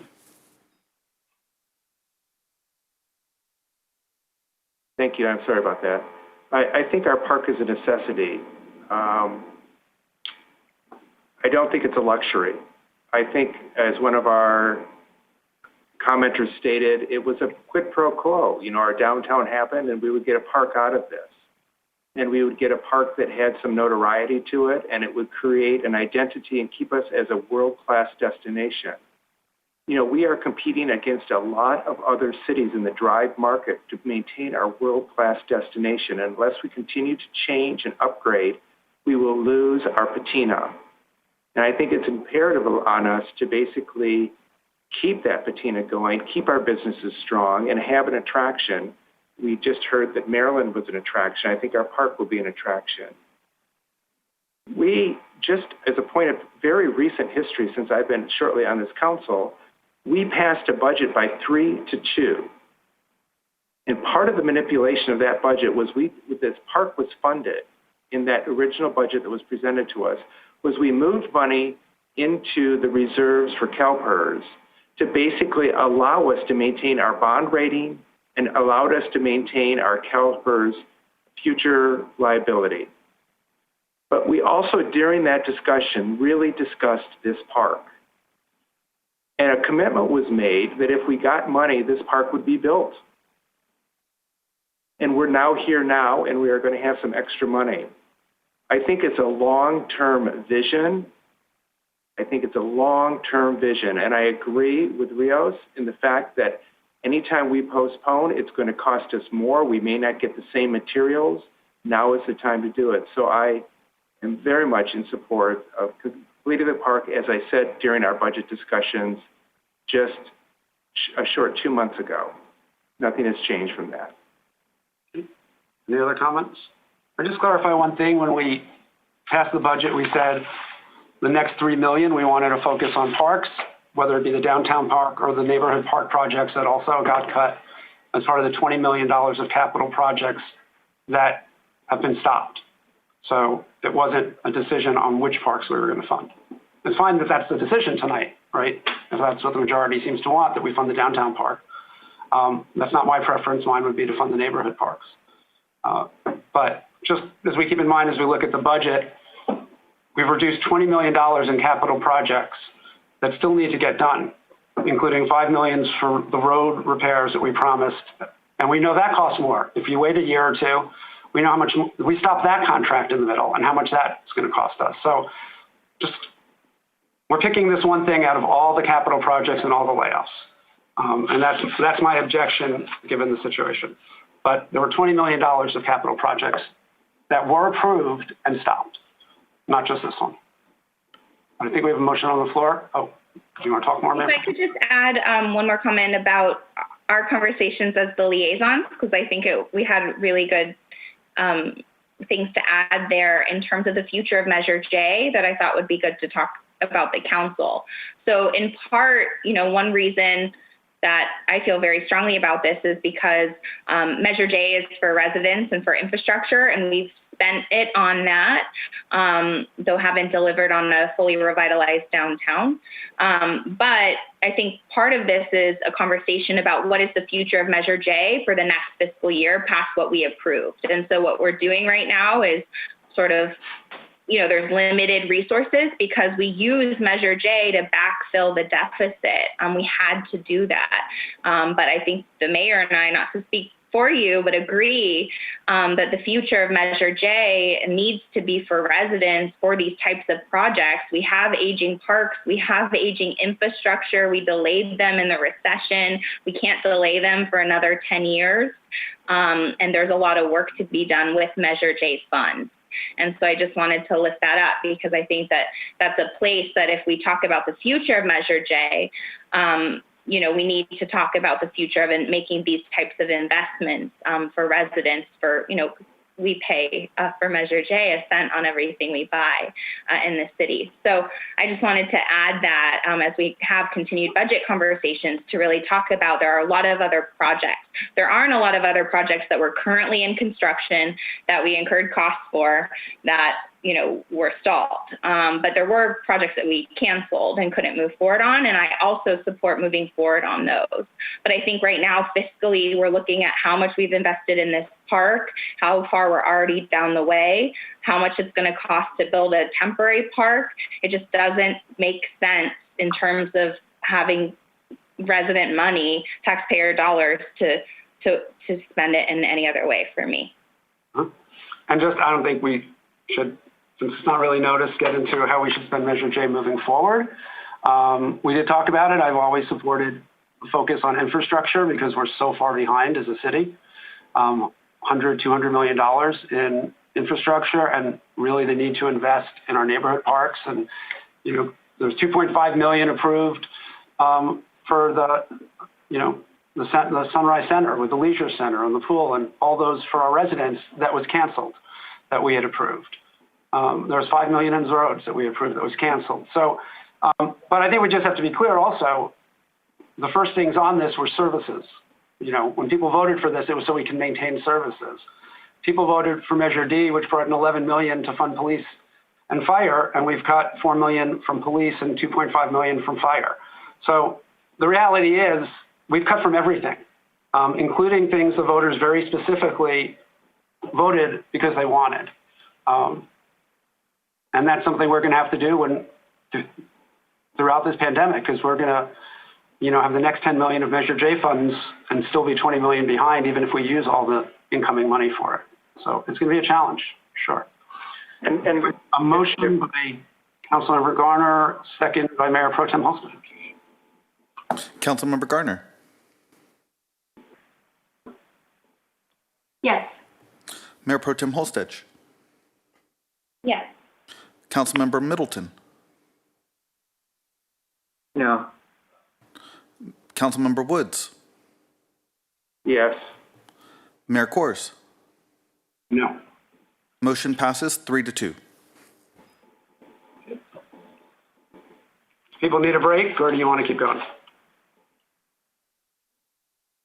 We'll take a 5-minute. Do people need a quick bio break?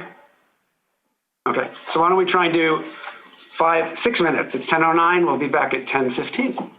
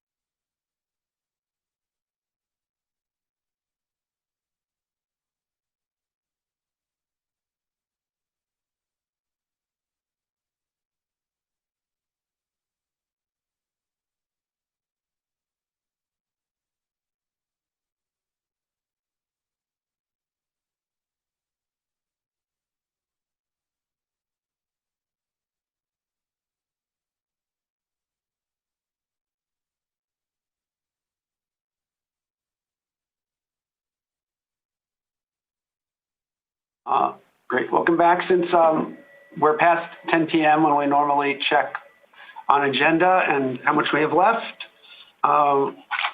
we may want to talk about what we need to do tonight and what may take some time.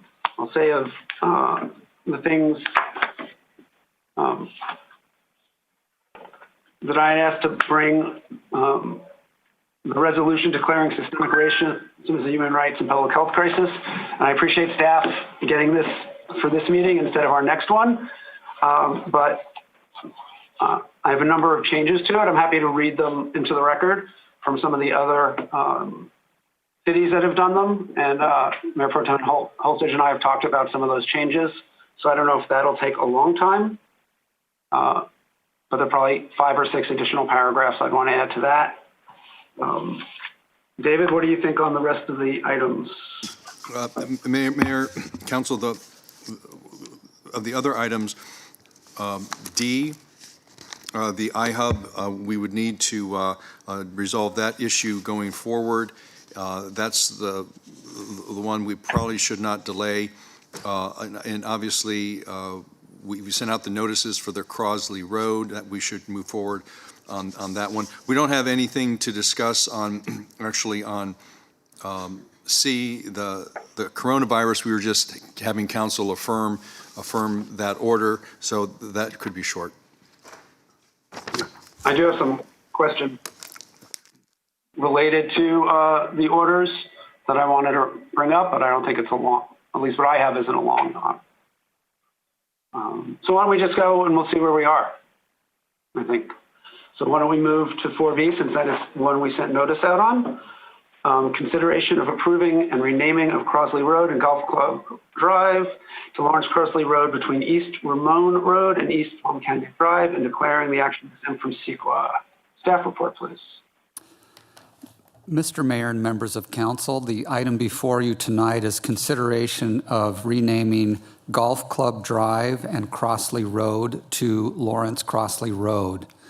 As many of you are probably aware, Lawrence Crosley was an important figure in the development of Palm Springs. He first came here in the 1920s, worked for Prescott Stevens.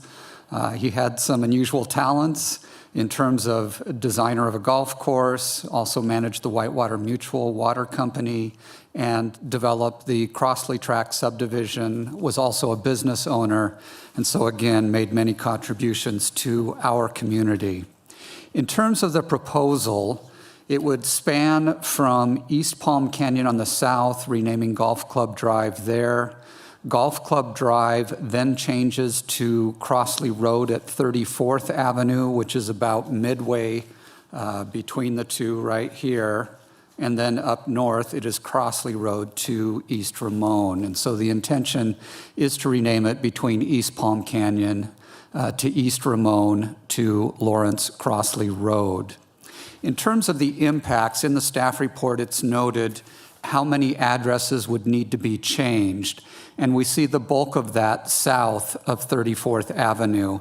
There's approximately 216 homes that would have to have their address changed, and about 12 businesses. And then north of 34th Avenue, or the Crosley Road segment, would impact 8 businesses currently. And I believe that there are about 12 property addresses there along the north segment that would also need to be changed. However, much of that is currently undeveloped. In terms of the process, our code identifies 3 different processes, whether it's initiated by a citizen, whether it's initiated by the Planning Commission, or in this case, initiated by the City Council. So in this instance, as this has been initiated by the City Council, all it requires you to do is to approve the action by resolution. While no public hearing is required, staff did send out notices to all residents in that corridor. In total, about 1,600 notices were sent out in advance of your meeting this evening. Your action tonight could either be to approve the resolution to rename the entire segment as proposed. You could modify that and rename a portion of that segment, or you could provide direction to staff in terms of how you would like to proceed. If you do proceed, one of the things that staff would recommend is that we keep dual street signs in place for a period of 5 years as people transition to the new street name. So, Mr. Mayor, that concludes my presentation to you. I just want to point out that the city clerk has received quite a number of responses to the notices that were sent out. Those have been provided to you. I just want members of the public to be aware that you have received those letters and that we have reviewed them prior to tonight's discussion. Again, that concludes my presentation. Happy to respond to any questions you might have. Great. Thank you very much. And really appreciate the city clerk getting those to us in time for us to read them before the meeting, and appreciate, whether you email or call in a meeting, especially if you get them in at least the day before the meeting, but even the day of. I was reading them probably until 5:15 tonight. It's really helpful for us to hear from people. So thank you for everyone. We're getting a lot of public participation right now, and we really do appreciate it. So question, comments? Councilman Garner. Flynn, I just have a couple of questions. If you could address kind of the impact and GPS. If we change the name to Lawrence Crosley Road and I come to visit Palm Springs and I enter Golf Club Road, will I get redirected to Lawrence Crosley? And then the other thing, if you could address the post office as well, and kind of how long a letter could be addressed to Golf Club Drive and still get to the person, even though the name is now Lawrence Crosley. Certainly. Let me go ahead and talk about the GPS question first. For those who use either Google Maps, Apple Maps, or something similar on their iPhone, those changes are relatively quick to update. What it involves us doing is notifying the companies of the change in the street name. Their staff has to personally verify that the street name change has occurred, and then it takes them about a month to update their information. So again, those who are using either an iPhone or an Android phone of some type will typically have an update rather quickly at no expense to them. Those who rely on the navigation systems in their vehicle, that's a little bit more challenging. There are certain vehicles that have over-the-air updates. Again, those will happen quite quickly. Certain companies are moving in that direction. For example, Ford and GM have both announced that starting in 2020 models, they'll have over-the-air updates for navigation. For those of us who are driving older vehicles, it often entails changing out the SD card in your vehicle and its navigation system. Typically, there's a cost of about $170 to change that out, although some car companies allow you to do that yourself, or in the instance of my vehicle, the dealership actually does a computer update every time I bring it in for service, and so it makes those changes automatically. So that's the GPS question, both the phones if you're using your smartphone or if you have a car-based system. In terms of the post office update, we spoke with the post office today.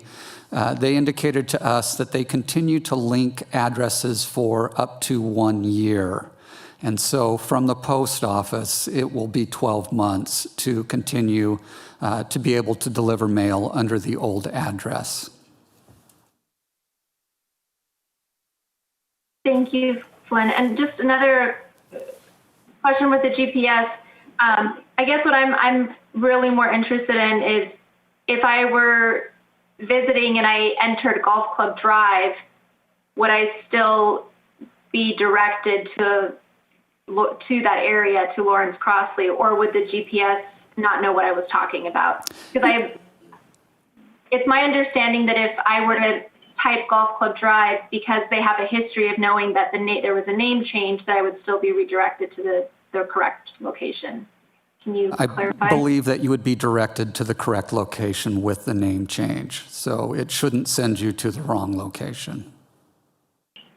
Thank you. Any other questions, comments? Mayor Pro Tem Holstich. Thank you. I have a few questions, if I can. We got a lot of public comments that raised some good issues. So I was also concerned about the cost to residents and businesses. So I know that you worked on this issue in depth in 2015 and 2016. Can you tell us a little bit about what you learned about the cost to residents and businesses to make this change in their lives? Certainly. While I'm not able to put dollar estimates on what those costs might be, I think you've heard from the public testimony, and I think from experience of others who have been through this process. For businesses, it's a little bit more challenging in terms of the promotional materials that they have printed, letterhead, stationery, those types of things. So it becomes a little bit more difficult for businesses to make that change when there is a street name change. For residents, as you've heard from the public testimony and seen in the public comment letters, obviously you need to update your driver's license, you need to update your insurance, your mailing address for any bills that you might have. So it's a little bit less costly to residents than it is to businesses, but still there is that hardship or that difficulty that comes from having to do all of those things. I just want to make sure that it's clear this does not change the deed to your property. Legal descriptions of the property don't change because of the change in the street name. However, the tax bill information, that address does need to be changed with the county assessor's office. With the street name change application, we would pass that information on to the assessor so that hopefully they will go ahead and take care of that automatically instead of individual residents having to make that change and call the assessor on their own. Thanks. And that goes for people who live or affected on or businesses or people affected on Crosley. They would also have to change to Lawrence Crosley, or is it just for the people on Golf Club Drive? Businesses primarily on Crosley would have to change to Lawrence Crosley. Right, so they would have to change some of that too. Okay, and then I know we got some input about Mountain Shadows or other communities that have like one or two road names for their communities. So did you look in to see if there's a way in some of those communities to keep it consistent within the community, but still do the overall name change of the Golf Club and Crosley?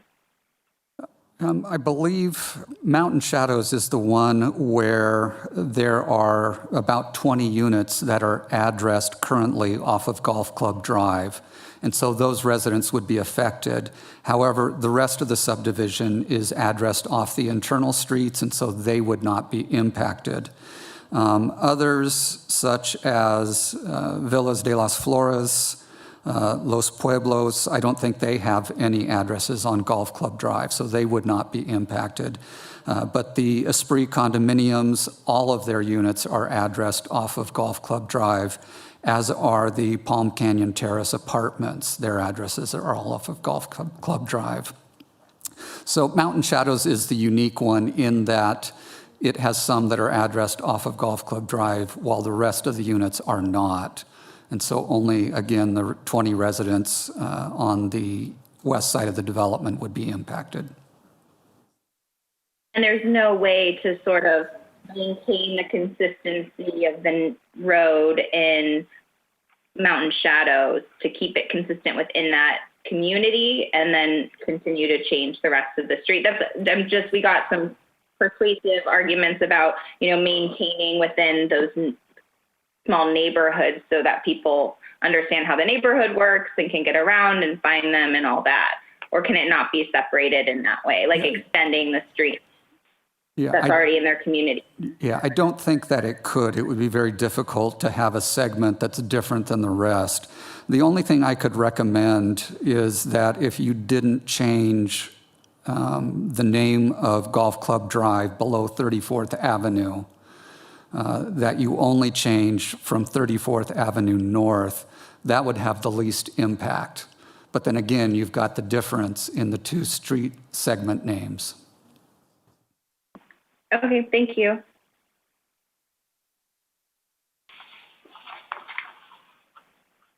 Other comments or questions? Councilman Middleton. Yeah. Question for Flynn.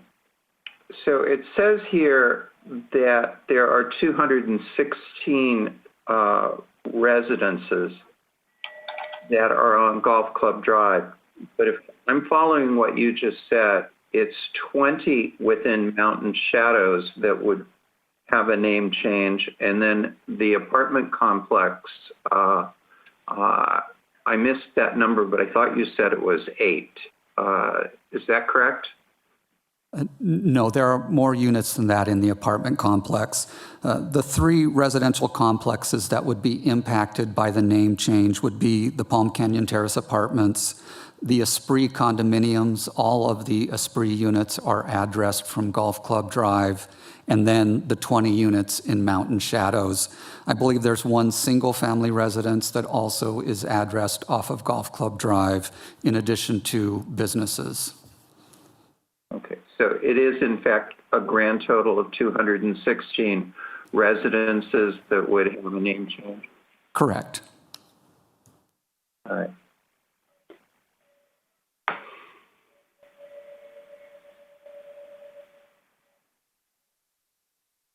You done, Councilman? Okay.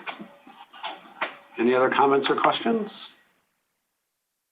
Mayor Pro Tem Holstage. Thank you.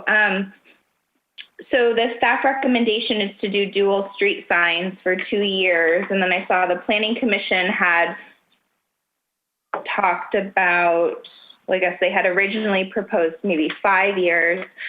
We got comments saying that this was a difficult time for folks to invest in the change with the DMV or all those other things that you listed. So when would residents, if we did dual street signs or, an approach like that, by when would residents have to incur those costs? Based on the Postal Service and their changes that they make in terms of linking addresses for 12 months, my recommendation would be that residents make that change within the first 12 months so that it does not impact their mail service. We would continue to keep the dual street name signs up just for those who may not have changed their car GPS systems or things like that, so that way there is less confusion in terms of navigating the streets themselves. But in actually making the change, again, based on the actions of the Postal Service, I'd recommend that they do that within the first 12 months.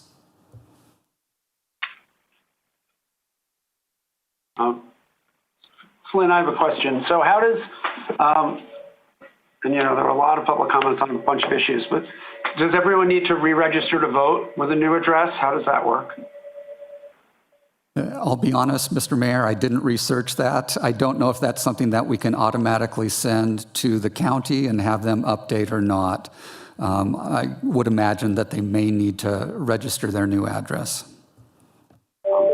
Does our city clerk, who's an expert on all things voting, know this off the top of your head? I do not. It would be an educated guess if I made any. Okay. Well, we don't want that. I'll just make some comments, and I appreciate the public comments we had. And I know in San Francisco when Army Street was changed to Cesar Chavez Street, and it was a difficult conversation in San Francisco and a ballot measure to try and undo it, which failed. But I know the street signs were kept up, and this is 20 years ago, so for 5 years, so people could keep both addresses. But it sounds like that now is a year as far as keeping mail getting there with the old address, from what you said. So, there were a lot of comments that I got about, the vast majority of names when we're honoring someone with a name is the last name in Palm Springs.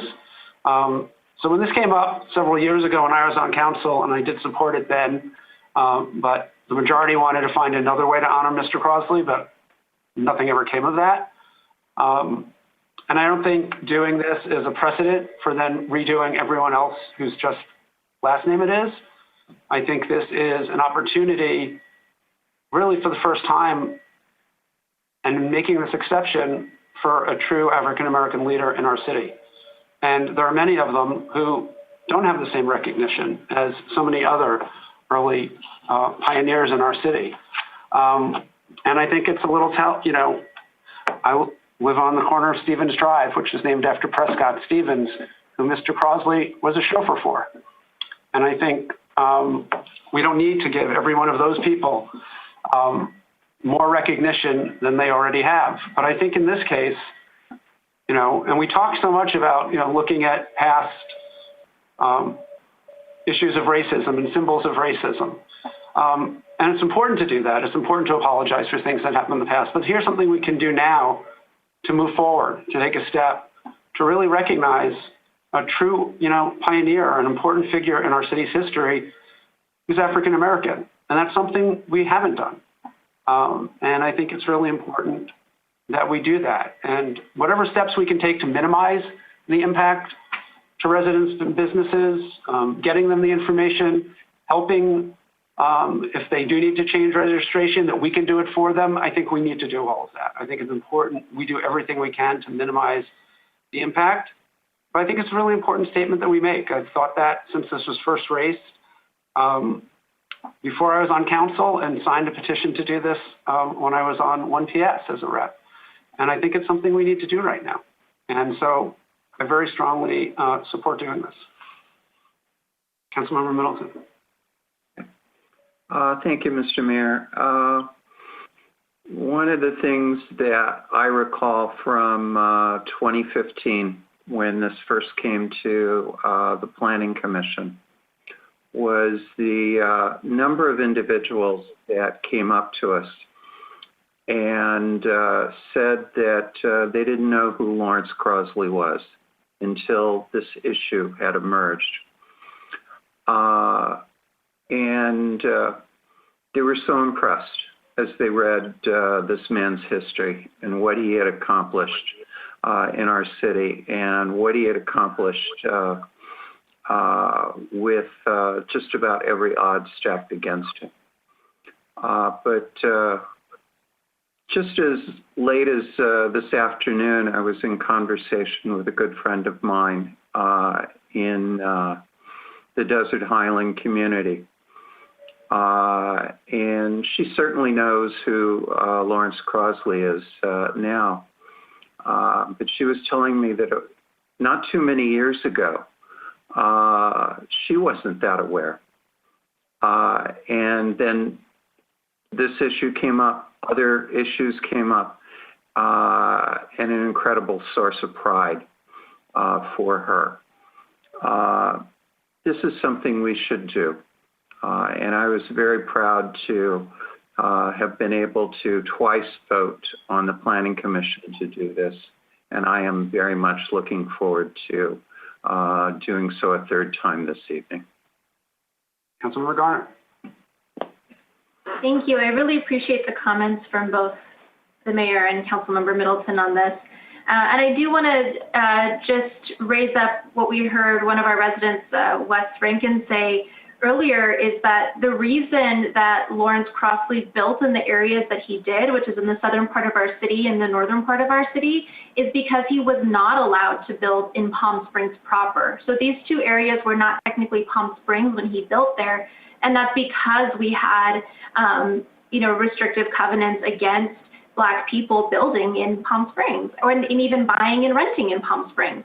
So I think it's really important to make that note that he was pushed to do these areas because he had no other choice. And the way that the road goes, it goes through right where he developed Lawrence Crosley, which is why this particular road is being honored, which I think is just important to remember in this. The other thing I wanted to say is that we did get a lot of comments and a lot of people understandably frustrated with changing their address. I get that.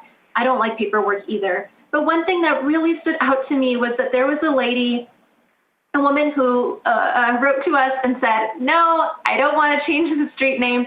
And then she wrote back a little while later and said, I just Googled Lawrence Crosley and read about him. I've changed my mind. Please change the street name. And I just thought that is so cool. It's cool that she recognized that she didn't know something, and now that she does, she wants to change her mind, and that she told us. So I don't remember who you are. I'm sorry to that resident, but I really appreciate your email, and I hope that through this, all of the residents in our city will take the time to learn a little bit more about Mr. Crosley and what he did for our city. So I'm very much in support. Thank you. Any other comments or a motion? Councilmember Woods? Just a question, I think. Can you hear me okay? Yeah, okay. Hello? Just okay. talk. You're a little Thanks. I'm just curious if, I'm not sure which way council's going, so this is to my fellow council members. Are we talking about naming the entire street, which is Golf Club plus Crosley, into Lawrence Crosley, or just changing the Crosley name to Lawrence Crosley and leaving Golf Club Drive? The proposal, as I read it, is the whole street, right? So it goes, from 111 where it starts throughout. Councilmember Garner, did you want to? Yes, that's correct. Okay. That's correct. Yeah.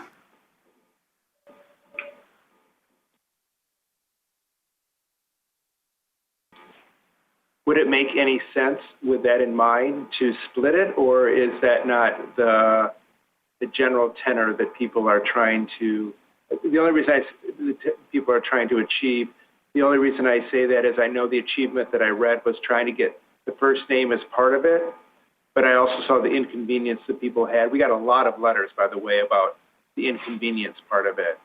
So I didn't know if there was any benefit to splitting it or not. Councilmember Garner? To address that, I think the big thing is that to continue it down to 111, because that's the area that Lawrence Crosley developed. So that way the road is right next to the area that he originally developed for the city, instead of cutting it short. And I understand it's an inconvenience, but I think that overall we're recognizing somebody who has not been recognized enough in our city, and this seems kind of the least we could do.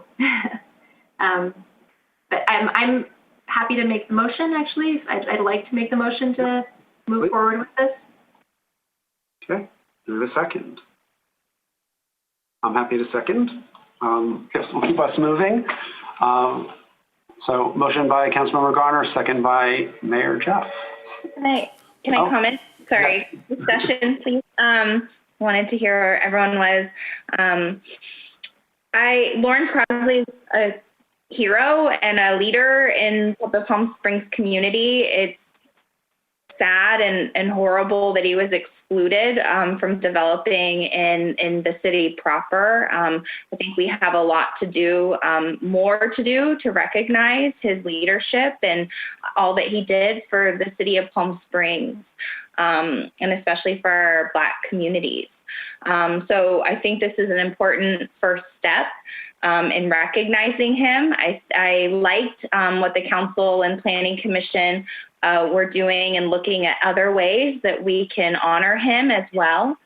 I think symbolic actions are important to apologize for the past, the discriminatory past that occurred in Palm Springs. And I also think policy action of changing outcomes for folks, since our city still looks like, in a lot of ways, what it looked like for him then. So I just wanted to say, I think we'll continue to have these conversations about what we can do as a city. And I do think he deserves his full name on this street. So I think it's an important step. I am concerned about the ability for folks to vote in an election in 2020, which is maybe the most important election that we're facing, and it's also our first district election in District 4. So I'm wondering if there's a way that we can do this that wouldn't impact people's ability to vote, since we don't know that it might impact that. And I thought that was a really good point by the mayor. And then I'd also like to ask city staff, because, you know, this decision should have happened in 2016. I appreciate the mayor supported it then. You know, I wish that they had made that decision then and we wouldn't have to, you know, phase it in or delay this. But I want to make sure that, one, we consider people's ability to vote in November and don't impact that, because my sense is that it might do that if the registrar isn't aware of their new addresses. And then 2, do outreach to the community, which we didn't do in depth right now, to educate people about what they need to do, make sure they know that they have to change their address with USPS and offer city support. And since I live in that district as well, I'd be happy to help do community outreach about all of the items that people need to do to make this happen. Mr. Mayor, if I could just interject and respond to the question from Mayor Pro Tem Holstage. What you might do is modify the effective date of the resolution so that it doesn't become effective until after the first of the year. So you could do it for 3 months or 6 months, however long you'd like to do. So that way it gives you a chance to do outreach and won't impact the election.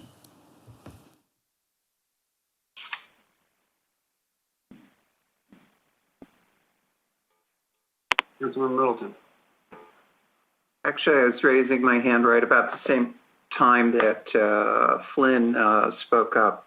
I think Mayor Pro Tem Holstage and the mayor make a really good point. We do not want to do anything that would jeopardize in any way anyone's vote. So I don't want to delay this, but deferring the effective date to January 1st might be a way to make sure that we have nothing that could happen that would have an impact on anyone's voting, and it gives then, instead of 12 months, effectively about 17 months for residents to get ready to make address changes and the like.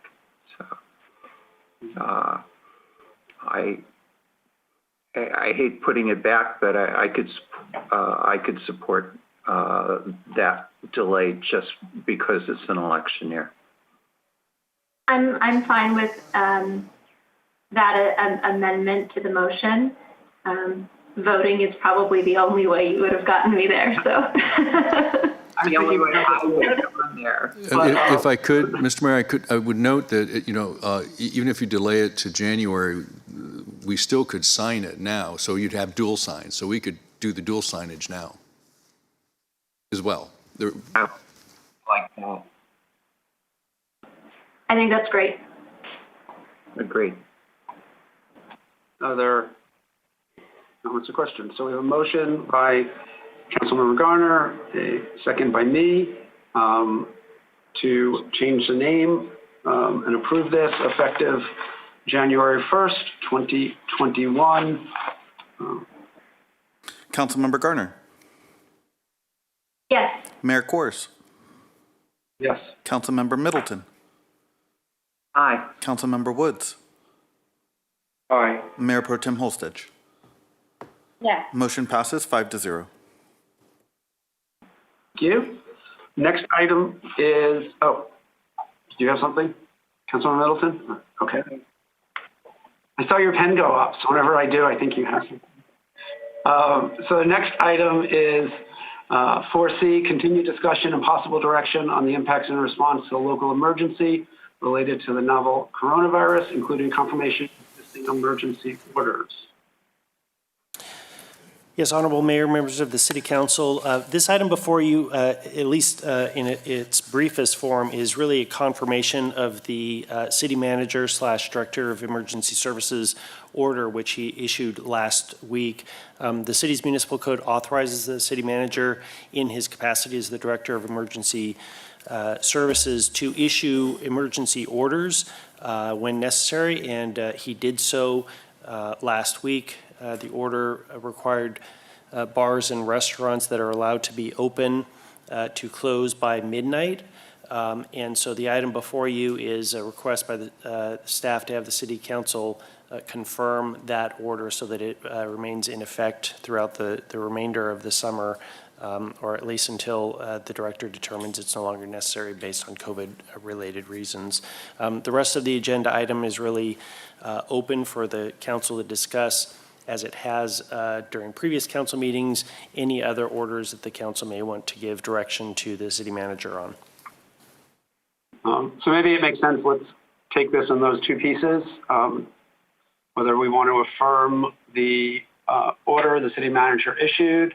I just want to appreciate the city manager, hearing from stakeholders and making an adjustment to it while still achieving goals that you wanted to achieve on that.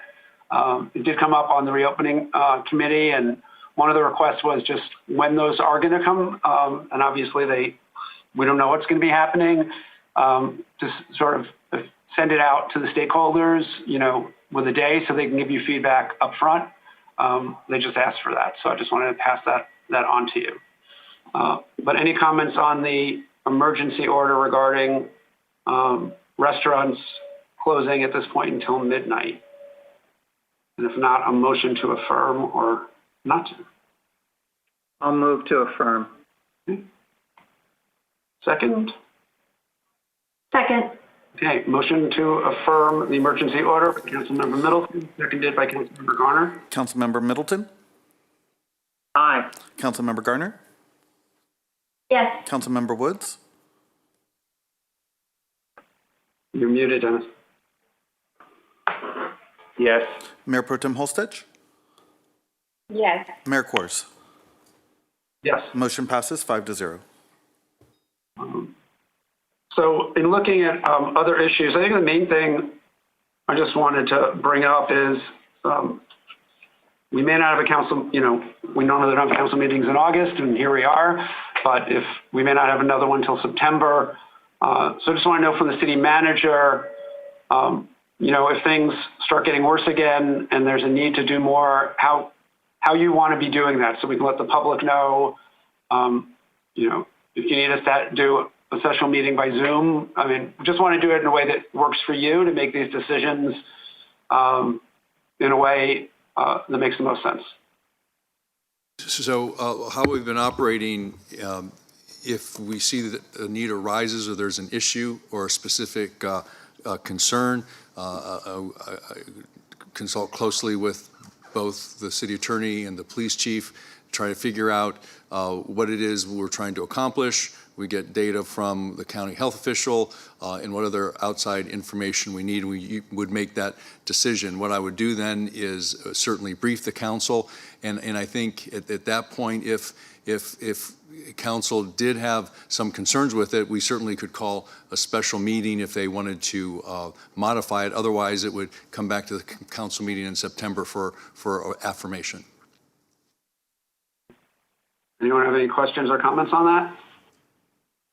Anyone have any other things they want considered that haven't been discussed before?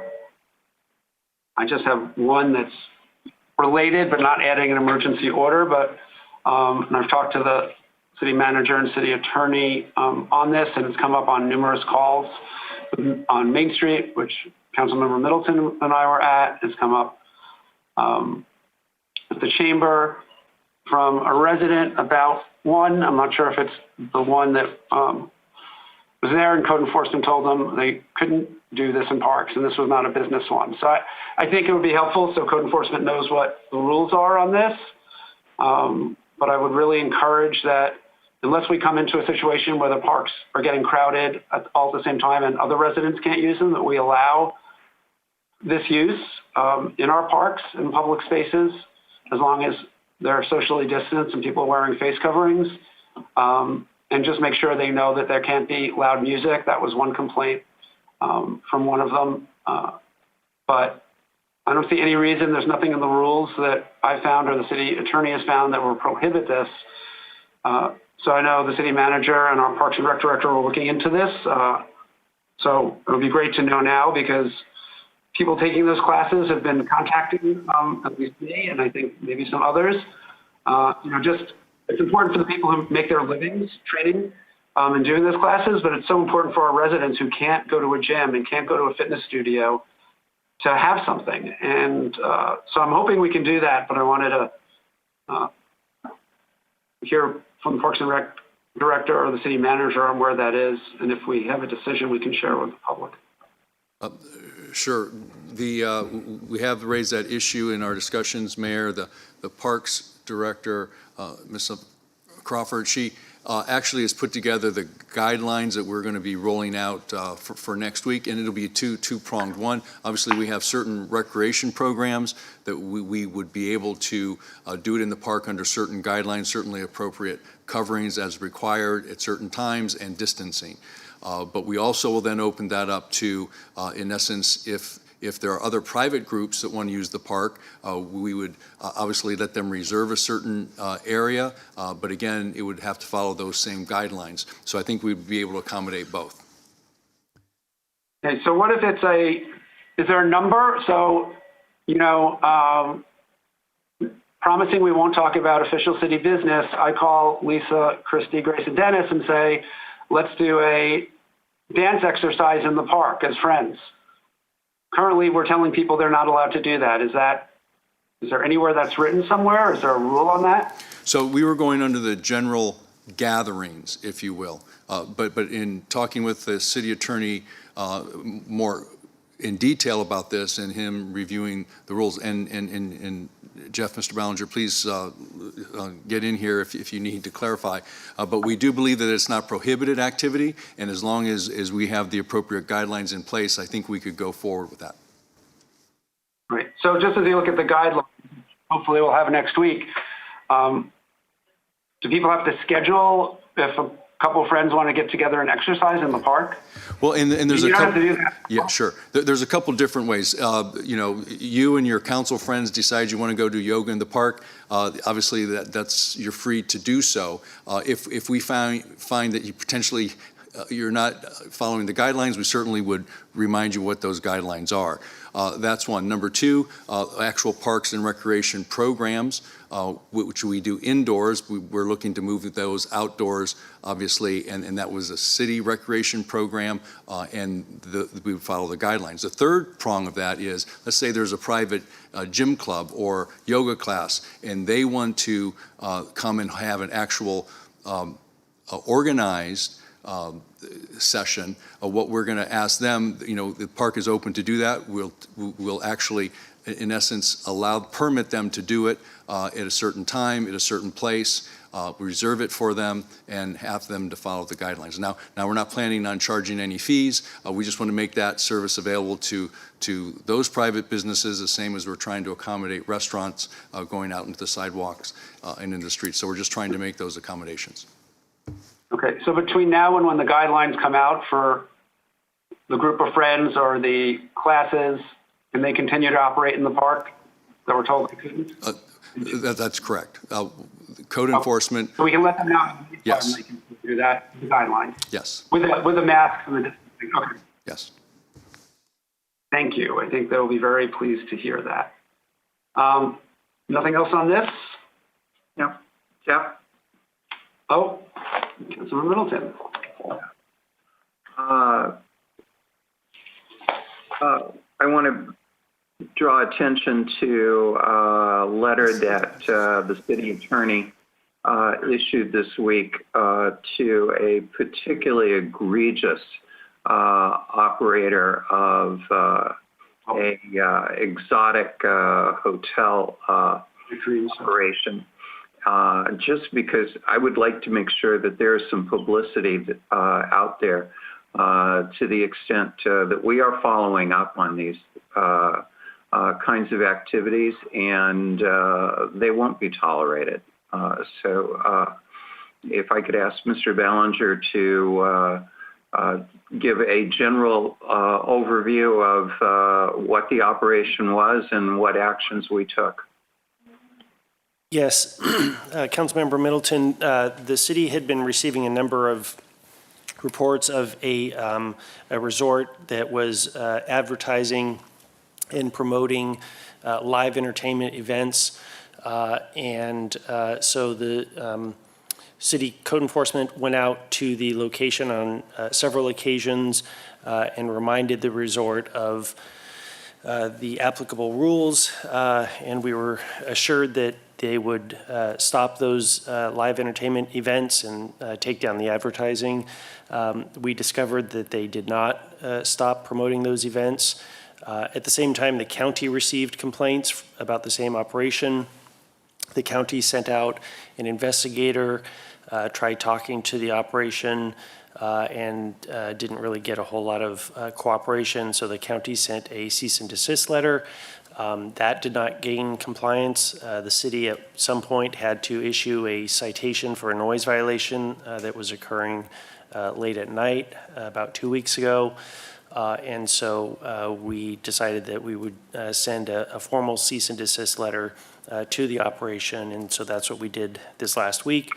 We're going to continue working with the county, and if we don't gain compliance, then we will most likely have to take further code enforcement action. Thank you. So for the city attorney on this, I know didn't check today, but they were still advertising more parties, foam parties, all kinds of parties.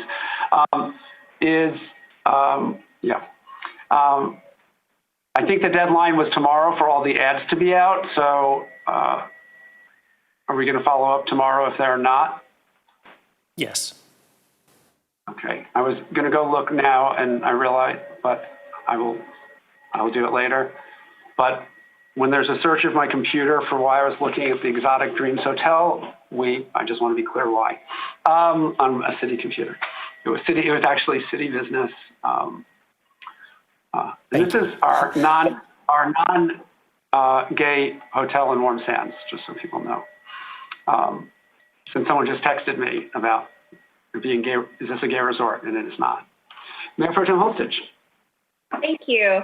I just have a question about the orders and the construction order and if it's still in effect. And I'm just wondering, we don't have to discuss it now, but as we do move from,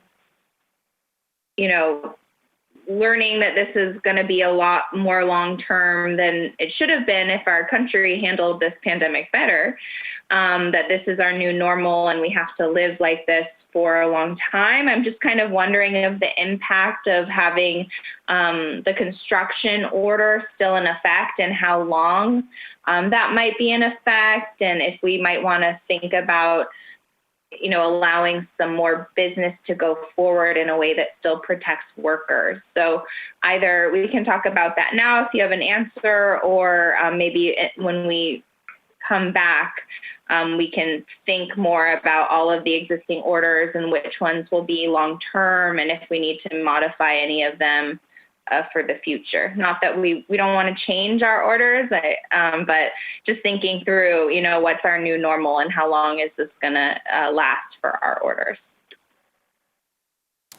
Yes, Mayor Pro Tem Holstage, that construction order is still in effect. If the council will recall, the last time the council looked at it, you made some modifications that allowed for building permits for exterior work, which is a large majority of the permits that are being issued these days for residences, as well as for vacant buildings that are being remodeled and whatnot. And so it's my understanding in talking to staff here tonight that we haven't heard a lot of concern from the construction industry, but we'll certainly take a look at it and engage the contractors and see if they're hearing any things. And obviously, if the council members are, please feel free to relay that to us, and we'll take a look at that order as well.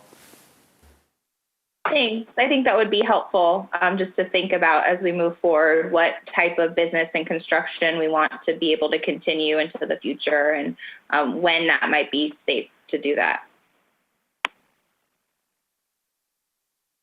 Anything else on this? Just final thing, Mayor, I would just note that our Parks Director actually is in chambers if there's any final questions. Otherwise, we can move forward. Okay. I think we're good. All right, thank you. Next item is 4D, consideration of appropriating $200,000 to continue the Innovation Hub Management Agreement with the Coachella Valley Economic Partnership and approving rent forgiveness at 3111 East Hawkins Canyon through June 30th, 2021. Staff report? Yes, thank you, Mayor, Mayor Pro Tem and Council. At the July 23rd City Council meeting, Council requested that staff bring this item forward for discussion and decision. As you mentioned, the item is a request to appropriate funds in the amount of $200,000 to continue the Innovation Hub Management Agreement and forgive the monthly rental payments for CVIP at its headquarters office at 311 East Tuckwitz. Prior to budget reductions, the city paid CVIP an annual membership fee of $125,000 plus $200,000 to manage the iHub Accelerator Campus. In total, these payments to CVIP were $325,000. CVIP also leases properties from the city and the airport for the CVIP headquarter offices, and they pay an annual amount of $65,100. For the rent at the iHub Accelerator Campus, they pay $62,400 to the airport. The total lease payments from CVIP to the city are $127,500. The net amount of payments out of the city is $197,500. And this is shown on page 3 in the table towards the bottom of the staff report. And you can see that the changes that are proposed are primarily to the CVIP headquarters, where the rent is forgiven from $65,100 to $0, and the city discontinues a CVIP membership payment from $125,000 to $0. The management agreement would continue at the cost of $200,000, and the iHub Accelerator Campus lease would also continue at $62,400. We don't have much wiggle room there since those payments are made to the airport. And as you know, CVIP activities, as presented at the last meeting by Mr. Wallace, they provide assistance to retain and expand businesses.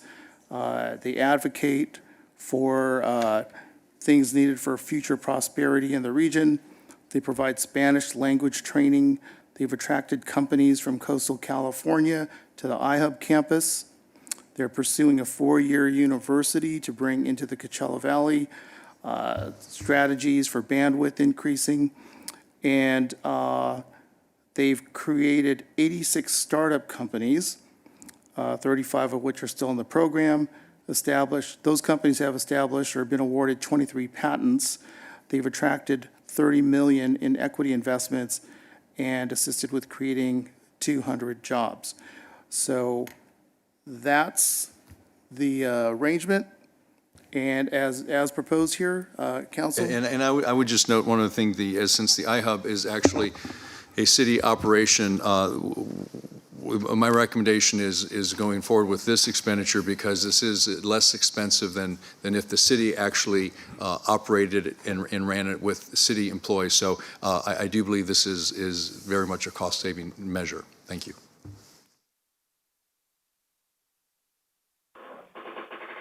Questions or comments? Mayor Pro Tem. Jay, can you remind me which cities pay their CVIP membership fee? I believe those were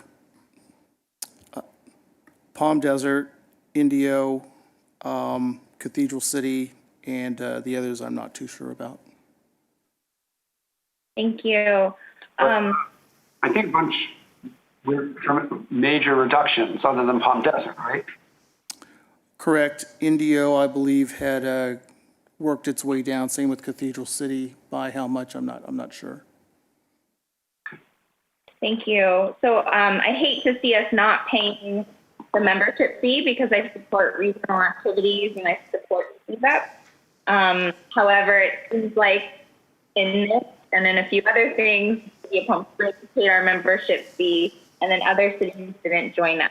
So I am hoping that we'll be able to pay the membership fee again in the near future, and that all the other cities will join us in doing that and funding CVAP, which is a regional effort. But I would make a motion to appropriate the funds as presented in the staff report. Right. And waive the rent as well. Yes. So that sort of covers half our normal city, it looks like, right? Yeah, appropriate the funds and approve the rent forgiveness. Great. And authorize the city manager to execute all necessary documents. There it is, all the things. Motion by Mayor Pro Tem Holstich. I will second that motion. Second by Councilmember Middleton. Mayor Pro Tem Holstich. Can I get clarification on what that amount? Oh, hold on. Can I get clarification on what amount that is? That would be the $200,000, and that would be for the operating agreement we have on the iHub management agreement. And then what for the lease? So we're waiving $6,500 for the CVET headquarters, but getting the equivalent of our membership that would normally be $125 for that. And they're still paying the airport lease, the Accelerator campus, because that's with the airport. We can't waive that. Yeah, so in essence, we're a voting member still with CVEP without paying a membership. We are just waiving their lease payment there, and at the iHub, they're paying the full amount, but they will pay the lease to the airport, and that's a FAA requirement.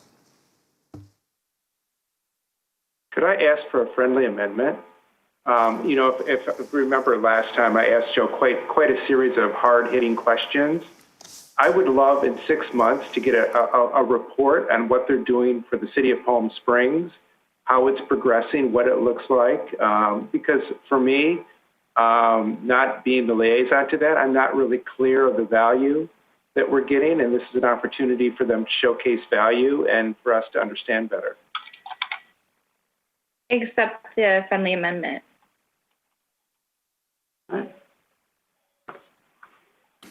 Mayor Pro Tem Holstich. Yes. Councilmember Middleton. Aye. Councilmember Garner. Yes. Councilmember Woods. Aye.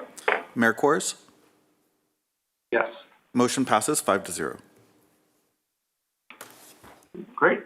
Next item is 5B, consideration of a resolution declaring systemic racism as a human rights and public health crisis that results in disparities in family stability, health and mental wellness, education, employment, environmental justice, economic development, transportation, public safety, incarceration and housing, and reaffirming the city's commitment to advancing justice, equity, diversity, and inclusion in the city of Palm Springs.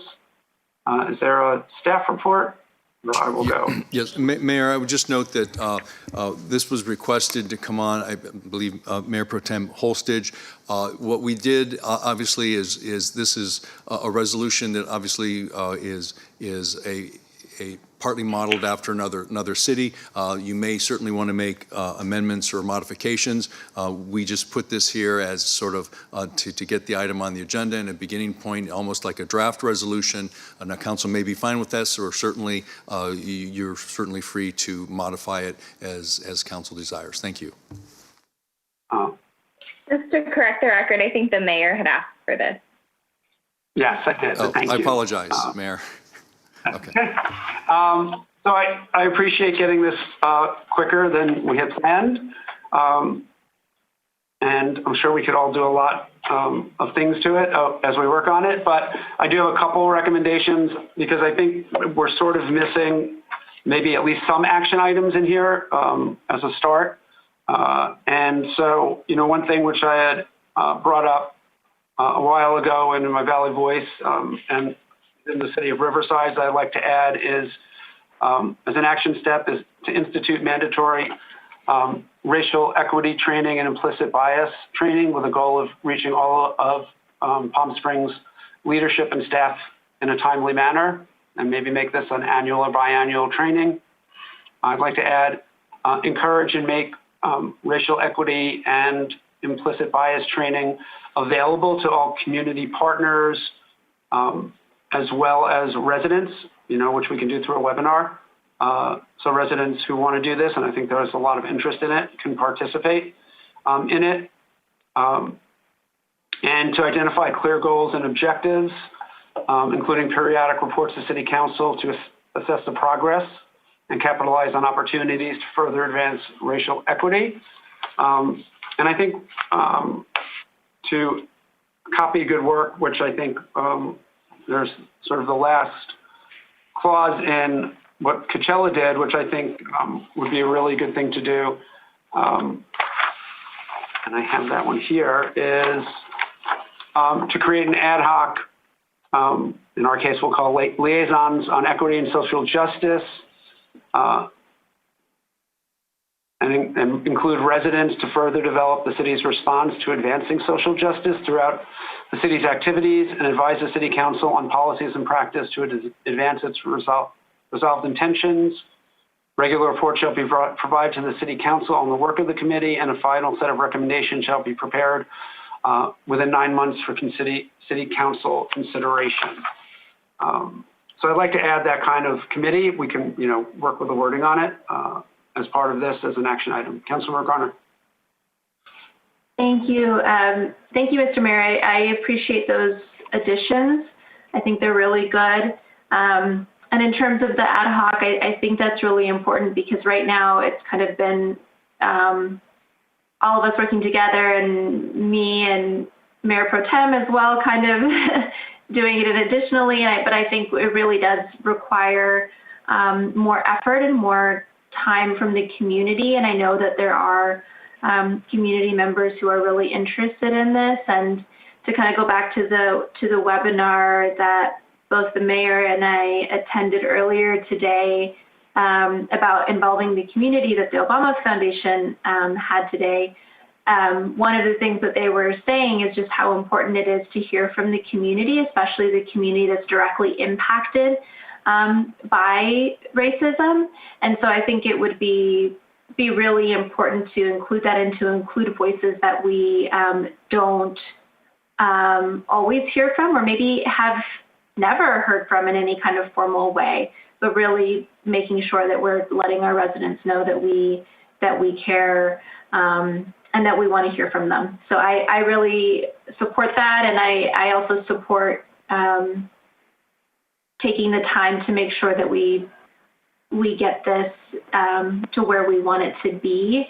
And I think that considering what we've done until this point, and we're showcasing our commitment, I'm comfortable with having a fuller resolution at our next meeting.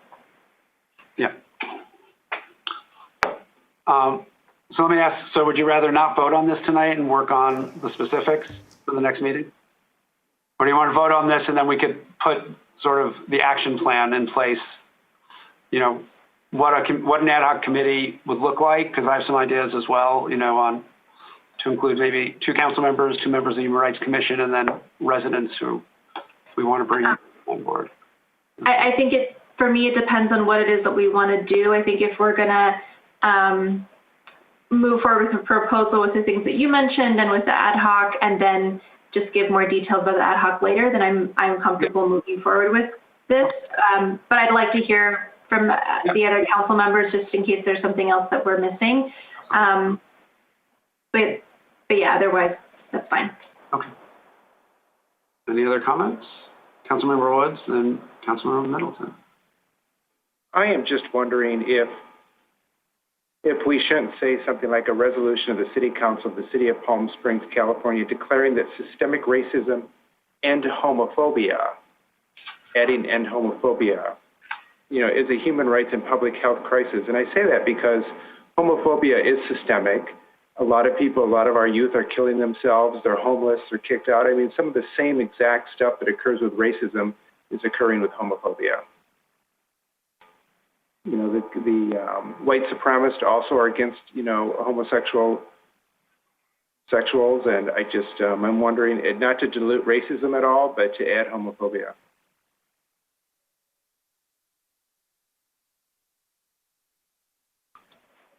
So I think that one of the things that we have to keep in mind when we're talking about systemic racism is that Black and brown people are LGBTQ as well.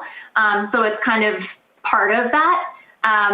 So I think that that's already kind of included in what we do, because we do know that LGBTQ folks of color and Black folks tend to face greater discrimination than white LGBTQ folks. So I don't want to dilute what we're moving forward, and I do think that it does include that. That's my opinion.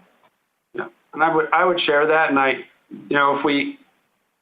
think we really want to focus on racism, and but when we talk about doing implicit bias training, it really does cover so many other marginalized groups.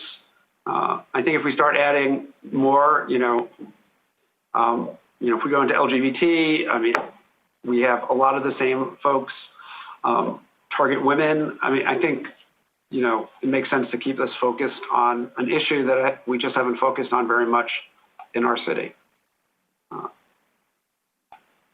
Councilmember Middleton. Okay. Thank you, and I want to support us moving forward on this, and I would like to pass something this evening, and if we need to come back, then we can come back. But I was reminded this evening by two comments that I want to, as we are moving forward and trying to find tangible ways, both the police chief and Mr. Irvin talked about youth. And I know racism affects people in so many different ways. But if there's an area in which I believe we need to be prioritizing, it is that the impacts on our youth are minimized and that we take actions so that this young generation that is in our schools today have the fullest opportunity to reach their goals, their capabilities, and that we do not have another generation, and I'll be very specific, of young men of color that find themselves so disproportionately incarcerated as opposed to educated. Any other comments? Mayor Pro Tem Holstich.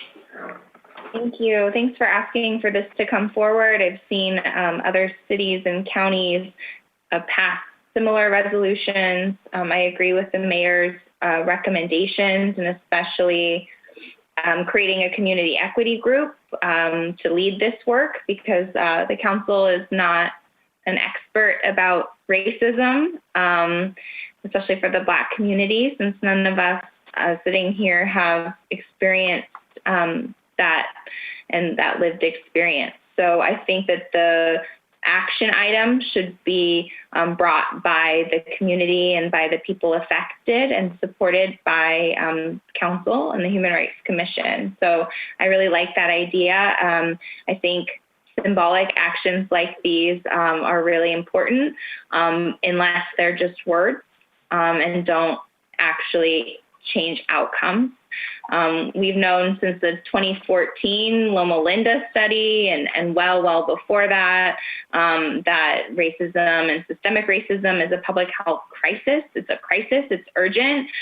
People in our city have worse health outcomes if they're Black or if they're Latino or a person of color. So we've had documented studies showing that.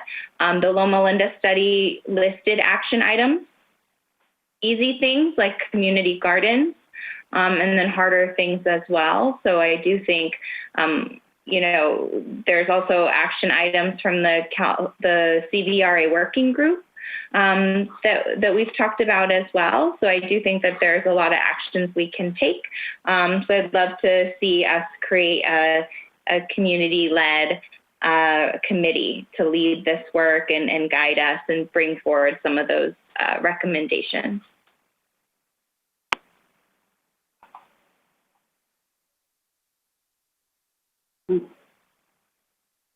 So I'm okay with,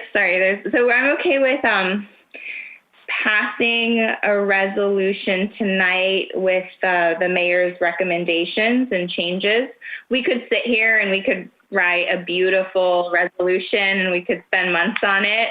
I do think this one, we pushed it forward really quickly to get it done.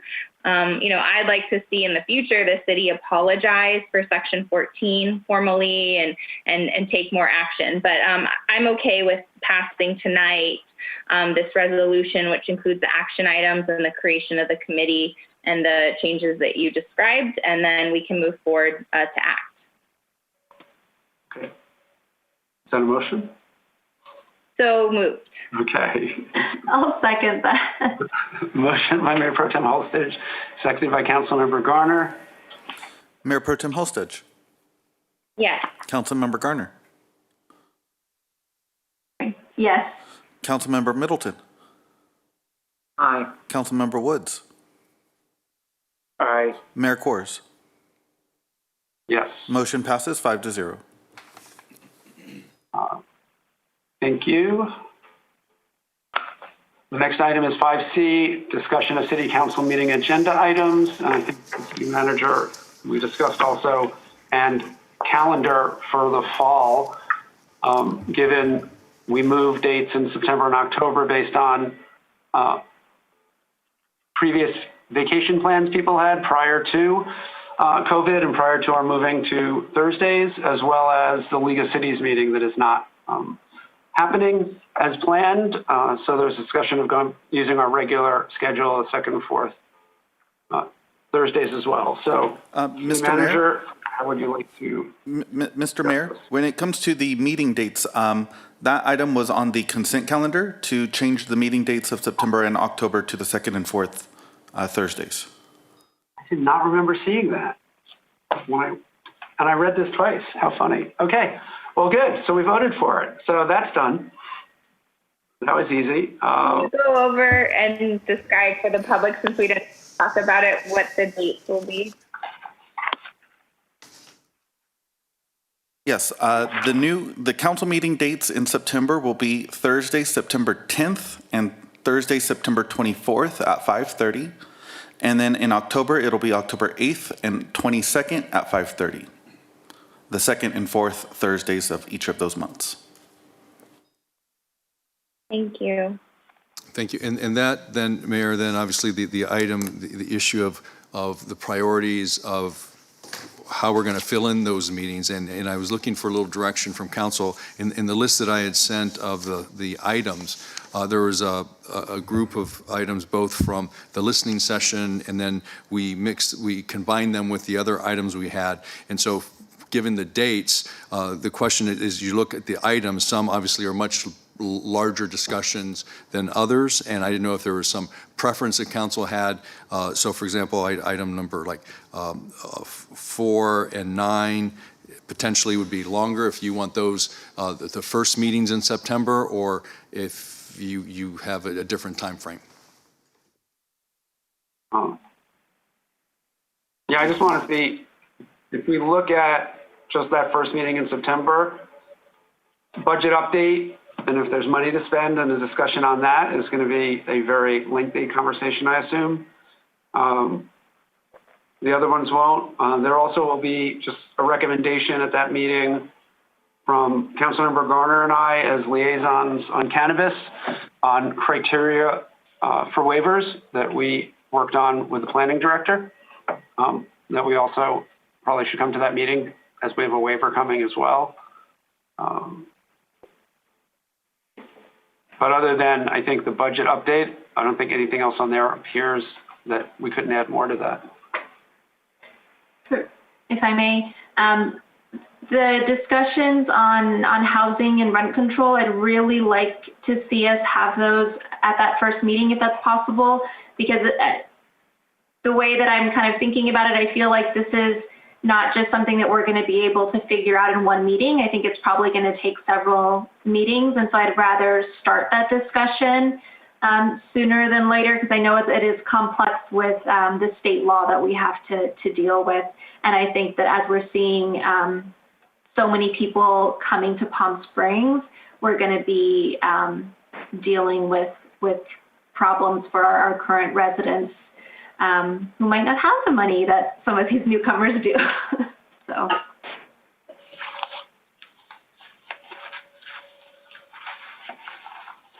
And I would just note, that would be combining number 1 and number 2.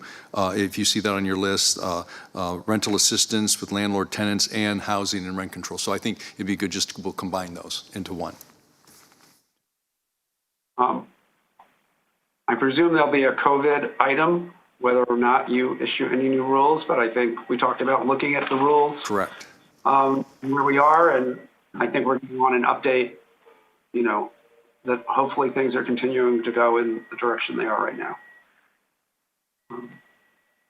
Well, at a minimum, that will get us started for the first meeting in September. And if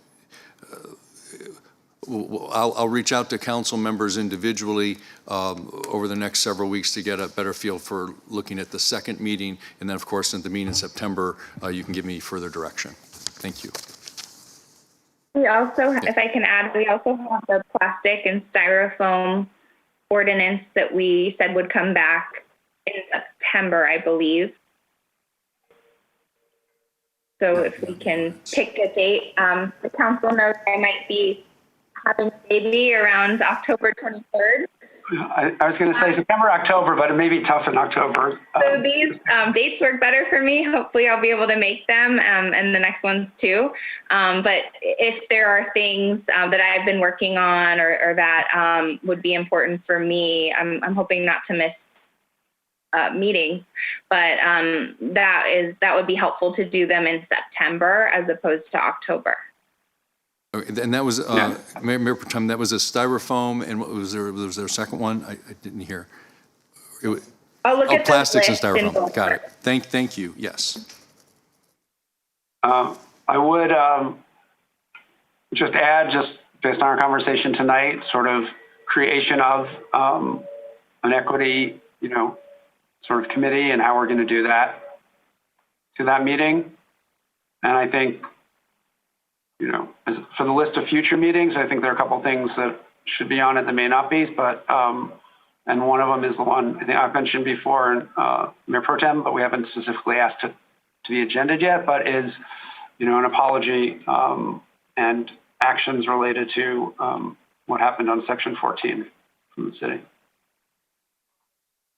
That's number 9. Oh, is it? Did I? Yeah. Hold on.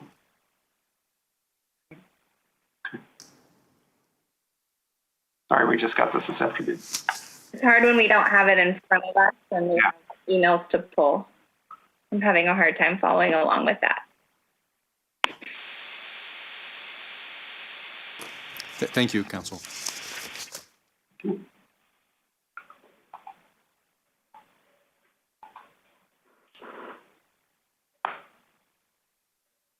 I think I have enough direction for the first meeting in September.